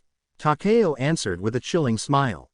His giant slab of roast beef he had just finished cooking while Izuku was focused on kneading the pizza dough and preparing his own beef shigarine topping, and once moved onto a plate it mesmerized both judges and students. The vegetable king's beef was releasing endless thin strands of smoke, and when the young man did cut through it, the cross-section of the meat actually amazed the onlookers into a frenzy. Gee, that cross-section. The meat has such a brilliant shade of pink inside. That is not mere surface roasting. He made the heat permeate down to the core. That's amazing. Back in the days I was the meat king of the formation, then I learned of the power of vegetables and how they can subtly change and manipulate the taste of my dishes. It was then that I switched focus. The area of expertise does not determine the number, skills do, and as my skills soared, so did my place in the formation. I am sorry, B, but I did not ask you about your backstory.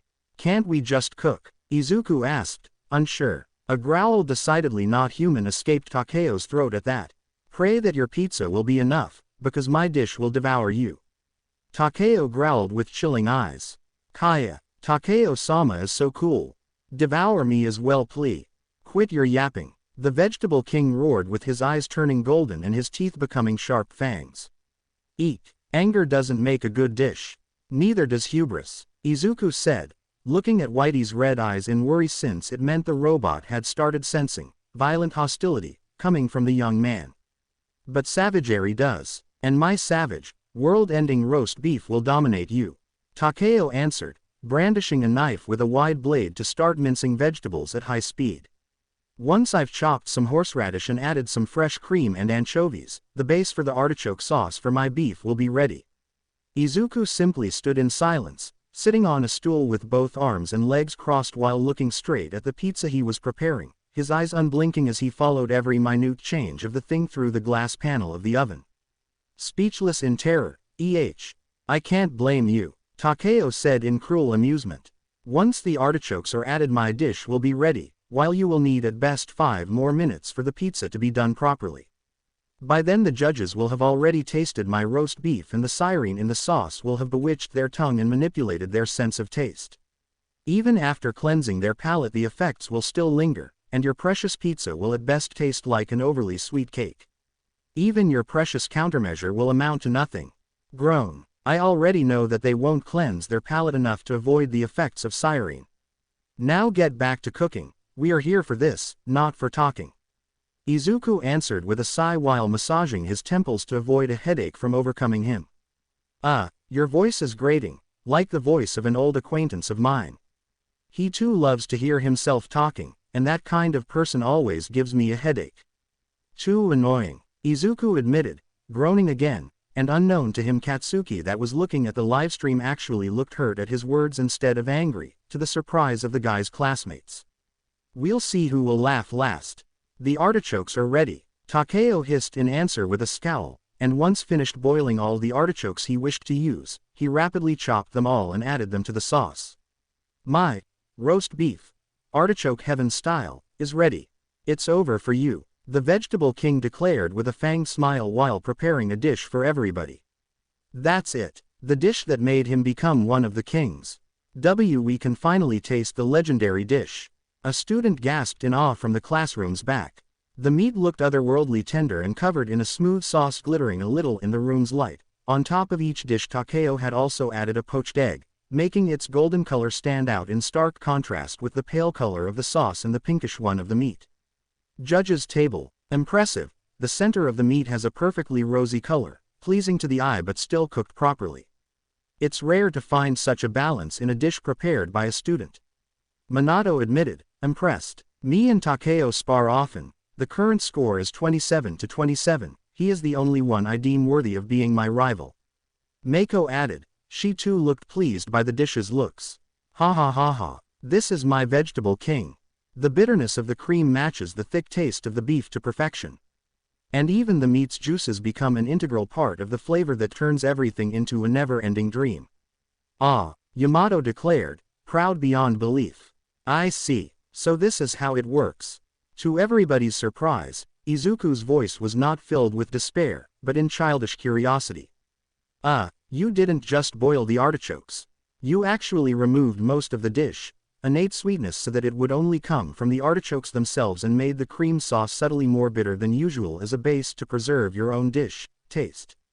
All to counterbalance the huge amount of siren you wanted to add and not put yourself in danger. Not bad, the green-haired chef said while enjoying his portion. Quote. You figured that out with a single bite. Takeo whispered in horror. He too had been eating his dish to bask in the taste of his victory. Why, yes, I needed confirmation you actually did prepare the recipe the way I envisioned, otherwise my counter strategy wouldn't have worked like I needed. I only missed the sauce base being extra bitter, but that will actually help me as well. The siren now is sitting on our tongue and overshadowing every other sweet taste. When the judges will eat my dish, the siren on their tongue will be washed away by their chewing and return the taste buds of their tongues to normal. Curiously though, those receptors of sweetness will remain overexcited, making every sweet taste following your beef seem even 10 times more intense. You planned for that to happen to ruin my pizza, isn't it? My dish recipe. The taste, like you envisioned. Yes, I know I should have focused on my dish alone, but in order to make sure I was countering you properly, I had to prepare a copy of your roast beef too. Izuku answered with a shy smile. Why you prepared my dish? When? Where? Here. While preparing the beef shigirini topping, I also prepared the same roast beef you made, he answered while tapping the side of his head. You made a copy of my dish while making yours. Without looking at me. Who are you? Takeo asked in abject horror. I thought you knew. Nice to meet you. I am Izuku Midoriya, owner and chef of Green Cloud Restaurant, he answered with a formal bow. Wait, you own a restaurant? You are not just a minor chef from a run-down eatery. Sadao and Machiko yelled as one in shock. Yes, I own a restaurant. Why? Yamato-san didn't tell you. No, our rector failed to give us some key details about you. The Dessert King answered, appalled. We only knew you worked in a minor restaurant. Sadao added, faintly, quote. His minor restaurant has a dedicated full page on Foodie Advisor with 200 reviews, all 5 stars, and the forum's rarely awarded platinum ribbon right next to the restaurant name. Fuck, Mako muttered, paling a little after checking Izuku's restaurant on her phone. I just wanted you to face this challenge with a clear mind, Yamato answered, sniffling haughtily. You told us he was a nobody. Machiko screeched. Technically, he is, Yamato answered, huffing. Technically my ass, Mom.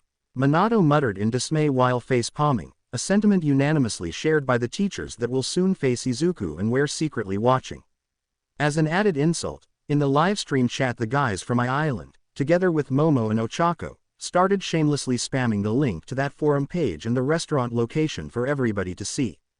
This means nothing. You can't have imagined just how many artichokes I would have used as well. With all the sirene in my dish, even plain water will taste sweet like sugar.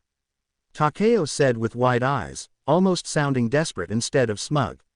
You would be amazed by how strong my imagination is. Sirene, Miraculine, there are many ways to manipulate the taste of your own dish and the dishes of others.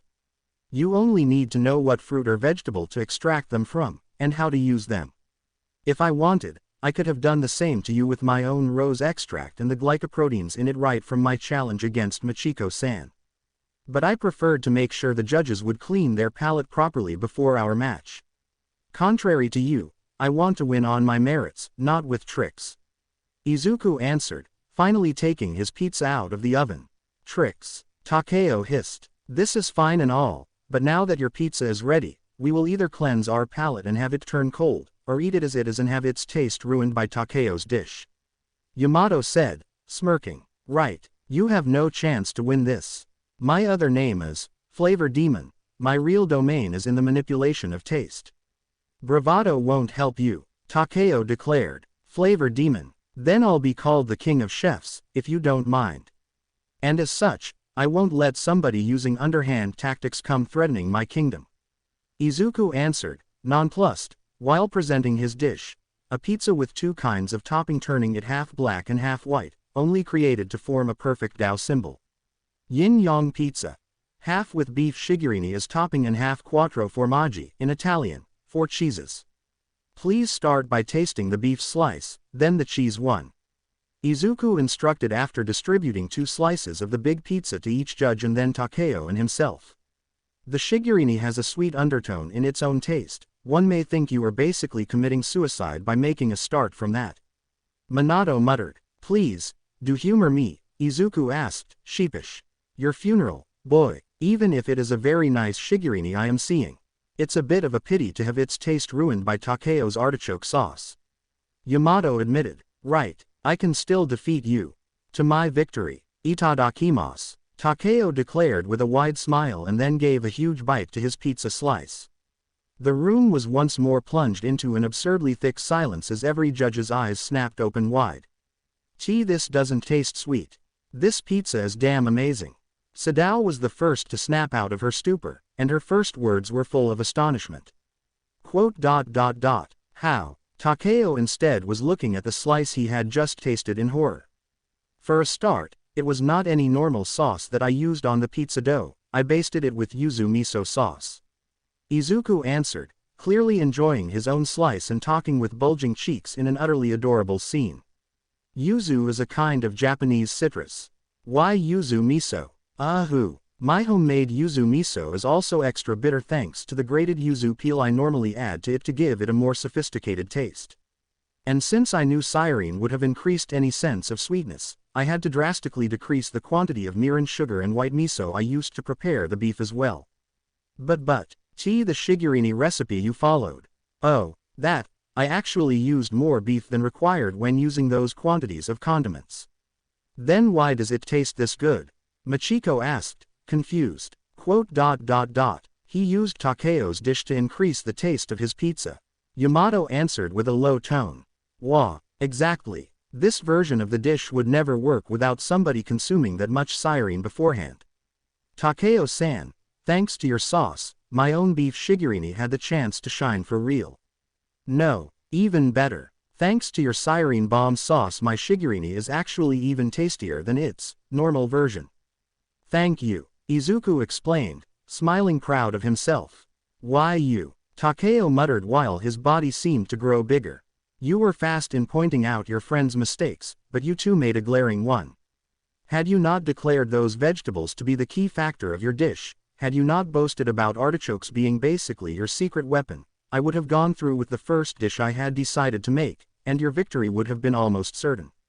I learned on my skin to be humble and careful. I hope this will help you too. Izuku said. You, Takeo said again. Now silver fur could be seen rapidly covering his body while he kept getting more buff until he took a slightly hunched posture. Also, your biggest mistake was actually making beef not artichokes the theme of our challenge. Your wish to keep your tactic a secret gave me the key to defeat it too. Grr. By the way, to truly enjoy my dish, full taste, I suggest you eat the cheese half now. Your palate should be properly ready after the beef Shigarine. Izuku said, unafraid and personally taking a bite of the quattro formaggi side of his portion. The cheese. A quattro formaggi, one of the most common toppings of Italian pizza. Mako muttered while giving a bite to the second slice of pizza on her plate. Midoriya. In the meantime, Takeo had subconsciously fully activated his quirk to turn into a feral-looking werewolf with silver fur. Amazing. Minato gasped in wonder. I kind of had to modify the original recipe, though, since ricotta, soft cow, goat cheese, is not exactly an official part of the quattro formaggi. Izuku explained. Mozzarella, Parmigiano, ricotta and gorgonzola. Simple cheeses mixed together to perfection, and the taste is simply unreal. How? Machiko asked. They all are cheeses rich of salty flavor. Their mellow richness and that salty feeling goes in stark contrast with all the sweetness your tongues have been bombarded with thanks to Takeo-san's roast beef and my Shigarine. It was a royal pain to balance it, but I knew that all that sweetness would have made the cheese's taste stand out amazingly if I managed to pull it off. And I believe I managed. Not only the saltiness, you used black pepper to add extra tingling to the dish too. Mako answered, amazed. The bitterness of the artichokes paved the road to the sweetness of my Shigarine, enriched by the cinnamon, and both acted as the introduction to the final part of my dish, the saltiness of my quattro formaggi. And if you taste the Shigarine again, you will find the taste transformed, now having turned pleasantly bitter. This is the yin-yang pizza. Sweetness and saltiness neatly separated and yet with a bit of each other in them still, all thanks to my flavor-transforming beef Shigarine. Izuku explained. And all this wouldn't have been possible without you, Takeo-san. Your dish made mine reach an even greater level. I did not just counter you, I used your own secret weapon against you. Midoriya. Takeo's voice was now a growl with drool flowing down his fangs-filled lupine mouth. It was an amazing display of abilities. I am sorry, Takeo, but I must vote for Midoriya. Minato said, sighing and showing a sad smile. Midoriya. Sorry, Takeo. Machiko. You, Midoriya. You were amazing, Takeo, but I have to. Sadao. You, quote, he used your Cyrene against you, that in itself was impressive, but I can't even tell how he made the same dish have two different shades of flavor, but don't worry, I will avenge you. Mako said with a merciless smile. Sorry, Takeo, Sadao muttered with a low voice. Midoriya, you fucking bastard. The transformed vegetable king howled in madness while jumping Izuku with the rest of the class screaming in fear. Troublemaker. Whitey, stop. Izuku yelled while jumping back and watching the stool he was sitting on getting bitten to splinters by the mad werewolf. Bump, bump. As soon as his feet touched ground again, A duo of needles appeared in Izuku's hands and he used them on the knocking pressure points of his own shoulders to enlarge his arms' muscles and fists to thrice their sizes. "Come here," Takeo roared. "Stop." Yamato yelled with wide eyes at seeing one of her kings fully lose his cool and assault the green-haired boy a second time. "Idiot." They all heard Izuku mutter with a sigh, both his hands raised high and fists clenched tight. "Bodhisattva tenderizer," the green-haired chef declared with blazing eyes as both his fists came slamming down on both shoulders of Takeo to fully interrupt the werewolf, charge and slam him down face first on the floor with an extremely loud boom. And the entire school shook heavily. In Buddhism, a bodhisattva bodhisutv is any person who is on the path towards Buddhahood. In short, an attack that hits you so hard you almost reach Buddhahood. Takeo groaned weakly from the crater on the floor his body created under the weight of Izuku's attack, and the young man was already returning to look human as soon as he fully lost consciousness. "Sigh. That was fairly pathetic," Yamato commented bitterly while watching one of her prized students lying on the floor unconscious.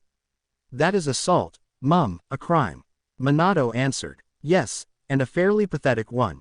You don't throw away your future just because you lost a challenge, but I guess that for somebody as prideful as Takeo, losing to anybody else besides Mako was too much to bear," the old woman said while walking towards the door. "Where are you going?" her son asked. "I need to make a couple calls. One to the police force to report the attack, and one to Toshio's family. After Machiko's outburst and Takeo moment of madness, we are short of judges." "Will I go to prison?" Machiko asked, afraid. "That is up to the police to decide. I will have to suspend you for a while though. You are unfit to judge for the same reason. After your attempted attack your judgment can easily be put in question. You should have considered this before Takeo's challenge even started." She answered, sighing. "Yes, madam." The girl answered with a low sigh. "I am surprised you are not covering for them," Izuku admitted. "There isn't much to cover since we are streaming all this live, and even then, while I may like to see you lose, I don't want to see you drop dead. I am a chef, not a murderer, same going for my students. Takeo and Machiko will face the consequences of their actions." Yamato answered. "I understand," he replied. In the silence that followed that exchange, the old woman quietly left the class with a somber expression. "I know that asking this is foolish, or even hypocritical," Minato tried saying once seen his mother leave. "Yes," Izuku asked. "Both Takeo and Machiko will have a lot to deal with once we are done here. Can I at least ask you to not press charges? Adding a court visit on top of all this could really ruin their future." The man begged. "I am sorry," Machiko added, already crying. Sigh. "Apologizing after the deal means very little, you know," Izuku answered with a heavy sigh. "Please," Minato begged. "If they get away with this, it will set a precedent, and these things will happen again." "But it won't happen again.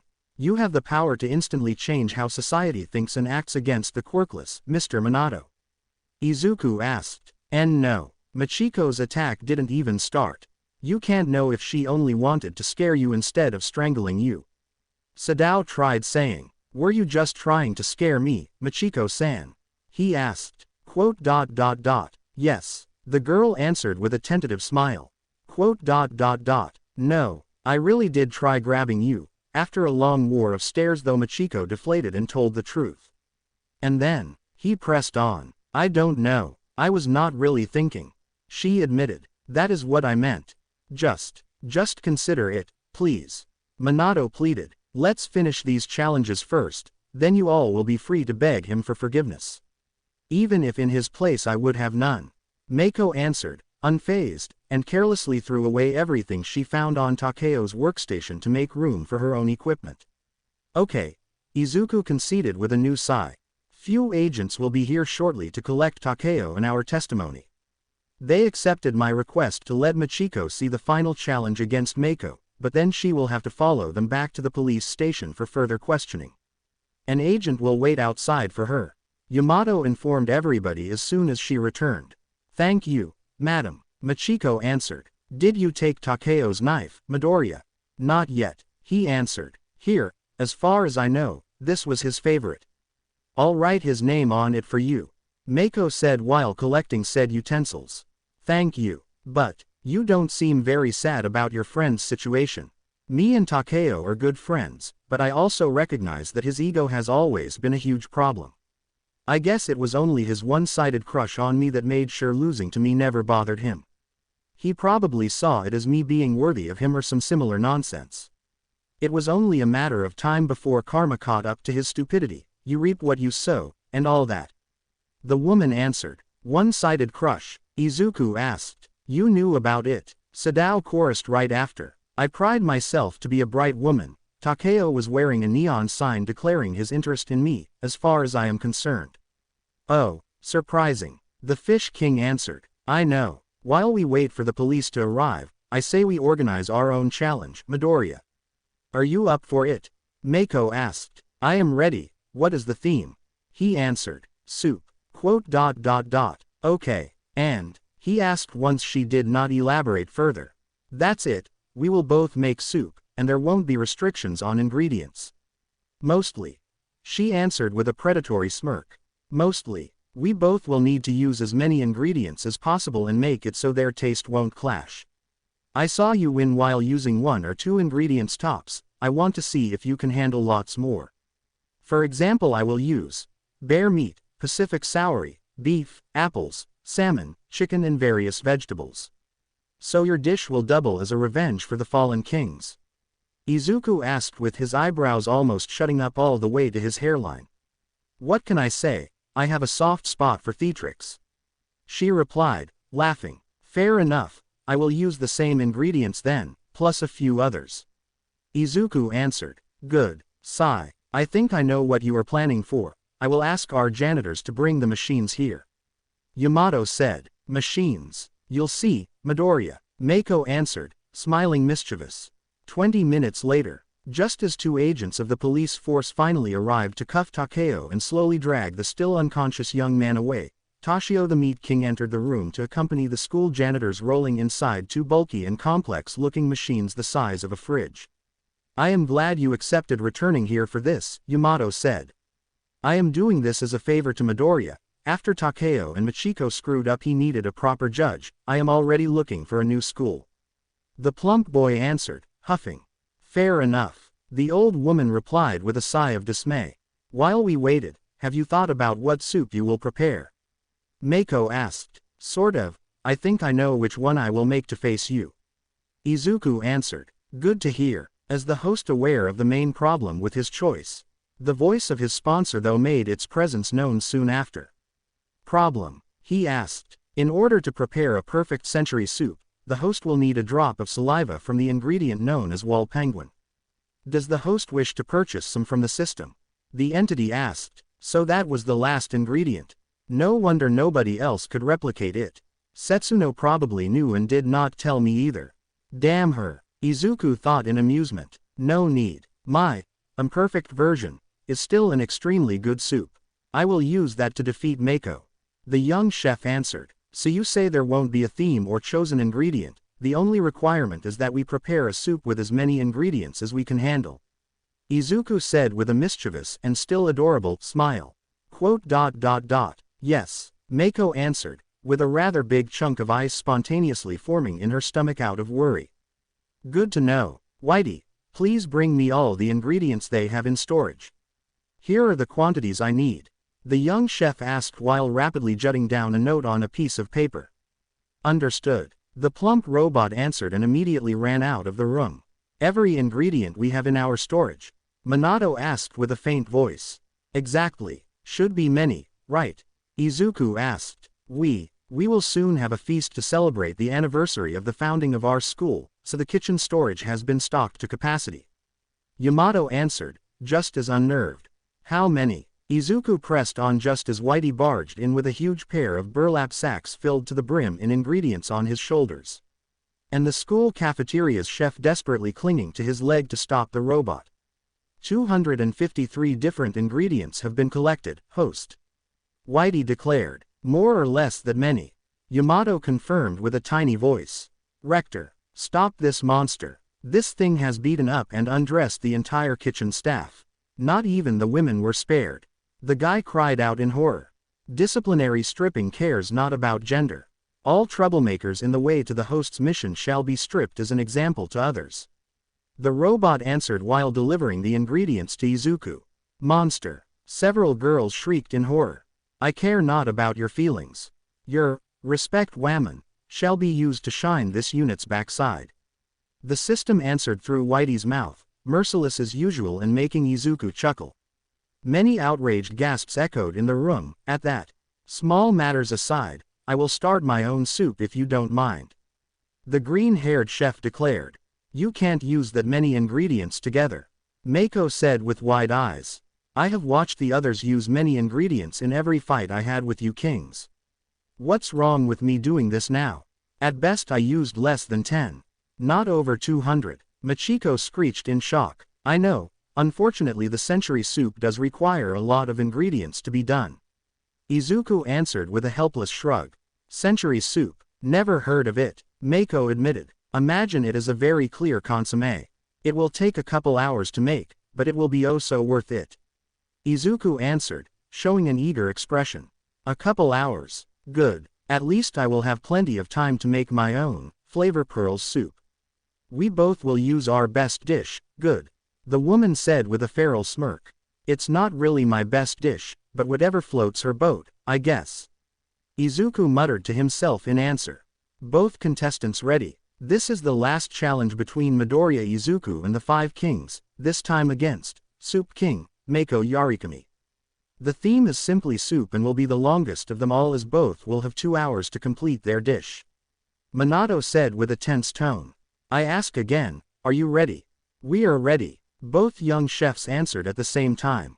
Then, begin. At the signal, both contestants moved at the same time. While Izuku pulled out the biggest pot he could find, Mako was already attacking a fat salmon so fresh it looked still alive. Putting the fat fish on the chopping board, she slashed downward with her customized knife branded with a Noshiki Academy insignia on the handle to fillet and skin the salmon at high speed. That is some impressive knife technique, Izuku admitted. He had instead started with the beef and bear meat, cleaning both at high speed and then seasoning them. That's not the only thing I am impressive at. Now you'll see why I remained the first king ever since I was selected.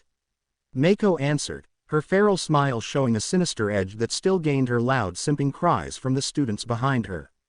Those guys are hopeless, Izuku commented with a sigh as his knife moved in a burst of speed that gave the illusion of 3 blades chopping down at the same time and slicing the celery he was working with into thin stripes in an instant.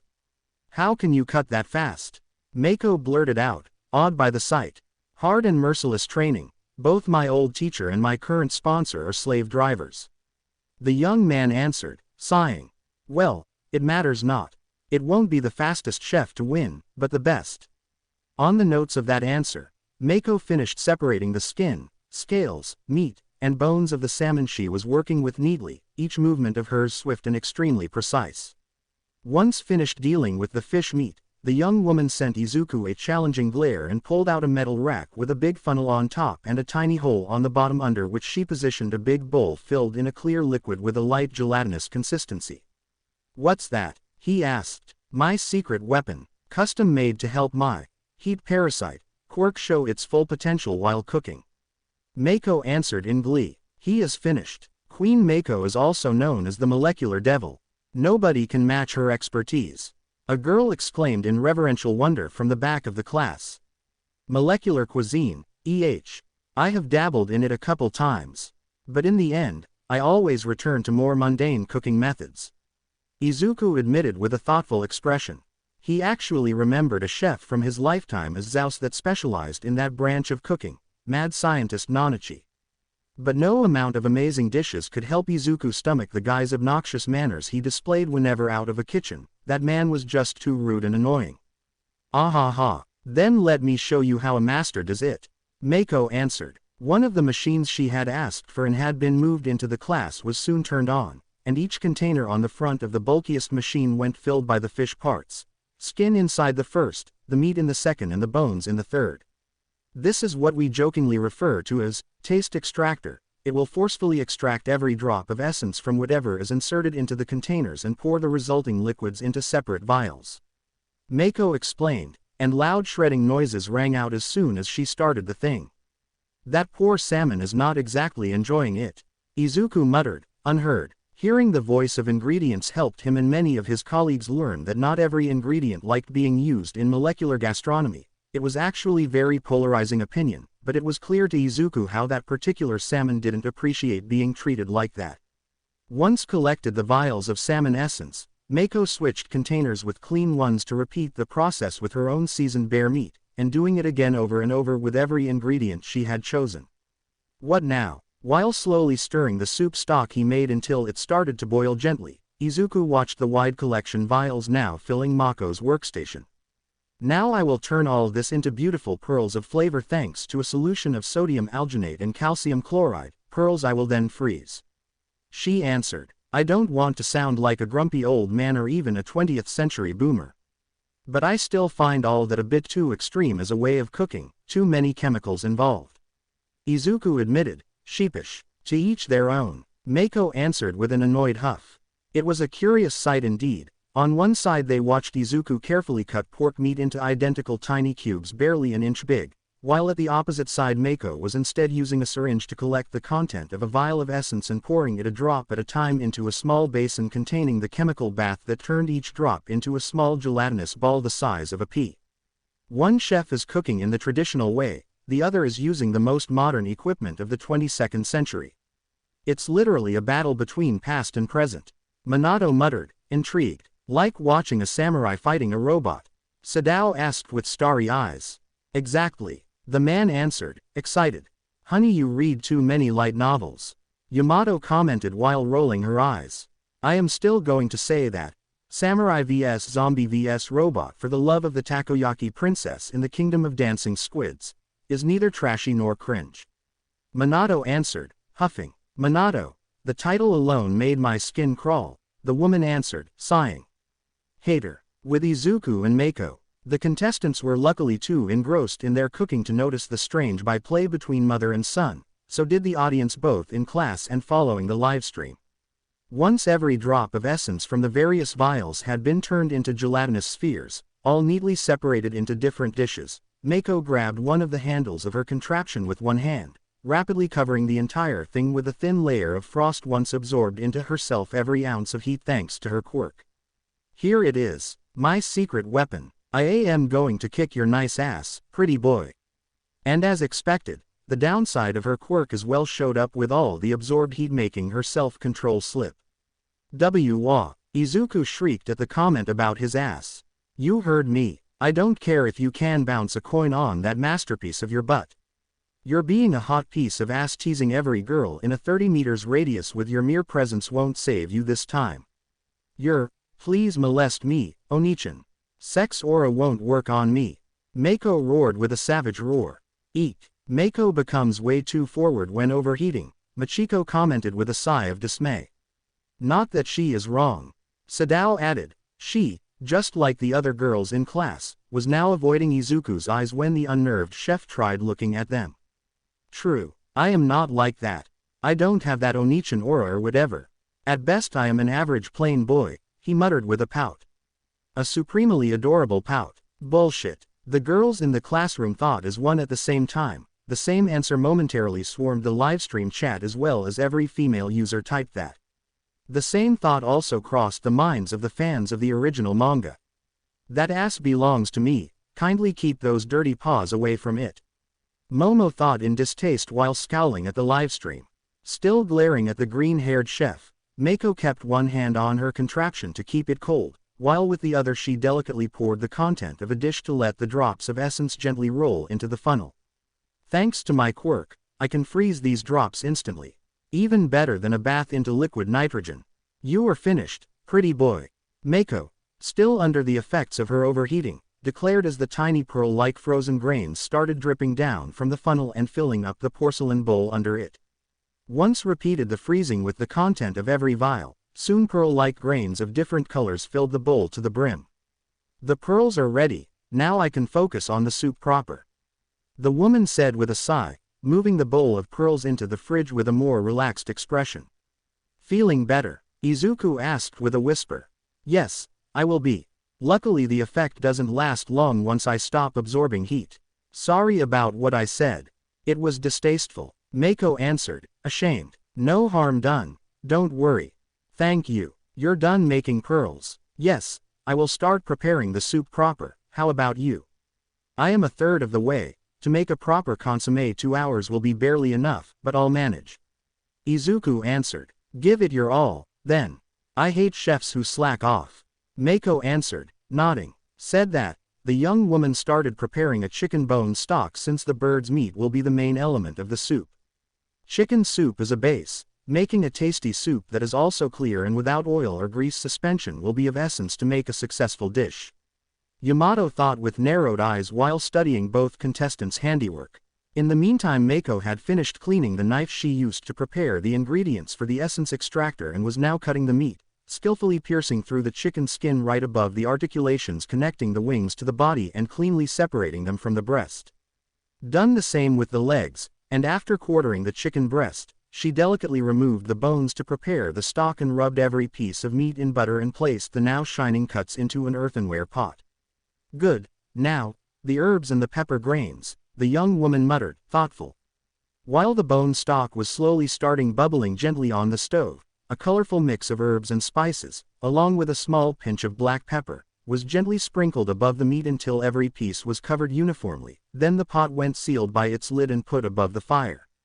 Having now her hands momentarily free of work, she moved a bit closer to see what Izuku was doing. This century soup? She asked. Yes, he answered while removing the last traces of scum floating to the surface of the meat he was blanching, meat that went then added to the main pot boiling at low flame. Do you really need all those ingredients to make it? Yes. To be fair, though, a proper century soup should be left boiling for up to 10 hours, but with the ingredients I am using, 2 hours will suffice. Izuku answered. Is it a very complex dish then? She asked while peering into the bubbling pot. Very. I might lack a key ingredient that is still fermenting back in my personal kitchen, but I have experimented enough with this recipe to know how to cover for most of this problem. This I am preparing is what I call proto-century soup, but done here I plan to make the real one back at my restaurant. 10 hours even. Impressive. Quote, impressive and a slog to prepare. Of course the original recipe requires many hours to be done. The ingredients needed are so out of ordinary compared to the ones of this world that it's not a surprise the requirements are just as crazy. The green-haired young man mentally added with a sigh. Ah, you said that the missing ingredient is still fermenting. What's that? Mako asked, curious. Homemade aromatic vinegar. Secret recipe. Izuku answered with a cheeky wink, and using the lie suggested by the system. So you are fighting me with an imperfect soup? Mako asked with narrowed eyes. Imperfect implies it will be a bad soup. I am preparing a different version of the original dish, please don't insult it.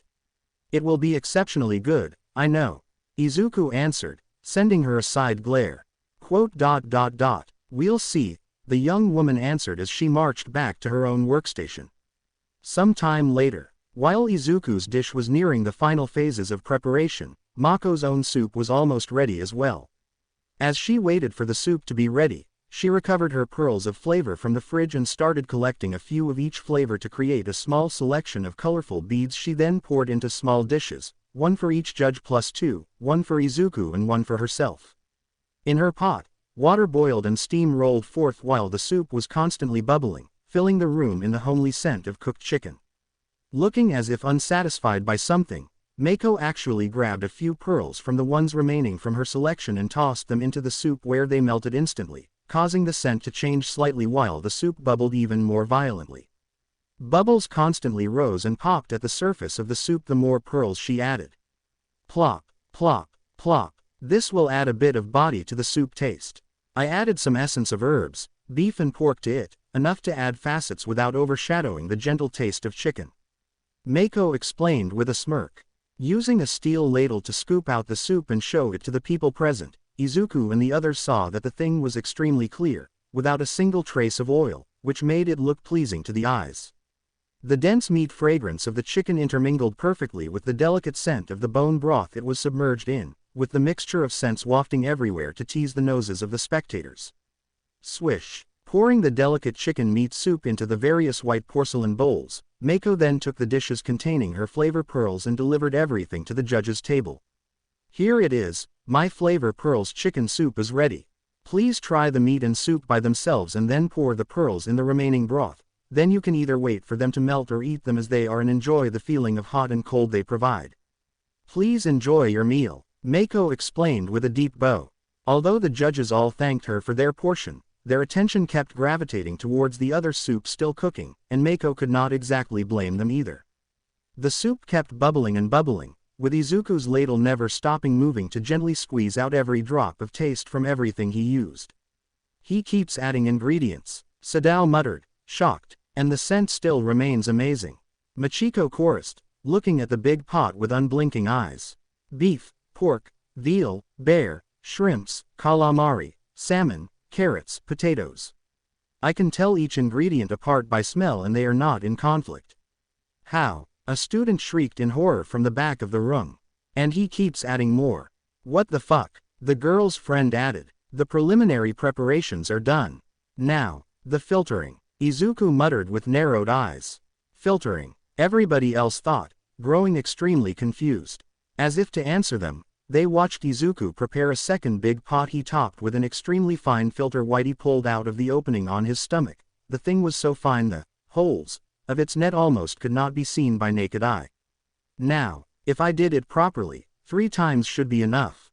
And I will only need to make it finish cooking for a couple minutes more after that to be done. Izuku muttered while pouring the entire content of the first pot into the second once removed the cooked ingredients from it. Why filtering it? To make sure the broth is extra clear. Minato muttered, unsure. Maybe he wants to avoid any particles to float in it. Yamato answered while watching Izuku clean the first pot thoroughly to repeat the filtering a second time with a brand new and even finer filter. When the third round of filtering happened though, every whisper died down abruptly to let absolute silence take over, because nobody could comprehend what they were actually seeing. The soup that poured down from the filter now was absolutely invisible. Clearer than water, transparent to the point of absurdity, a soup they could hear sloshing about in the pot, but that they were unable to see. Perfectly done, Izuku declared with an elated smile. How? Mako demanded. It's part of the recipe. Unfortunately I lack the ingredients to finish it properly, so the 99.9% version will have to do this time. He answered. He honestly could not tell them the missing ingredient came from an animal of another world. While you finish your preparations, we will start judging Mako's soup. Minato said. Please go ahead, I will be done in a minute. Izuku answered, nodding. Good, let's see. This soup does look delicious. Yamato admitted, sounding extremely impressed. Mako's dish could only be described as beautiful, a soup with enchanting color and luster. Under the light of the room, the dish seemed to be as dazzling as a starry sky with the clear soup emitting an enchanting fragrance as steam rose from the surface of the bowl, constantly rolling around and scattering. The soup was clear with a light yellow tinge to it, and the tiny grains in the small bowl next to it looked like small pearls emitting a hazy luster when light shone onto them. The meat had been cooked a little by itself before being cut into small round slices. Mako then added to the soup, just enough for the butter and the mixture of herbs and spices to properly enrich its taste. Not being fully cooked in the broth also meant that the meat did not break apart once scooped up with the spoon. It was a warm taste that gently warmed the heart of the eater, with the buttery soft pieces of meat giving further body to the dish. Simply wonderful, Yamato declared with a proud tone. Just by sight, this soup has already exceeded every expectation we had, but now is time to see if the taste too was a success. Minato declared, I am confident in my dish, I promise you won't be disappointed. Mako answered while puffing out her chest in pride. I know I won't be, I know you well. Yamato answered, she was the first to taste the dish. When the judges took their first mouthful of soup, the look in their eyes changed from sharp and focused into a more relaxed expression, as if reminiscing few fond memories of days long past. In the next moment, they constantly moved their spoons, scooping more and more spoonfuls to their mouths with an eager expression. Try the pearls too, those are a wonder of molecular cuisine. Mako suggested with a smirk oozing unbearable amounts of pride as she pointed at the small dish of pearls next to the soup plate. Ah, I remember your pearls. Pure taste and essence condensed into minuscule bombs of flavor. Yamato answered, eagerly collecting a few pearls of each color in her spoon. She then briefly dipped into the soup before eating them. When the essence grains entered her mouth, their cold shell formed a sharp contrast with the hot soup that further highlighted their taste. These essence grains were frozen, and the cooling sensation when they entered the mouth together with the warm soup made the judges risk swallowing their tongue in their haste to eat more as soon as the grains taste mixed with the broths. Salmon tastes in chicken soup, it's a surprise the two don't clash. Is it because of their being spheres? Sadao admitted. What she did, spherification, changed the flavor of the ingredients, didn't it? Izuku answered. Pretty much. It is still a chemical reaction. Not every ingredient can take it and maintain 100% of their original flavor. In this case it helped because it took away some edge to the salmon taste, enough for it to work with a bone broth base. Mako said, "You still took a daring gamble. You have been doing this since the beginning, don't be a hypocrite." She answered, "Touché," he admitted with an amused chuckle. It was indeed surprising. The pearls were good eaten alone as well, actually refreshing the palate after eating the warm soup. Simply amazing, Minato declared with a wide smile. Mako-chan has a bit of an attitude, but she does make awesome soups. Sadao added, "Never was a lover of soups, but this was admittedly nice to eat, I guess." Machiko said with a shrug, "I don't really like watching meat get destroyed and transformed like that, but it was good all the same. I just wish Takeo was here to taste it too." Toshio said with a sigh. Takeo had a choice in taking the defeat with dignity or even making a fool of himself and whining about it. He instead chose to attack somebody in blind fury to avenge his wounded pride like a common hooligan, and assault is a crime. Yamato answered, scowling, "It is still so surprising to hear you say that.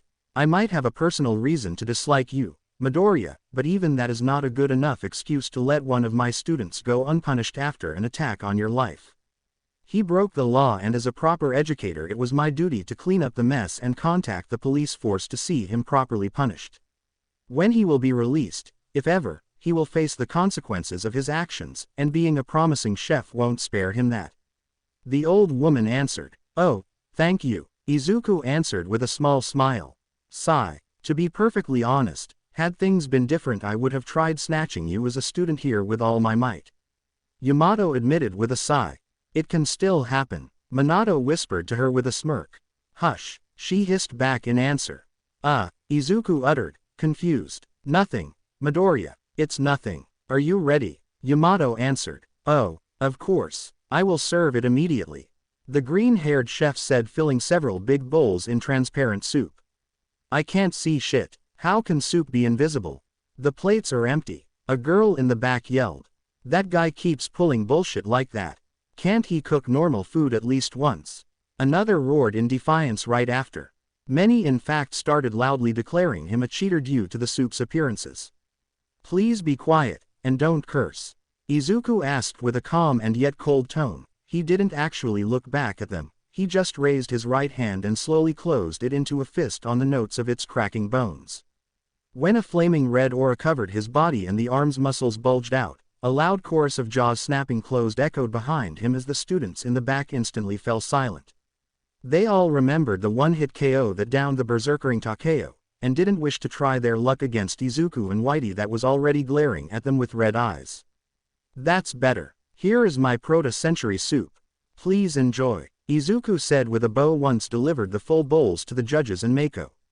"And one for myself too," he then poured a bowl for himself to enjoy. I don't actually know how to judge this," Minato admitted with an unnerved tone. "I mean, it is a clear soup, and it does smell nice." Toshio muttered, puzzled. "Is this edible?" "He used so many ingredients," Machiko added. "Taste it and you'll see. It came out pretty nice, if I can say so myself," he answered while eating. "Taste it," he says. "How can a soup so transparent have any taste, I wonder?" Mako muttered unsure while studying the spoon in her hand. If not for the fact she felt its weight on the spoon and heard it fall back into the bowl once poured it back in, she would actually believe there was nothing in her plate. But even the sound the soup made whenever she stirred it with her spoon was abnormal. It sounded too crisp, too clean. The scent is hard to describe. While gentle and delicate, at times you feel the meat, at others the fish and then the vegetables. The former Meat King commented. "And yet there is nothing here. Clear like crystal," Sadao answered. I wonder how you would react to the small aurora a proper century soup generates above the plate. That is the hard part to explain. Izuku thought while rolling his eyes, and coming up with at least 100 different ingredients from the gourmet world out of the top of his head that would blow their minds way harder than the soup he made. Please taste it before it gets cold, he begged. Right, let's see what you did, Mako answered, shoving a big spoonful of the thing in her mouth all at once. Munch. Ah, I bit into it. The flavor almost felt solid, like biting onto a giant steak. Mako thought in shock as her entire being went assaulted by the soup's true taste. She could see it actually. Hundreds of cows resting in an endless grass field and peacefully basking in the sun with her sitting among them. Then the flavor changed. The salmon, the Shadowy. Mako was now deep into the bottomless sea as giant schools of fishes swam all around her. The flavor changed again. She saw a giant field bustling in vegetables, all juicy and ripe and with the warm and earthy scent of watered soil permeating the air. And the taste changed again. The squid meat, and again, the pork meat, and again, shrimps, and again, and again, and again. Each bite, each spoonful had a different taste. Always changing, always transforming. The judges too were drowning in that taste, just as odd as Mako was. The bear meat, the plump meat king muttered with teary eyes as he once again came face to face with the same bear of his own challenge, right in the middle of the animal's beloved woods, but this time he didn't feel hostility, as if the female bear had already forgiven him, making weep harder. The Shadowy's fat and meat in this soup taste so good. Shadow moaned in bliss while still playing around with those fishes in her own little fantasy. Quote. Apples and roses again. He is twisting the knife in the wound, Machiko muttered while eating her bowl of soup. She too was crying faintly.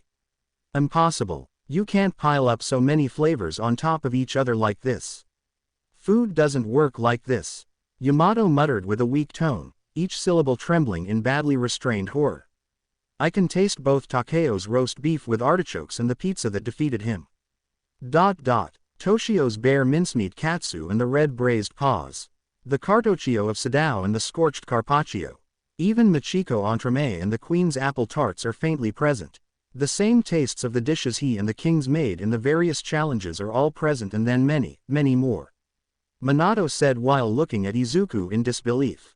The century soup is not just a dish, is a testament of the greatest ingredients of the current century and a thank you to the ingredients of old. A taste both ancient and fresh and pretty much a complete full-course menu condensed in a single dish. My only regret is that this is the incomplete version, unable to showcase the full scope of its taste. But I plan to make it properly and add it to my restaurant menu. Izuku explained. The revelation that the proper version of the soup could be leagues better still in taste threw the entire room into a deep silence of disbelief. Analysis. Host Izuku can add the century soup to the menu, but will still be forced to purchase the wall penguin saliva as an extra until he reaches level 3. Then the ingredient will instead be stocked like every other condiment. The system answered. Fair enough, he thought in answer. Mako in the meantime had finished her plate of soup and had fallen on her knees with the spoon still in her mouth. The dish taste had kept changing again and again until she lost count, and every time becoming more delicious still, beyond her comprehension. How? She asked with a faint voice. Years of trial and error and countless sleepless nights. No superpowers involved, only hard work. Izuku answered, and offered his hand to help her stand back up with a gentle smile. Why does everything you make taste this good? Mako asked once back on her feet. Lots of love for the ingredients, perhaps. I too can't really explain it, he answered, shy. I think I understand, Mako answered. It was simply amazing. I feel no shame in admitting it. We will now proceed to vote. There is no need, Mr. Minato. Mako interrupted him with a sad smile. To the other's surprise, she took one of her knives and wrote her name on the blade. She then grabbed Izuku's hands and gently closed them around the handle, with her hands covering his. I have never met anybody with such skills before. You may have hidden it well, but I can tell. This wasn't even the tip of the iceberg of what you can do. And it's amazing, Mako declared with a tiny smile. Thank you, Izuku answered, uncertain. The girl was still holding his hands in hers. No, the numerous male simps in the room cried in horror at seeing the green-haired young man, Cook them all, at the same time with a bowl of soup. And while the livestream chat looked ready to explode with all the messages of the Izuku shippers flooding it, the students of Class 1A stood in fear-induced absolute silence once seen Momo clench her phone so hard in her hands the thing snapped in two. She was clearly against watching some random bimbo make doe eyes to her boyfriend, especially with lots of strangers even endorsing it. How dare she? The hero student roared in her head. Back to Inoshiki Academy. I have a girlfriend, you know. Izuku tried saying once his hands were freed from their warm prison. I don't mind sharing, and I am sure you won't either. Mako answered with a mischievous smile. And what about? Your girlfriend will come around, eventually. She won't have a choice. She answered, unaware that Momo did hear that shameless claim from Mina's phone, and besides almost snapping in half that phone too, a feral roar did escape her, making even Aizawa dive for cover once heard that. I can't accept, he tried saying. Hoo. Sooner or later, you will. I am a patient woman, and one day I will drink you up.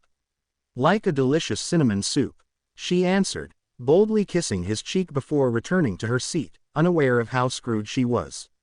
Ua University. Dormitories, common room.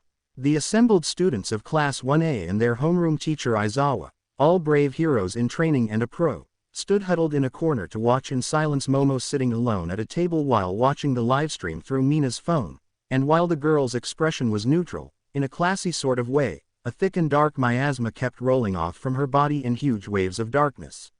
This can't continue, Aizawa said. Yeah, please teacher, do something. Toru begged. Don't worry, I have a plan, the pro-hero Eraserhead answered with narrowed eyes, making the students cheer silently for their brave teacher. Here goes nothing. Bakugo, go talk to her. The teacher then said. Why me? Katsuki answered with a low, whispered shriek. You are the top dog, right? Yeah, I am the top dog, not the sacrificial lamb. Send the grape-headed moron, nobody will miss him if she tears him in half. The blonde punk replied. Mineta already escaped, Aizawa answered. Fucking useless midget. Todoroki. The pro-hero tried asking. I am the class cooter, not the student with suicidal thoughts. Shoto answered. I'll go, Ochako said with a trembling voice as she rose to her feet. That reminds me, Momo's hissed answer at that made her turn chalk white pale, though. You work with Izuku as his waitress. Meaning that you actually spend more time with him than me. I hope you are not developing feelings for him that will create a love triangle situation that will culminate with me having to share him with you so to not see a dear friend of mine suffer from her broken heart after several chapters of headache-inducing love doubts that will plague everybody involved. Momo asked with utterly soulless eyes drilling a hole in Ochako's head. I won't go, Ochako answered by sitting back down on the floor behind the couch, the group's chosen hiding spot. Tokiyami, is up to you.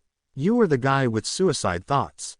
Suyu said. I don't have those. I am the stereotypical goth character. There is a difference. The bird-headed young man answered with wide eyes. Sorry then. Croak. Okay. Plan B, Aizawa declared while whipping out his phone. Mike, I am cashing in that favor. I need you to come here and placate a jealous teenage girlfriend. Fuck, can't I just go fight All for One and his Nomu army alone and naked? No. Be a man, wear a Kevlar vest and come here. Also, bring some gold imperial leaf tea, it should appease the demon long enough for me to talk her into calming down. God damn it, give me 5 minutes to update my last will and I'll be there. Present Mike answered with a defeated sigh. Done, we'll have somebody to bear the brunt of the first explosion and give us an opening to fix this. Aizawa declared with a sigh. What about Shinso? Can't we ask him? Kirishima asked. I tried that already, apparently female fury makes her immune to my quirk. She also did not appreciate my meddling. I've got to remember that if I really join this class of psychos. Shinso answered while adjusting the ice bag over his recently gained black eye. Oh, so that's how you got that. Class 1A is not for pussies, Grapehead is the only anomaly. Katsuki answered. Said that, all of them stood in silence as they waited for Mike to come and save their lives. Back to Izuku, Inoshiki Academy. Sigh. This is the last one, Izuku said once, putting Mako's knife inside the cabinet as well. Should I call my teachers now? Yamato asked. No, there is no need. 5 challenges are more than enough for one day. If I hurry back I will be able to organize the dinner service, so I will save some energy for my job. He answered. I understand. Shall we do it tomorrow then? No need, I don't want to interrupt your lessons. Next week at the same time. Next week. Yes, it's feasible, just enough time to take care of both ingredients and equipment. But, can I add something to the challenge? The old woman answered. What is it? Nothing extreme, just a matter of theme. You want to challenge me and my 4 best teachers, that would be 5 themes. Boiling, steaming, frying, stewing and carving. Is it acceptable to you? It's okay for me. Who will do which? Izuku asked. I will be the one facing you in carving. I will send you a letter detailing the other names tomorrow.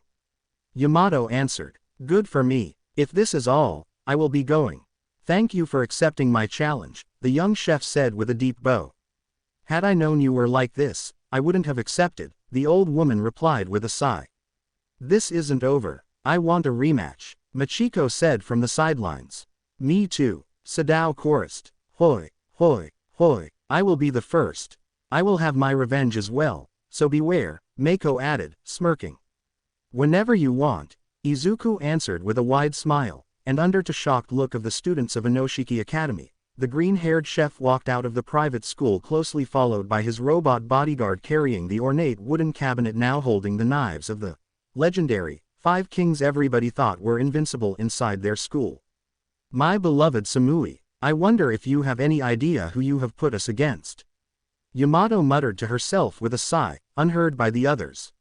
Later that day, park. 1 bus stop down. God, why I had to challenge a school at the opposite side of the city. Izuku said, sighing, while making his way through the park towards the bus stop at the opposite end of the place to catch the second bus that will take him back to his restaurant. Crackle. A loud rumble and a brief flash of light was all the warning he got before a deluge started rattling everything with raindrops the size of golf balls. Look. Thank you, Whitey, Izuku said with a grateful tone as the plump robot promptly pulled an umbrella out of his stomach and opened it above the chef's head. Now safe from the freezing rain, the curious duo made their way through the rapidly emptying park. Awesome. It rains too. Until Izuku saw a tall girl with extremely long hair sitting under a tree while hugging her knees tight to her chest, and judging by her red and puffy eyes, she had been crying for a while. You okay? Izuku asked in worry once near her. Najire blurted out in answer, surprised to see somebody as strange as him near her. A young chef clad in professional uniform accompanied by a tall robot with a big belly was not something one saw every day. I asked you if you were okay. Izuku said again with a warm, gentle smile. I will be, probably. Najire answered, still with downcast eyes. Need an umbrella? He asked while handing her his own, and seemingly uncaring of the rain drenching him completely in a matter of seconds. What about? Look. My helper Whitey is very resourceful. Izuku answered with a grin as a new umbrella appeared in the robot's hand to protect him. Thank you, the girl whispered, grateful, now at least able to walk away from under the tree. That robot, does it mean you are that chef people talk about? The one that challenged a private school for chefs? She asked. Yep, that's me, just finished the first round. Midoriya Izuku, nice to meet you. He answered. Hado Najire, pleasure is mutual. Can I ask what happened? I don't want to talk about it, Najire answered. Fair enough, I won't pry in somebody's personal matters. Goro. A loud thundering sound, similar to a sink getting unclogged, rumbled free from Najire's stomach, and with her face turning bright red the young woman dearly wished for the earth to open under her feet and swallow her whole to hide her shame. On the contrary, though, I would be remiss if I ignore an empty stomach crying for help. Izuku added, smirking, and watching amused as Najire's face did the impossible and turned redder still. Oh, God, the woman groaned in shame while burying her face in her hands. Come along. I am going to my restaurant to start preparations for the dinner rush. I will give you some appetizers to keep you occupied until proper dinner starts. Izuku said, walking forward and motioning her to follow him. I don't. Today's specialties are beef Wellington, takoyaki, katsudon and oden, and today's special desserts are angel fruit cake and soccer tort. Or else you can choose from the traditional menu. I added the dishes I prepared during my challenges in Inoshiki Academy as well. Izuku answered, mercilessly, without turning to look at her. Gui. What came from Nijire's stomach in answer could only be described as the whimper of a dying animal. Wait for me. She finally caved in and followed him to the bus stop. The ride towards Green Cloud Restaurant was silent, with Izuku and Whitey standing and clinging to the bus railing while Nijire sat nearby, the girl silently appreciating the chef not pushing further to know what was wrong with her. Last thing she felt she needed was somebody using her sadness as an opening to flirt with her. Green Cloud Restaurant. Once arrived, she watched as Izuku rapidly unlocked the door to let her in while he himself opened the drapes and turned on the lights. Take a table you like, I will be with you in a moment with a light snack. Soon it will be dinner time and I don't want to spoil your appetite. Thank you, Nijire answered, watching him disappear inside the kitchen while she sat at the table under one of the small trees at the very end of the restaurant, near the small window connecting the two rooms. You have a dog? She asked, trying to strike a conversation after a few minutes of awkward silence. You mean Blackie? Yes, he is my guard dog, a very amazing one. She heard him answer. I can tell he knows that, she answered, surprised to see a very human-like smirk appear on the dog's face at the praise. Both the girl and dog were resting under the same tree, and Nijire could guess why the animal didn't seem willing to leave once she sat at that table. For some reason sitting there was making her feel calm, relaxed and safe, in a sense. The restaurant, she surmised, was clearly the young man's pride and joy, just by looking at how spotless it was and at the insane amount of dishes carved in the 4 tall wooden tablets by the door. She could feel the love the green-haired chef put in his job. The room possessed a very welcoming feeling, and with the ample windows showing the storm raging outside in all its merciless glory, Nijire felt even more glad she was safely inside, even if she also felt awkward at seeing the scarce people running by look at her in envy while they braved the freezing cold downpour.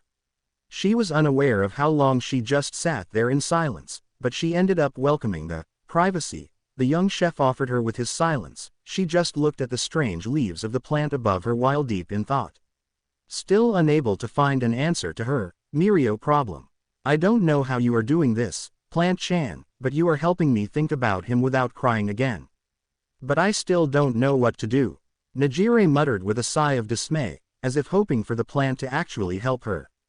If you are wondering, those plants are called soul-appeasing trees. My sponsor got them from a Chinese botanist. My guess is that the guy named them like this because he likes wuxia too much. Izuku explained once, finally surfacing from the kitchen to present her a small tray with steamed buns on it. So they really help people relax? Nijire asked with a tiny smile finally resurfacing. Pretty much, it's their quirk, shall we say. Here, Bowsy, steamed pork buns. Izuku proudly declared. Ooh, luckily I had made some in advance, so I only needed to cook them. Please enjoy. He explained. In truth those were supposed to be his snack, but he decided to sacrifice them to help an empty stomach in need. Luckily he did not add the usual insane quantity of chili he normally added to his personal portions. Thank you, she answered, grateful. It's good. Then came a happy squeal as soon as she gave one a bite. The wrapping, while thick, was as soft and fluffy as a cloud. The pork filling instead was flavorful and with just the right amount of chili spices to tingle the nose and perfectly frame the meat flavor. Hoo. I am glad you like them, Izuku answered, amused, and watched her wolf down the buns at insane speed. Wow, somebody was hungry, he then said. Yeah, I missed lunch altogether since. Nijire had started answering with a wide smile while still eating, until she remembered why she was alone in that park crying her eyes out. She now just sat there looking at the last and half-eaten Bowsy still in her hand. You don't have to tell me anything. But you can stay here as much as you want, or at least until it stops raining. Izuku offered with a kind smile, and simply collected her empty dish to take it back to the kitchen. When the chef was halfway to the door, he heard her mutter something. Yes, I argued with my boyfriend. I am sure things will get back to normal soon. A moment of disagreement happens to everybody. He answered. Not this time, Najire answered, sighing in dismay. We all think that, but you two will soon make peace, just you why. I am tired of waiting. Najire roared while slamming both fists on the table. Eek, troublemaker, cease making a scene or you will be punished.